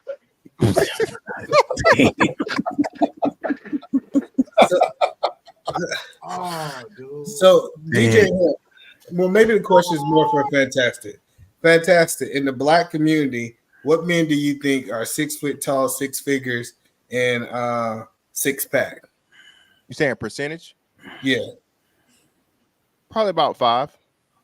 You think 5% of the black men are 6 foot tall, they earn six figures, and they have a six pack? Yeah, 5%. Yes. You're probably right. All right, and then you saying that it's 5% of women that will be 7s or better. Yeah. All right, and you saying that 5% don't want that 5%, correct? Well, yeah, of course. Like you said, that goes back to what Hampton was saying when he was, 99% of street niggas get the best pussy, right? So the problem is those 6 feet, six figures niggas are most likely non-street niggas. They don't have the aesthetic, right? And even though you may be 6 feet, six pack, and six figures, you may still be unattractive, right? What I'm telling you though is that those men right there, because we know a man can make up for things with attractiveness from his money to his influence to his network, all these different things and so on and so forth, right? His charisma, he's funny, all these different things. But still, what I'm saying is there's not enough of those women left, and a lot of those women, even at that level, got a kid, man. No, we're not talking about the ones with kids. Let's not talk about the ones with kids, right? But she either dealing with a street nigga or, bro, she's already gone, bro. You got to understand, Edie, man. Like, bro, once she hits that level, bro, she dealing with athletes. She dealing with entertainers. She dealing with, like, even six figures is nothing to them. So what I'm telling, and all these women are saying that they deserve a Chris Brown. Women are get to say, Edie, man, you know what's crazy? Women get to say they deserve a Chris Brown or Michael B. Jordan, right? But when a man says, well, hey, I just deserve a fucking 7 or I deserve an 8, nigga, who is you? You ain't nobody, nigga. You broke. You this, you that. So I'm telling you, it's always this negative thing for black men specifically, even when he fucking overly qualified for the women that's commenting on it. We the only group of people, eat a man, to where you got people that's on fucking government assistance talking about what is and what ain't money. Well, okay. I get it. We talking rare. I'm trying to understand the middle ground. So the guy is making $40,000 a year, right? The guy under 6 foot tall. Do you think he qualified for a woman that don't have kids? That's a 6 or a 7. The majority of them do. He do. Yes. See, and that's the delusion. That's the point that I'm telling you is that. I'm glad you said that. It's funny you said that. Well, you only 5 off, but let me show this real quick. Share my screen for me, bro, real quick. When I pull it up, again, do you know what the average black woman makes, Edie, man? They have nothing to do with her looks. They have nothing to do with her looks. Well, no. We're talking about that's the whole point is men don't look at the average woman and say that I'm gonna value her based on her income. So it's not apples to apples. Her income is based on if he make average income, he's gonna get an average looking woman typically.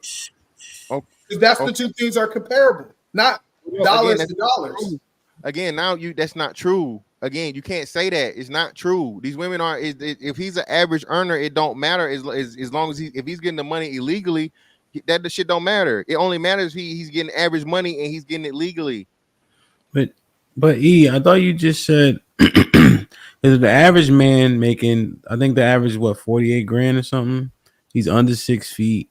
You're like, are you saying that his expectation should be to date a woman with a child? I'm saying that his expectation should not be the 6 or the 7 from looks aspect, right? And then if he's socially awkward, he might need to be like, man, I need to consider a woman with child because I get what the average market. If I'm an average man, I get the average market of what women is. It's an equal exchange. I feel like the problem in this YouTube space is people like, the people like Fantastic paint this delusion and say that you could be an average guy making 40,000 and you still entitled to a 6 and 7 without having kids. And I'm saying he getting above average. He's trying to get more in the market than what he brings to the market. Yeah, and I think But I mean, hold up. Hold on. Because Mr. Fantastic essentially, hold on, Triple Black. Hold on. Okay. Mr. Fantastic, because essentially the dating pool, if he's only dating his own women, the average woman does or does not have kids. The average black woman she does. The majority of them have kids, so the average black woman has kids. Okay, so I guess if he's saying an average man is dating within the pool of average women have kids, should he reset his expectation? That's what I'm saying. He's telling them black men to settle for, like you said, the thing, and that's what's crazy. And either man, I know you know this, bro. Like you said, bro. Some man makes $40,000 at some point. What are we doing? We gotta stop this. Everybody's not making 6 figures. The majority of fucking people in general not making 6 figures. So we gotta stop acting like 40,000. Just like we talk about average looks, right? We talk about average looks. There's average fucking salary. So a man that's making 45 to whatever it is, fucking $1,000 or whatever, he's meeting the fucking standard of average. Okay, you can't. So he should get average. So he should get average. So no, because again, like you said, when it's the street nigga don't. You missed that. So you can't tell the street nigga that he can be out with the same clothes on for fucking days, motherfucking with a $3,000 in his pocket for a whole month. And then you tell the nigga that's out here busting his ass doing the right thing with structure and order in his life because he just is where he is, he capped out, or he's not even there. That's bullshit, bro. All right, cool. I get you don't like it, but if average women was to get up here, because this, hold on, let me paint this for you. If average women get up here and say she's entitled to a dude that's making 6 figure, she's entitled to the top percent, we'll say that she needs to recalibrate her worth and she needs to get something that she qualified for. Then when we start talking to men, I got you. I'm gonna give you as soon as I finish, I'm gonna let you talk. And so the point that I'm saying is we tell women all the time to recalculate their scale, but when it comes to average men, they can have uncalculated scales. Average get average. I don't understand why we're trying to argue that. That's that's where you're wrong. No one tells. I mean, which side you on though? Scale. Everybody tells the woman, yeah, girl, you deserve this, girl. Don't let them fat shame you. Don't let them baby mama shame you. Don't let them do any of that, girl. Get what you want, bro. What are you talking about? That's what I'm saying. Y'all really don't. I guess y'all don't pay as much attention to this shit as you think you do. Or you not realize, and a lot of y'all are removed from it because you married, bro. So you're not out here. So you don't know you don't care about what these women are talking about because you don't have to worry about it. I'm telling you the temperature of what women are saying in real life, on the internet, on podcasts, on their own platforms. This shit is not just fake, made up fucking acting, bro. It's not. And you keep telling them that you need to settle, and because you don't make this money or whatnot. But no, bro. What I'm telling you is it's always the way it's always been. As a man is upwardly mobile, he has to be as a man. You start out making a little bit of money, then you make a little bit more money, then you make some money, and hopefully you make a lot of money. Okay. The problem is, you're telling a man simply put, you basing it on him. Oh, if you make $40,000, now you got to get you a baby mama and a twos and fews and folds and below. No, nigga, she's supposed to motherfucking be there building with me as and enjoy and so she can appreciate the journey and the man along with it. You part of the problem because you saying, oh, you making $40,000, nigga, so you just need to get what you can get. Hell no, nigga, he not plateaued at 40,000.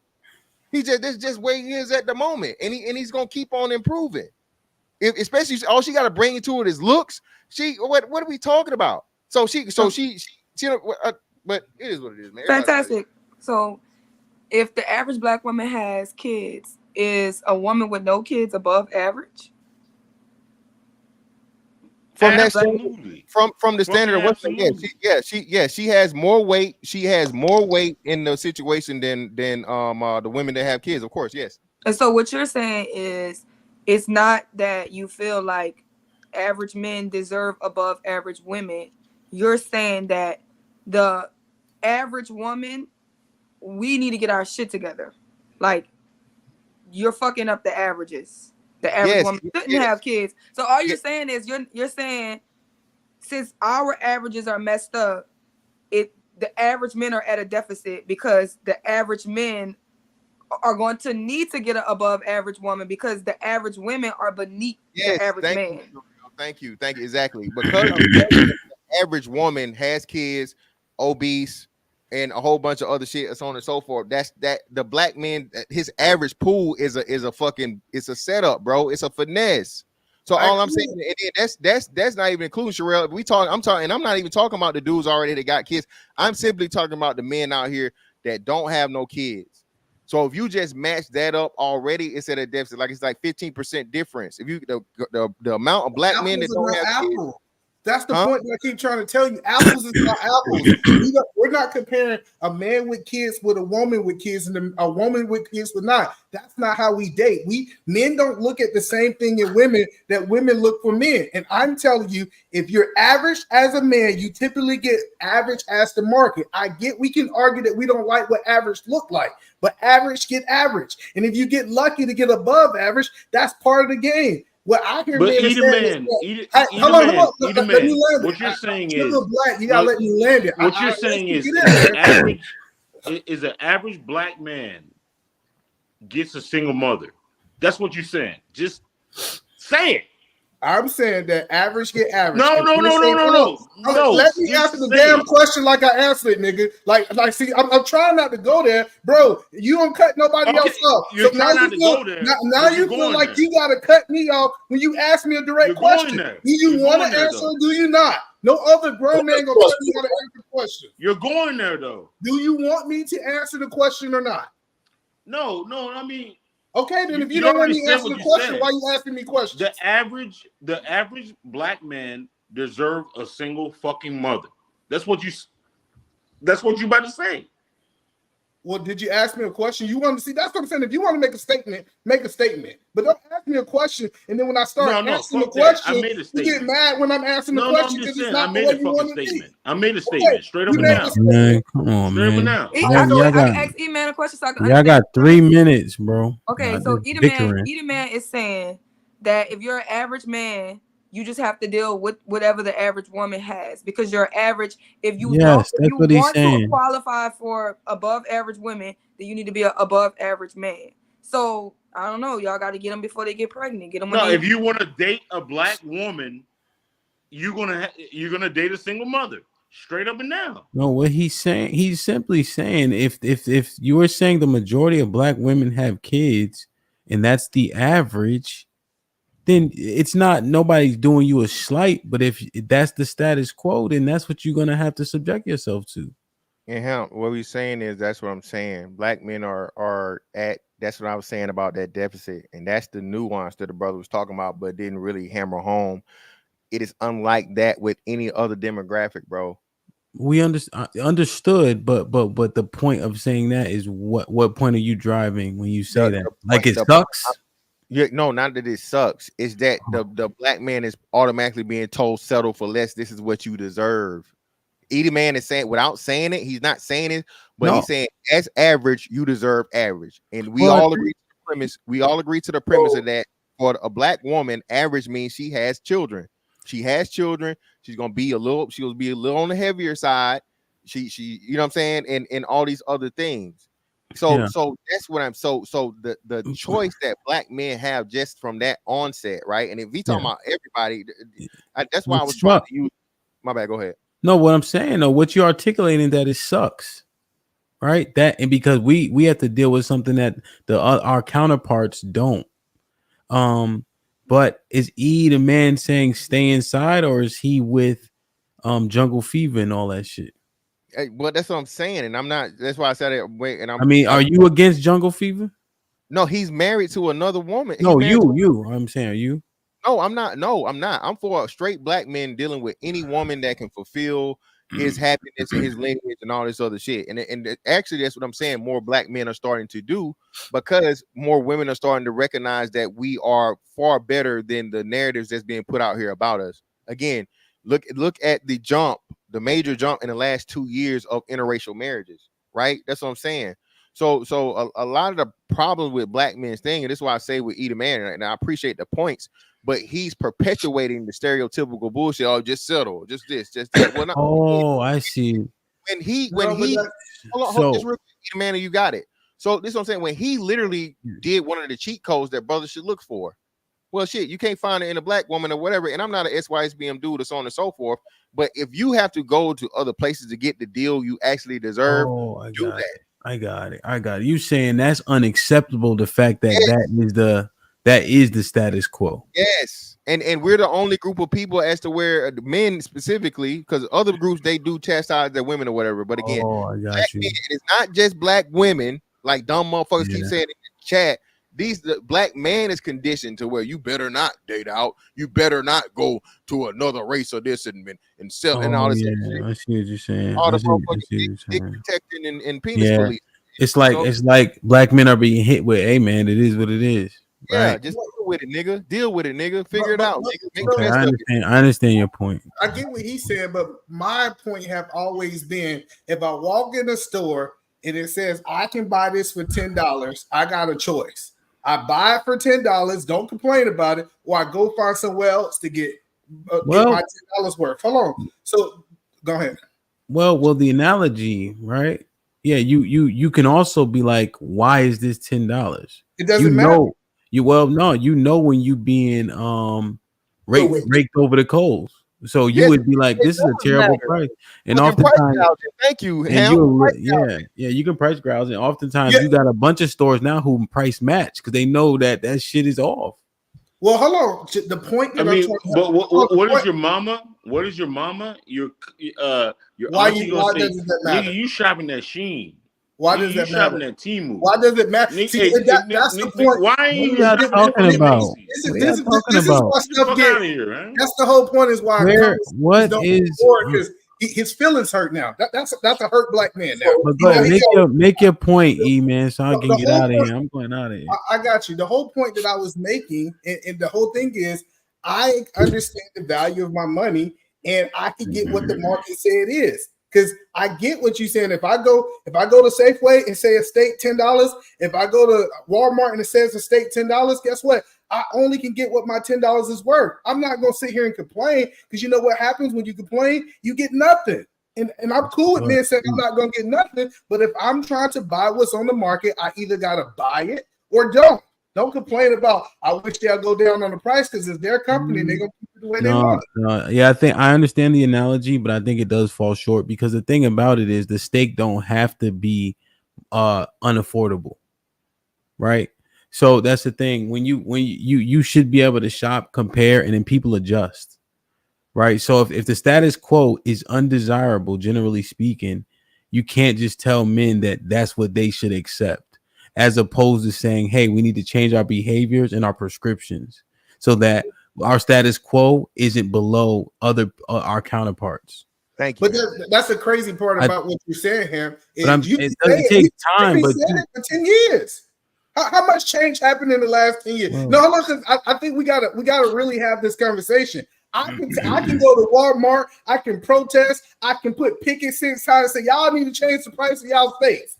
And if they don't change the price of the steaks, I either gotta buy a steak or become a vegetarian. What's your option? Choose. Like that's the whole point is men gotta choose and stop complaining.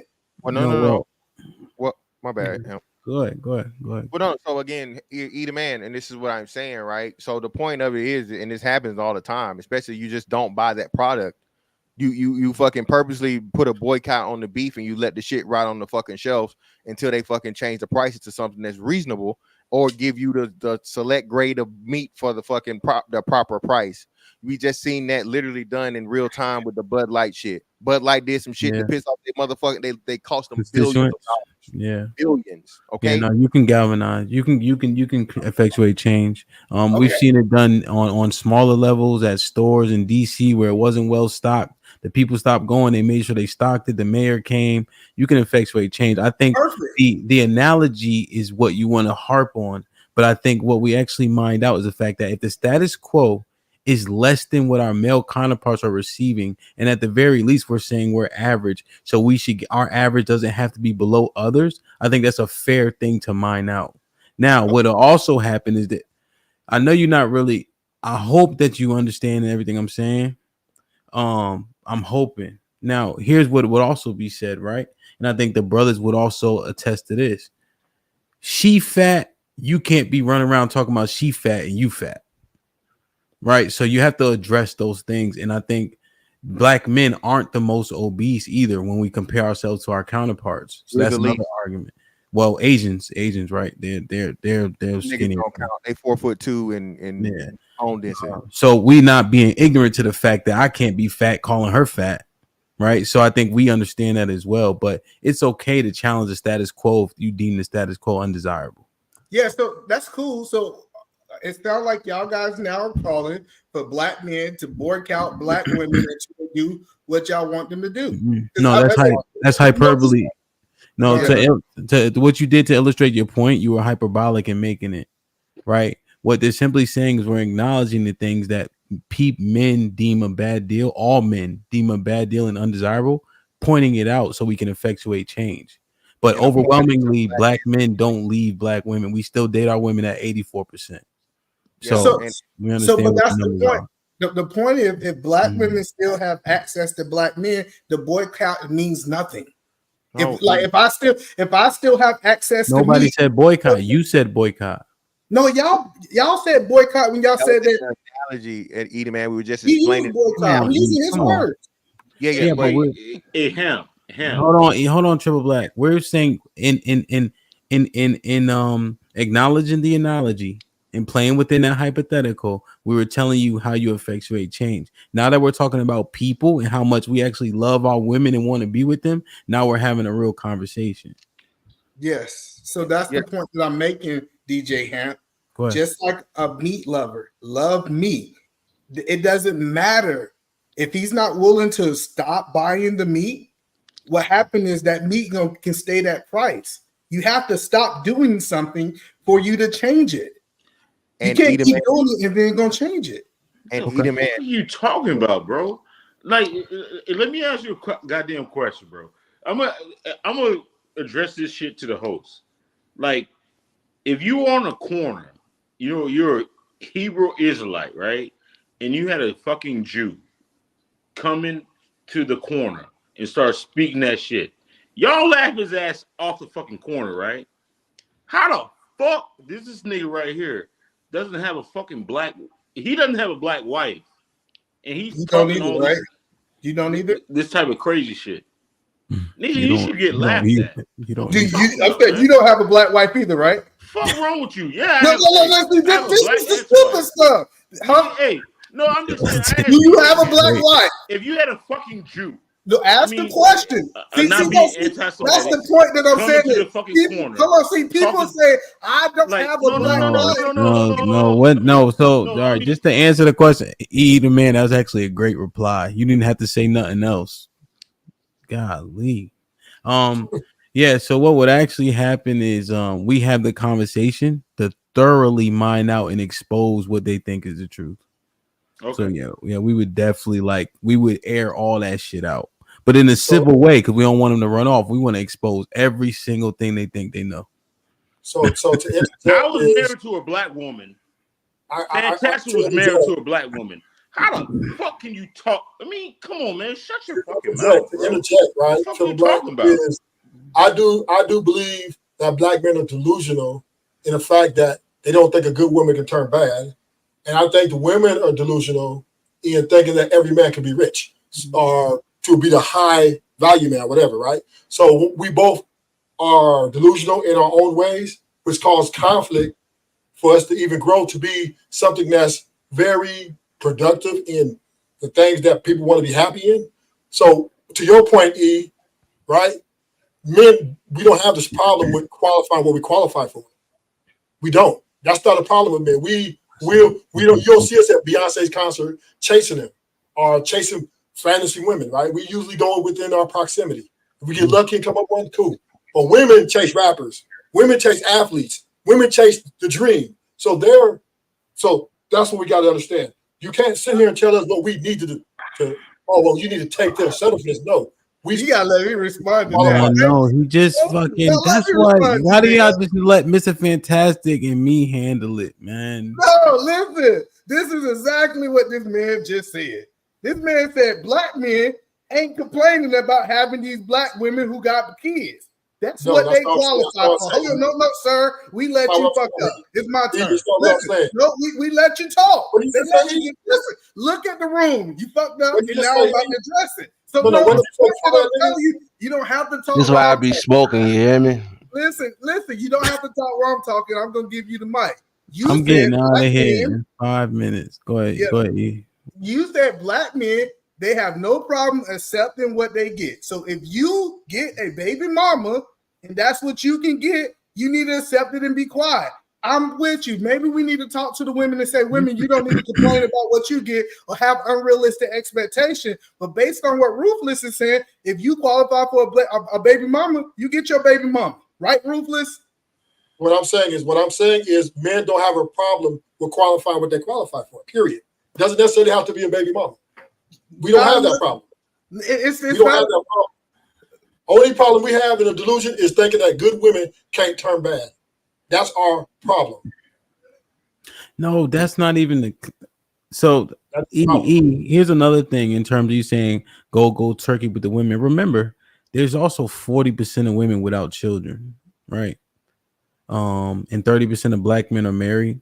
So there's ways we can work it out to where we can show the women, if we deem their conduct undesirable, there's ways you can stay within your community and show. There are men that will be without, but you can make enough impact while not just going cold turkey.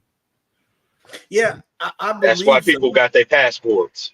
No. So I believe that, but according to Mr. Fantastic logic, those 40% of the women that's left don't want those 30% of the men. So it's not about a fact of making it work. If the women are not willing to make it work, you got to either go cold turkey or you got to be able to take the model that you're going to go somewhere else and get you meat from somewhere else. I see what you're saying.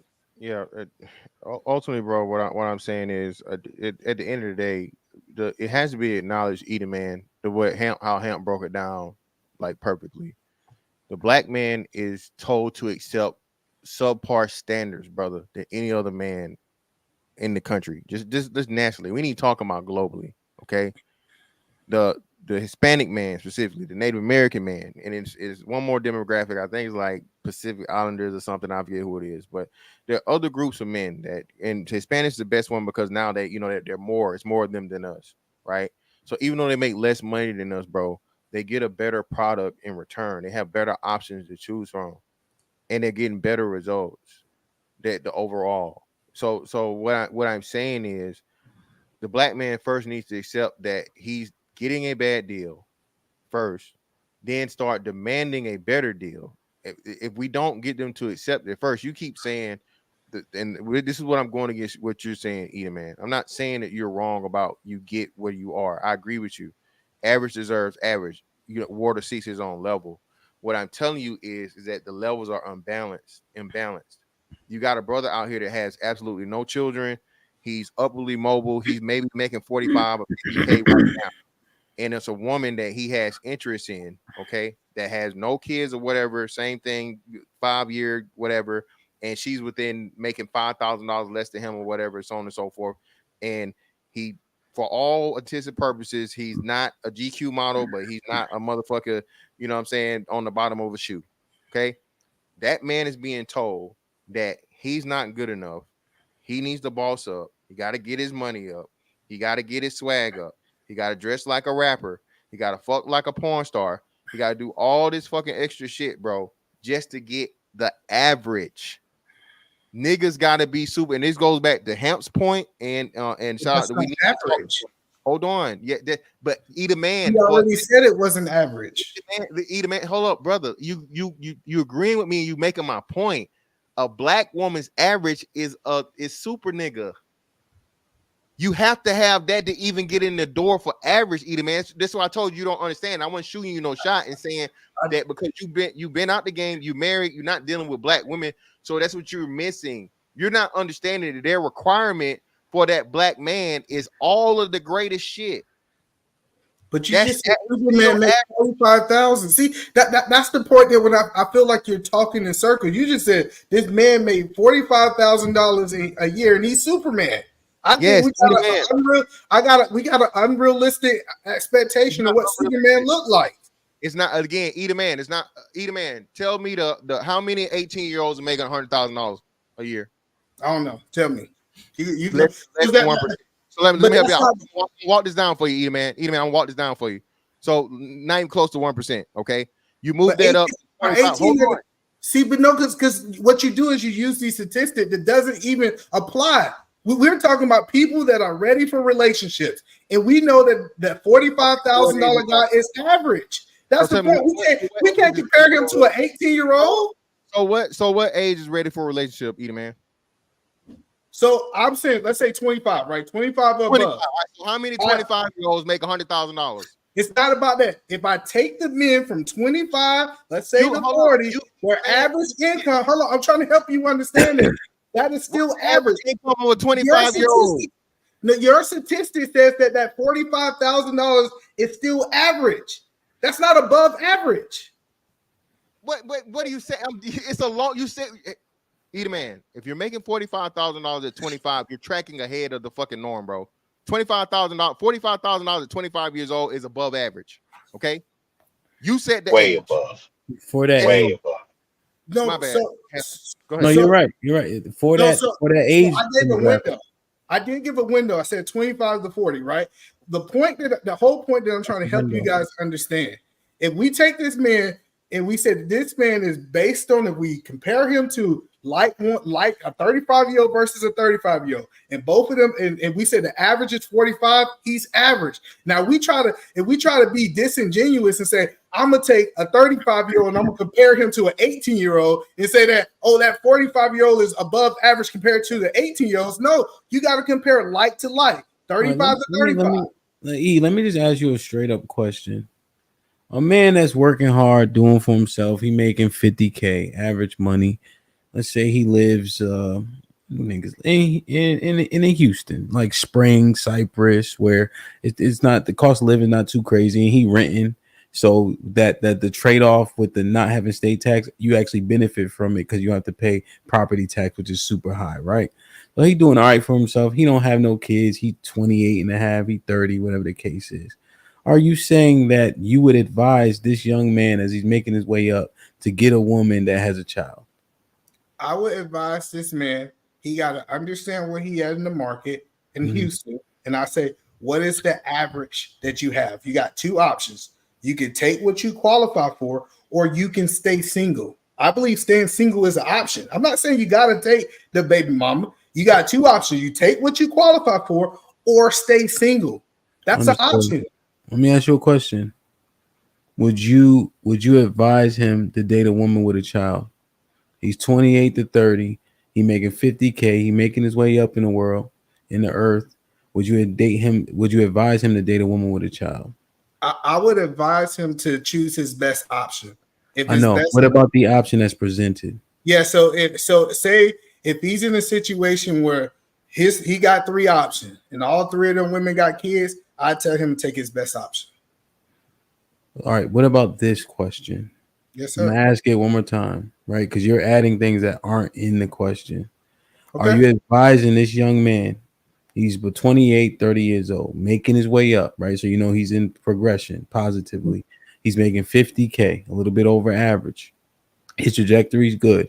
He don't have any kids. He renting. He living in a city like Spring where you can get a lot of bang for your buck, right outside of Houston, where you can go to Houston and still get it all.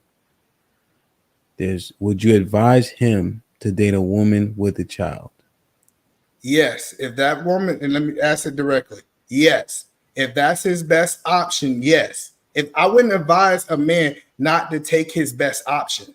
A lot of men that I'm hearing in this space are saying, hey, don't take no woman at all. Stay single until you can be able to find a better option. Cool. But I would say if that man tell me that that's the woman that he chose and he feels that's the right person to build his life with, absolutely. So Yes, I know what you actually did was contradict yourself, right? Because you initially answered with stay single. So what you would advise a man, right, as an elder, is you would say no, and then you add the context, stay single.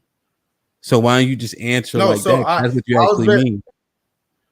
No, so no. What I'm saying is this man is this grown man have a decision. He said, hey, I got this woman. This woman got kids. She checks off all my other boxes. And I said, hey, I would advise him to move forward if he want to get married or stay single. I'm going to give him an option. You can either stay single or you can take what you got.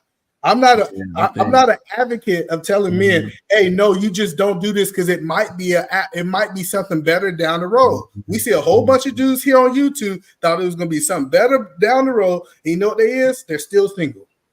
No, I think I see issue with it. I think when we advising young men, you have to be much more direct. You have to give them the best information possible so they can achieve the best outcomes. You can give them a time limit. However, a 28-year-old young boy, I'm not going to put him in a situation that we often see is detrimental, especially since the benefits don't outweigh the costs. So I think that's how you give real advice and really mentor people. And then people end up making their own decisions, but you tell them the best thing you can tell them. So and you But think you the know best what? thing, hold on. Either man purports himself as a businessman, right? And I think he's a good businessman. No, I mean, he purports himself as this businessman. I mean, let's just say you have 3 properties, right? And they all have mortgages. Are you gonna buy all 3 properties? Please, Jesus. Y'all niggas in I just said so that is so broad. 3 of them got mortgages. If I'm a buy them, which doesn't matter. Let me tell y'all some business. They have mortgages. It doesn't matter. And see, here's the thing, right? When we actually processing this information out, we would tell a young woman the same thing, right? Like that's the thing. Like it's not even about. It's about what's the best situation, right? For their trajectory. Thank you. That's the point, Ham. Again, the black man is told, suck it up, nigga. It's hard out here anyway. Accept that shit, make the best of it. And that's what we need to change. We're in the process of changing that. That's why it's so important. We stress to black men is not their fucking fault. That doesn't mean they haven't did nothing wrong. That don't mean we're perfect. That don't mean none of that shit. But it's like everybody wants to have the go back and talk historically and economically and all this shit to prove where the black man was still shortcoming. And you know, it's not an excuse now, but it was an excuse then. But then if you go back to then, it wasn't really an excuse then, but it's an excuse now. That's what I'm saying, man. You know what I'm saying? You are what you think you are, right? You know what I'm saying? Motherfucking success starts in the mind. Black men do not have a successful mindset in our own being simply because of all the propaganda and bullshit that we've been purposely raised and programmed with. We have to remove that first, okay? And either man, you have a right to your opinion, brother, but that's detrimental. I have 2 sons, bro. My son is 18. My oldest son is 18 years old. If my son came to me with, hey, dad, hey, man, I love her. She's this, she that, she that. Blah, blah, blah. Like, brother, she got a kid. No, son, no. Have your fun. Do whatever. Love, you know what I'm saying? Hey, you whatever. But you taking her serious, especially, you know, with my past, I'm telling you, do not do it. Now, he gonna do what he want to do anyway. But it's my job as his father to tell him, that's the bad decision for you to make. I get what you're saying. That's what I would tell Sherelle. Yeah, I got you. So I get what you guys are saying, right? But what I'm saying is that man with that woman, especially say if that woman, you said he was making 50,000, she making 45,000, right? I believe that those two can outpace that single man any day. I mean, life, property, money. I get that. I get that people don't want to be able to completely look at the whole situation, but he can be in a way better situation choosing that woman with kids, especially if she brings something to the table. We just paint these narratives that is no way that he can actually Those have are two mortgages. Those are two mortgages. What you talking about? That analogy doesn't match, brother. But either man, you know what? Offset your thing. So you gonna bring first. Now, first off, brother, you said her money didn't matter before. Now you add money. No, it does matter when you get married. See, that's the key. What people don't understand. When you get married, your wife money's matter. When you date, it doesn't. Either man, either man, who just gets married on day one? You have a relationship first, right? So the fucking money matters from the jump, bruh. The money matters from you meeting her and taking her serious. So hold on. Let's mind out what you're saying. So what I'm saying is that when we're talking about two people building in the marriage, right? Her money coming in, you can invest her money into your portfolio, different things like that, and live off your income. That person actually could be put in a better situation than that man who's only living on the end. I understand that possibility. Now I get you guys saying that it's a 90% that that's a bad idea, but I'm like, I don't see it that way because I see it play out different. Either man, you have a non-black woman. Most black women are not going for that shit, either man. Most black women aren't with the one pot rule. Most black women aren't spending money for more than socks, underwears, and ties on Father's Day or Christmas. Either man, what you're saying is a complete what you're saying is a complete farce. It's completely wrong. It's untrue. Hello. Women. He ain't saying nothing you ain't heard, E. But I think the reason why I don't want to render his opinion moot because he don't have a black woman is because that's a scapegoat. You can attack. No, I'm not talking to you, E. But I'm saying we can attack the arguments and beat the arguments to death, regardless of his personal life. That's all. Yeah. But either man, I'm gonna say this, bro. The problem with what you're saying, either man, and with you being a man, you gotta already know what is that black man doing. Even though you said he got 50,000 and lady got 45,000, and they got a kid, right? So what's their net worth off the rip, either man? 95,000. Wrong. Okay. You know why you're wrong? If she's bringing in 50,000, okay, well tell me where I'm wrong. Talk with me, either man. Now, either man, this is what I'm trying to tell you. Now, as a businessman, you're supposed to think about what projections, right? Mm-hmm. How much does it cost to raise a child at 18 years old, either man? I don't know. Tell me. $300,000 now. Is at $300,000. So at the 95, you got it's a deficit, either man. That's crazy. See that's the crazy. It's not crazy. You paying $300,000 to raise your kids. You got six of them. That's millions of dollars. Send the cash app. Get the cash app. Send a super chat. That's the standard. That's the standard, bro. I don't make the rules. It's over the course. I went to school for this, right? Simply saying over the course of 18 years is 300 grand. That's what. All right, listen, hold on, but listen, I want to do some math because this is what I went to school for. Hold on, check this out. What he did is he compared 1 year of salary to 18 years of a child. So if I was to multiply, hold on, let's do some math. This is what I went to college for. Hold on, listen. How many years they got left by 18, brother? I understand that. Hold on, no. Listen, I have to multiply 90,000 by 18 to see what my true income is, and we're talking about about close to $2 million. So I'm still at a win. Well, what it would be is it would be her 45 times 18 and then less the 300, right? I think that would be the fair math. Yes. So the whole point that I'm trying to help him understand is it's not this big deficit that we think it is. Okay. How many marriages make it at 18 years? That's what it is. That's a move of the goalpost. That's how you officially move. Listen, it's not moving. But either man, you're thinking of something different. How many marriages last to 18 years? If y'all don't believe, you're looking at it from a financial standpoint. And that's not going to be the case when it comes to majority of black women. Black men are not going to just all of a sudden become millionaires because they're getting with black baby mamas. The mindset of a black woman who is a single mother is nowhere near what you're talking about. So they're not focused on the economic status of what they're trying to uplift themselves to. They're focused on the dysfunction that is in her home. Because when you see a black woman who is raising a child alone, there is usually dysfunction and a dysfunctional baby daddy attached to that shit. And that is what the average black man with no kids is having to choose.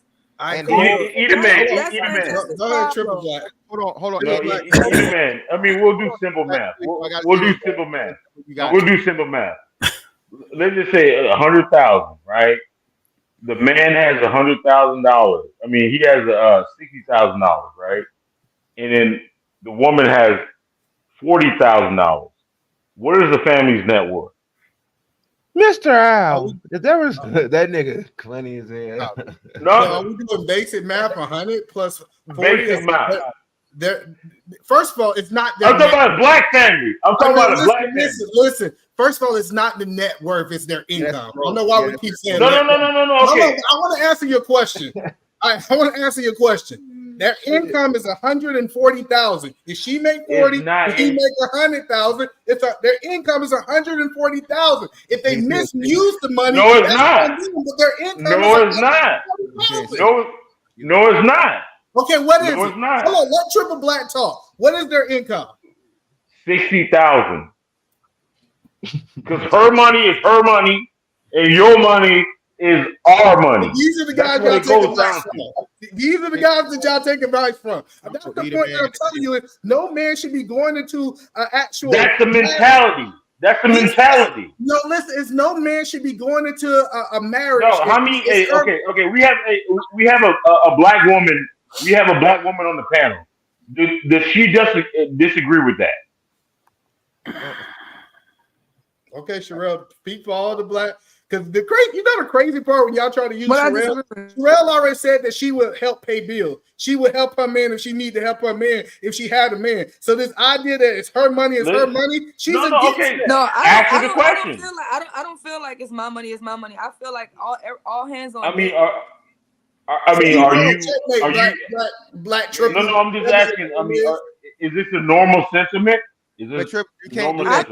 You can't change it. She said you ask her. So you got to accept her answer. Yeah. So eat a man. Most importantly, bro, I just say this, and we so get the fuck about it. Yeah, bro. The whole thing, and I'm damn it forgot now.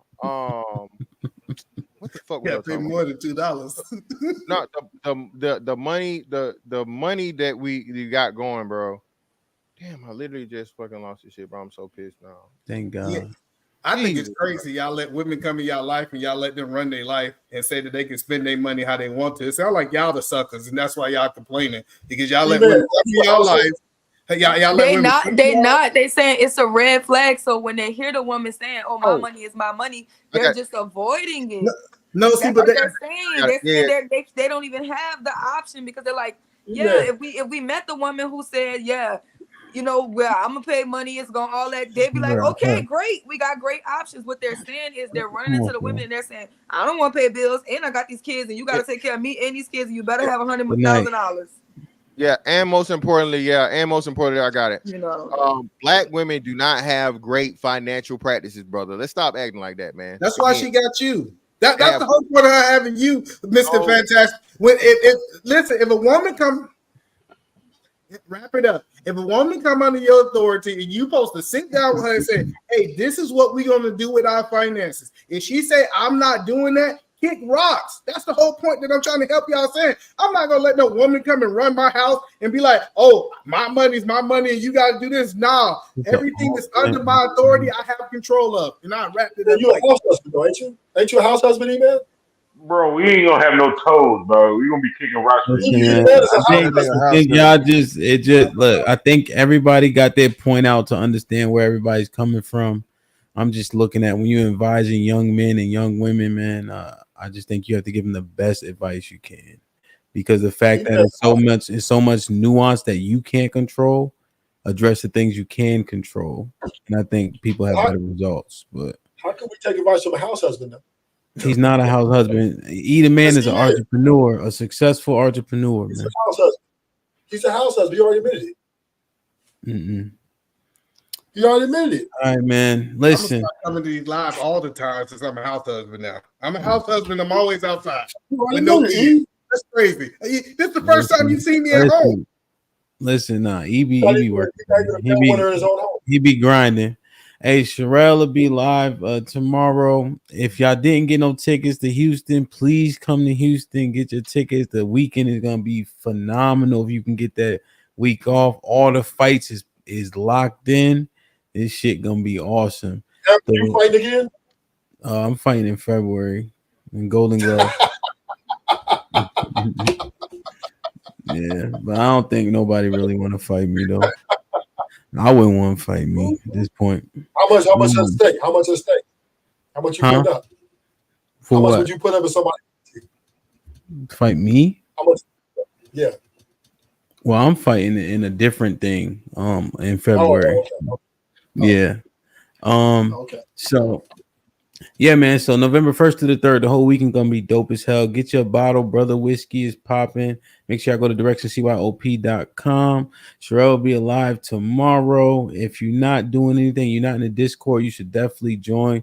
We had awesome conversation today, all day, I think. The conversation was so good. I was supposed to be helping my guys packing boxes. I was breaking shit. They said, yo, get the fuck out of here. You're not even paying attention. So definitely good, man. Black America in there. He was chilling today. He ain't starting no trouble today. So, y'all drop the link for the Discord, man. I love y'all. Appreciate y'all. Be safe and do the right thing. Moderators, drop Edaman in the chat. Drop Sherelle in the chat. Drop How you say your shit? High Strag TV in the chat. Triple Black, you be streaming still? No. Little Cupcake in the chat. Ruthless. Everybody, man. All right, man. E, I got another dance battle for you. You with it? When? This Friday? Yeah. It depends. What time you gonna start? Nigga, you can't dance. I got a job. Ruthless say I'm a house husband, but I do. you're a house husband. It's a winter time. I'll text you and let you know, man. Hey, man, y'all be safe, man. This was a hell of a show, man. Salute. We need to talk. Alan O was fire. We definitely gonna put that out, clip it up, shit like that. Salute to E. Salute to Sherelle. Salute to Foe. Ruthless, Mr. Fantastic brought a lot to the conversation. And what you heard today was the majority of it was about the topic. We're going to continue to work to being about the topic, right? All those personal shots is only cop-outs to the argument, right? Let's continue to focus on what the people are saying, feel me? Let's keep getting busy, man. I got any more super chats, and I'm going to get up out of here. Aaron with the 2000s. Who really cares about the young black males? Shaking my head. We do. The K to ATL with the $2 for the 2-hour show extension. Red Pill Ranger with the $5. Either man saying this because he married a single mom of 2, not attacking his wife because I'm sure she's great. Women, but he's biased as hell.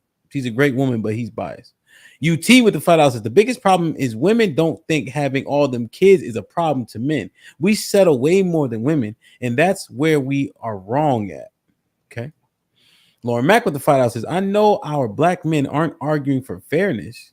Why y'all comparing yourselves to other ethnicities when we are not remotely the same?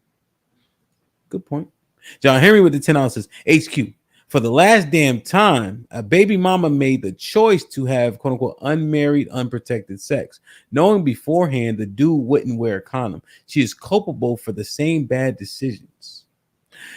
TJ with the $10 says, I said this exact same shit that if you a black man and you want a black woman, the majority of the time you have to pick a baby mama.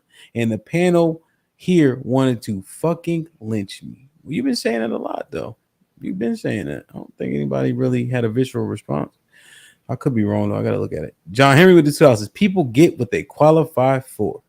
HQ with the $5 says, I ain't trying to cook nobody, but Sherelle already cooked Be America for me and every other woman. I know your lane is paying for a snatch, Be America. Red Pill Range with the $5 says, the average black woman is barely fuckable, barely worth being seen with in public. 2:30 a.m. after the club. Obese, multiple baby dads, wigs. John Henry with the $5 E. A man of value will unknowingly share the same woman with Glocktavius depending upon how she's feeling, quote unquote, at the moment. This has been proven.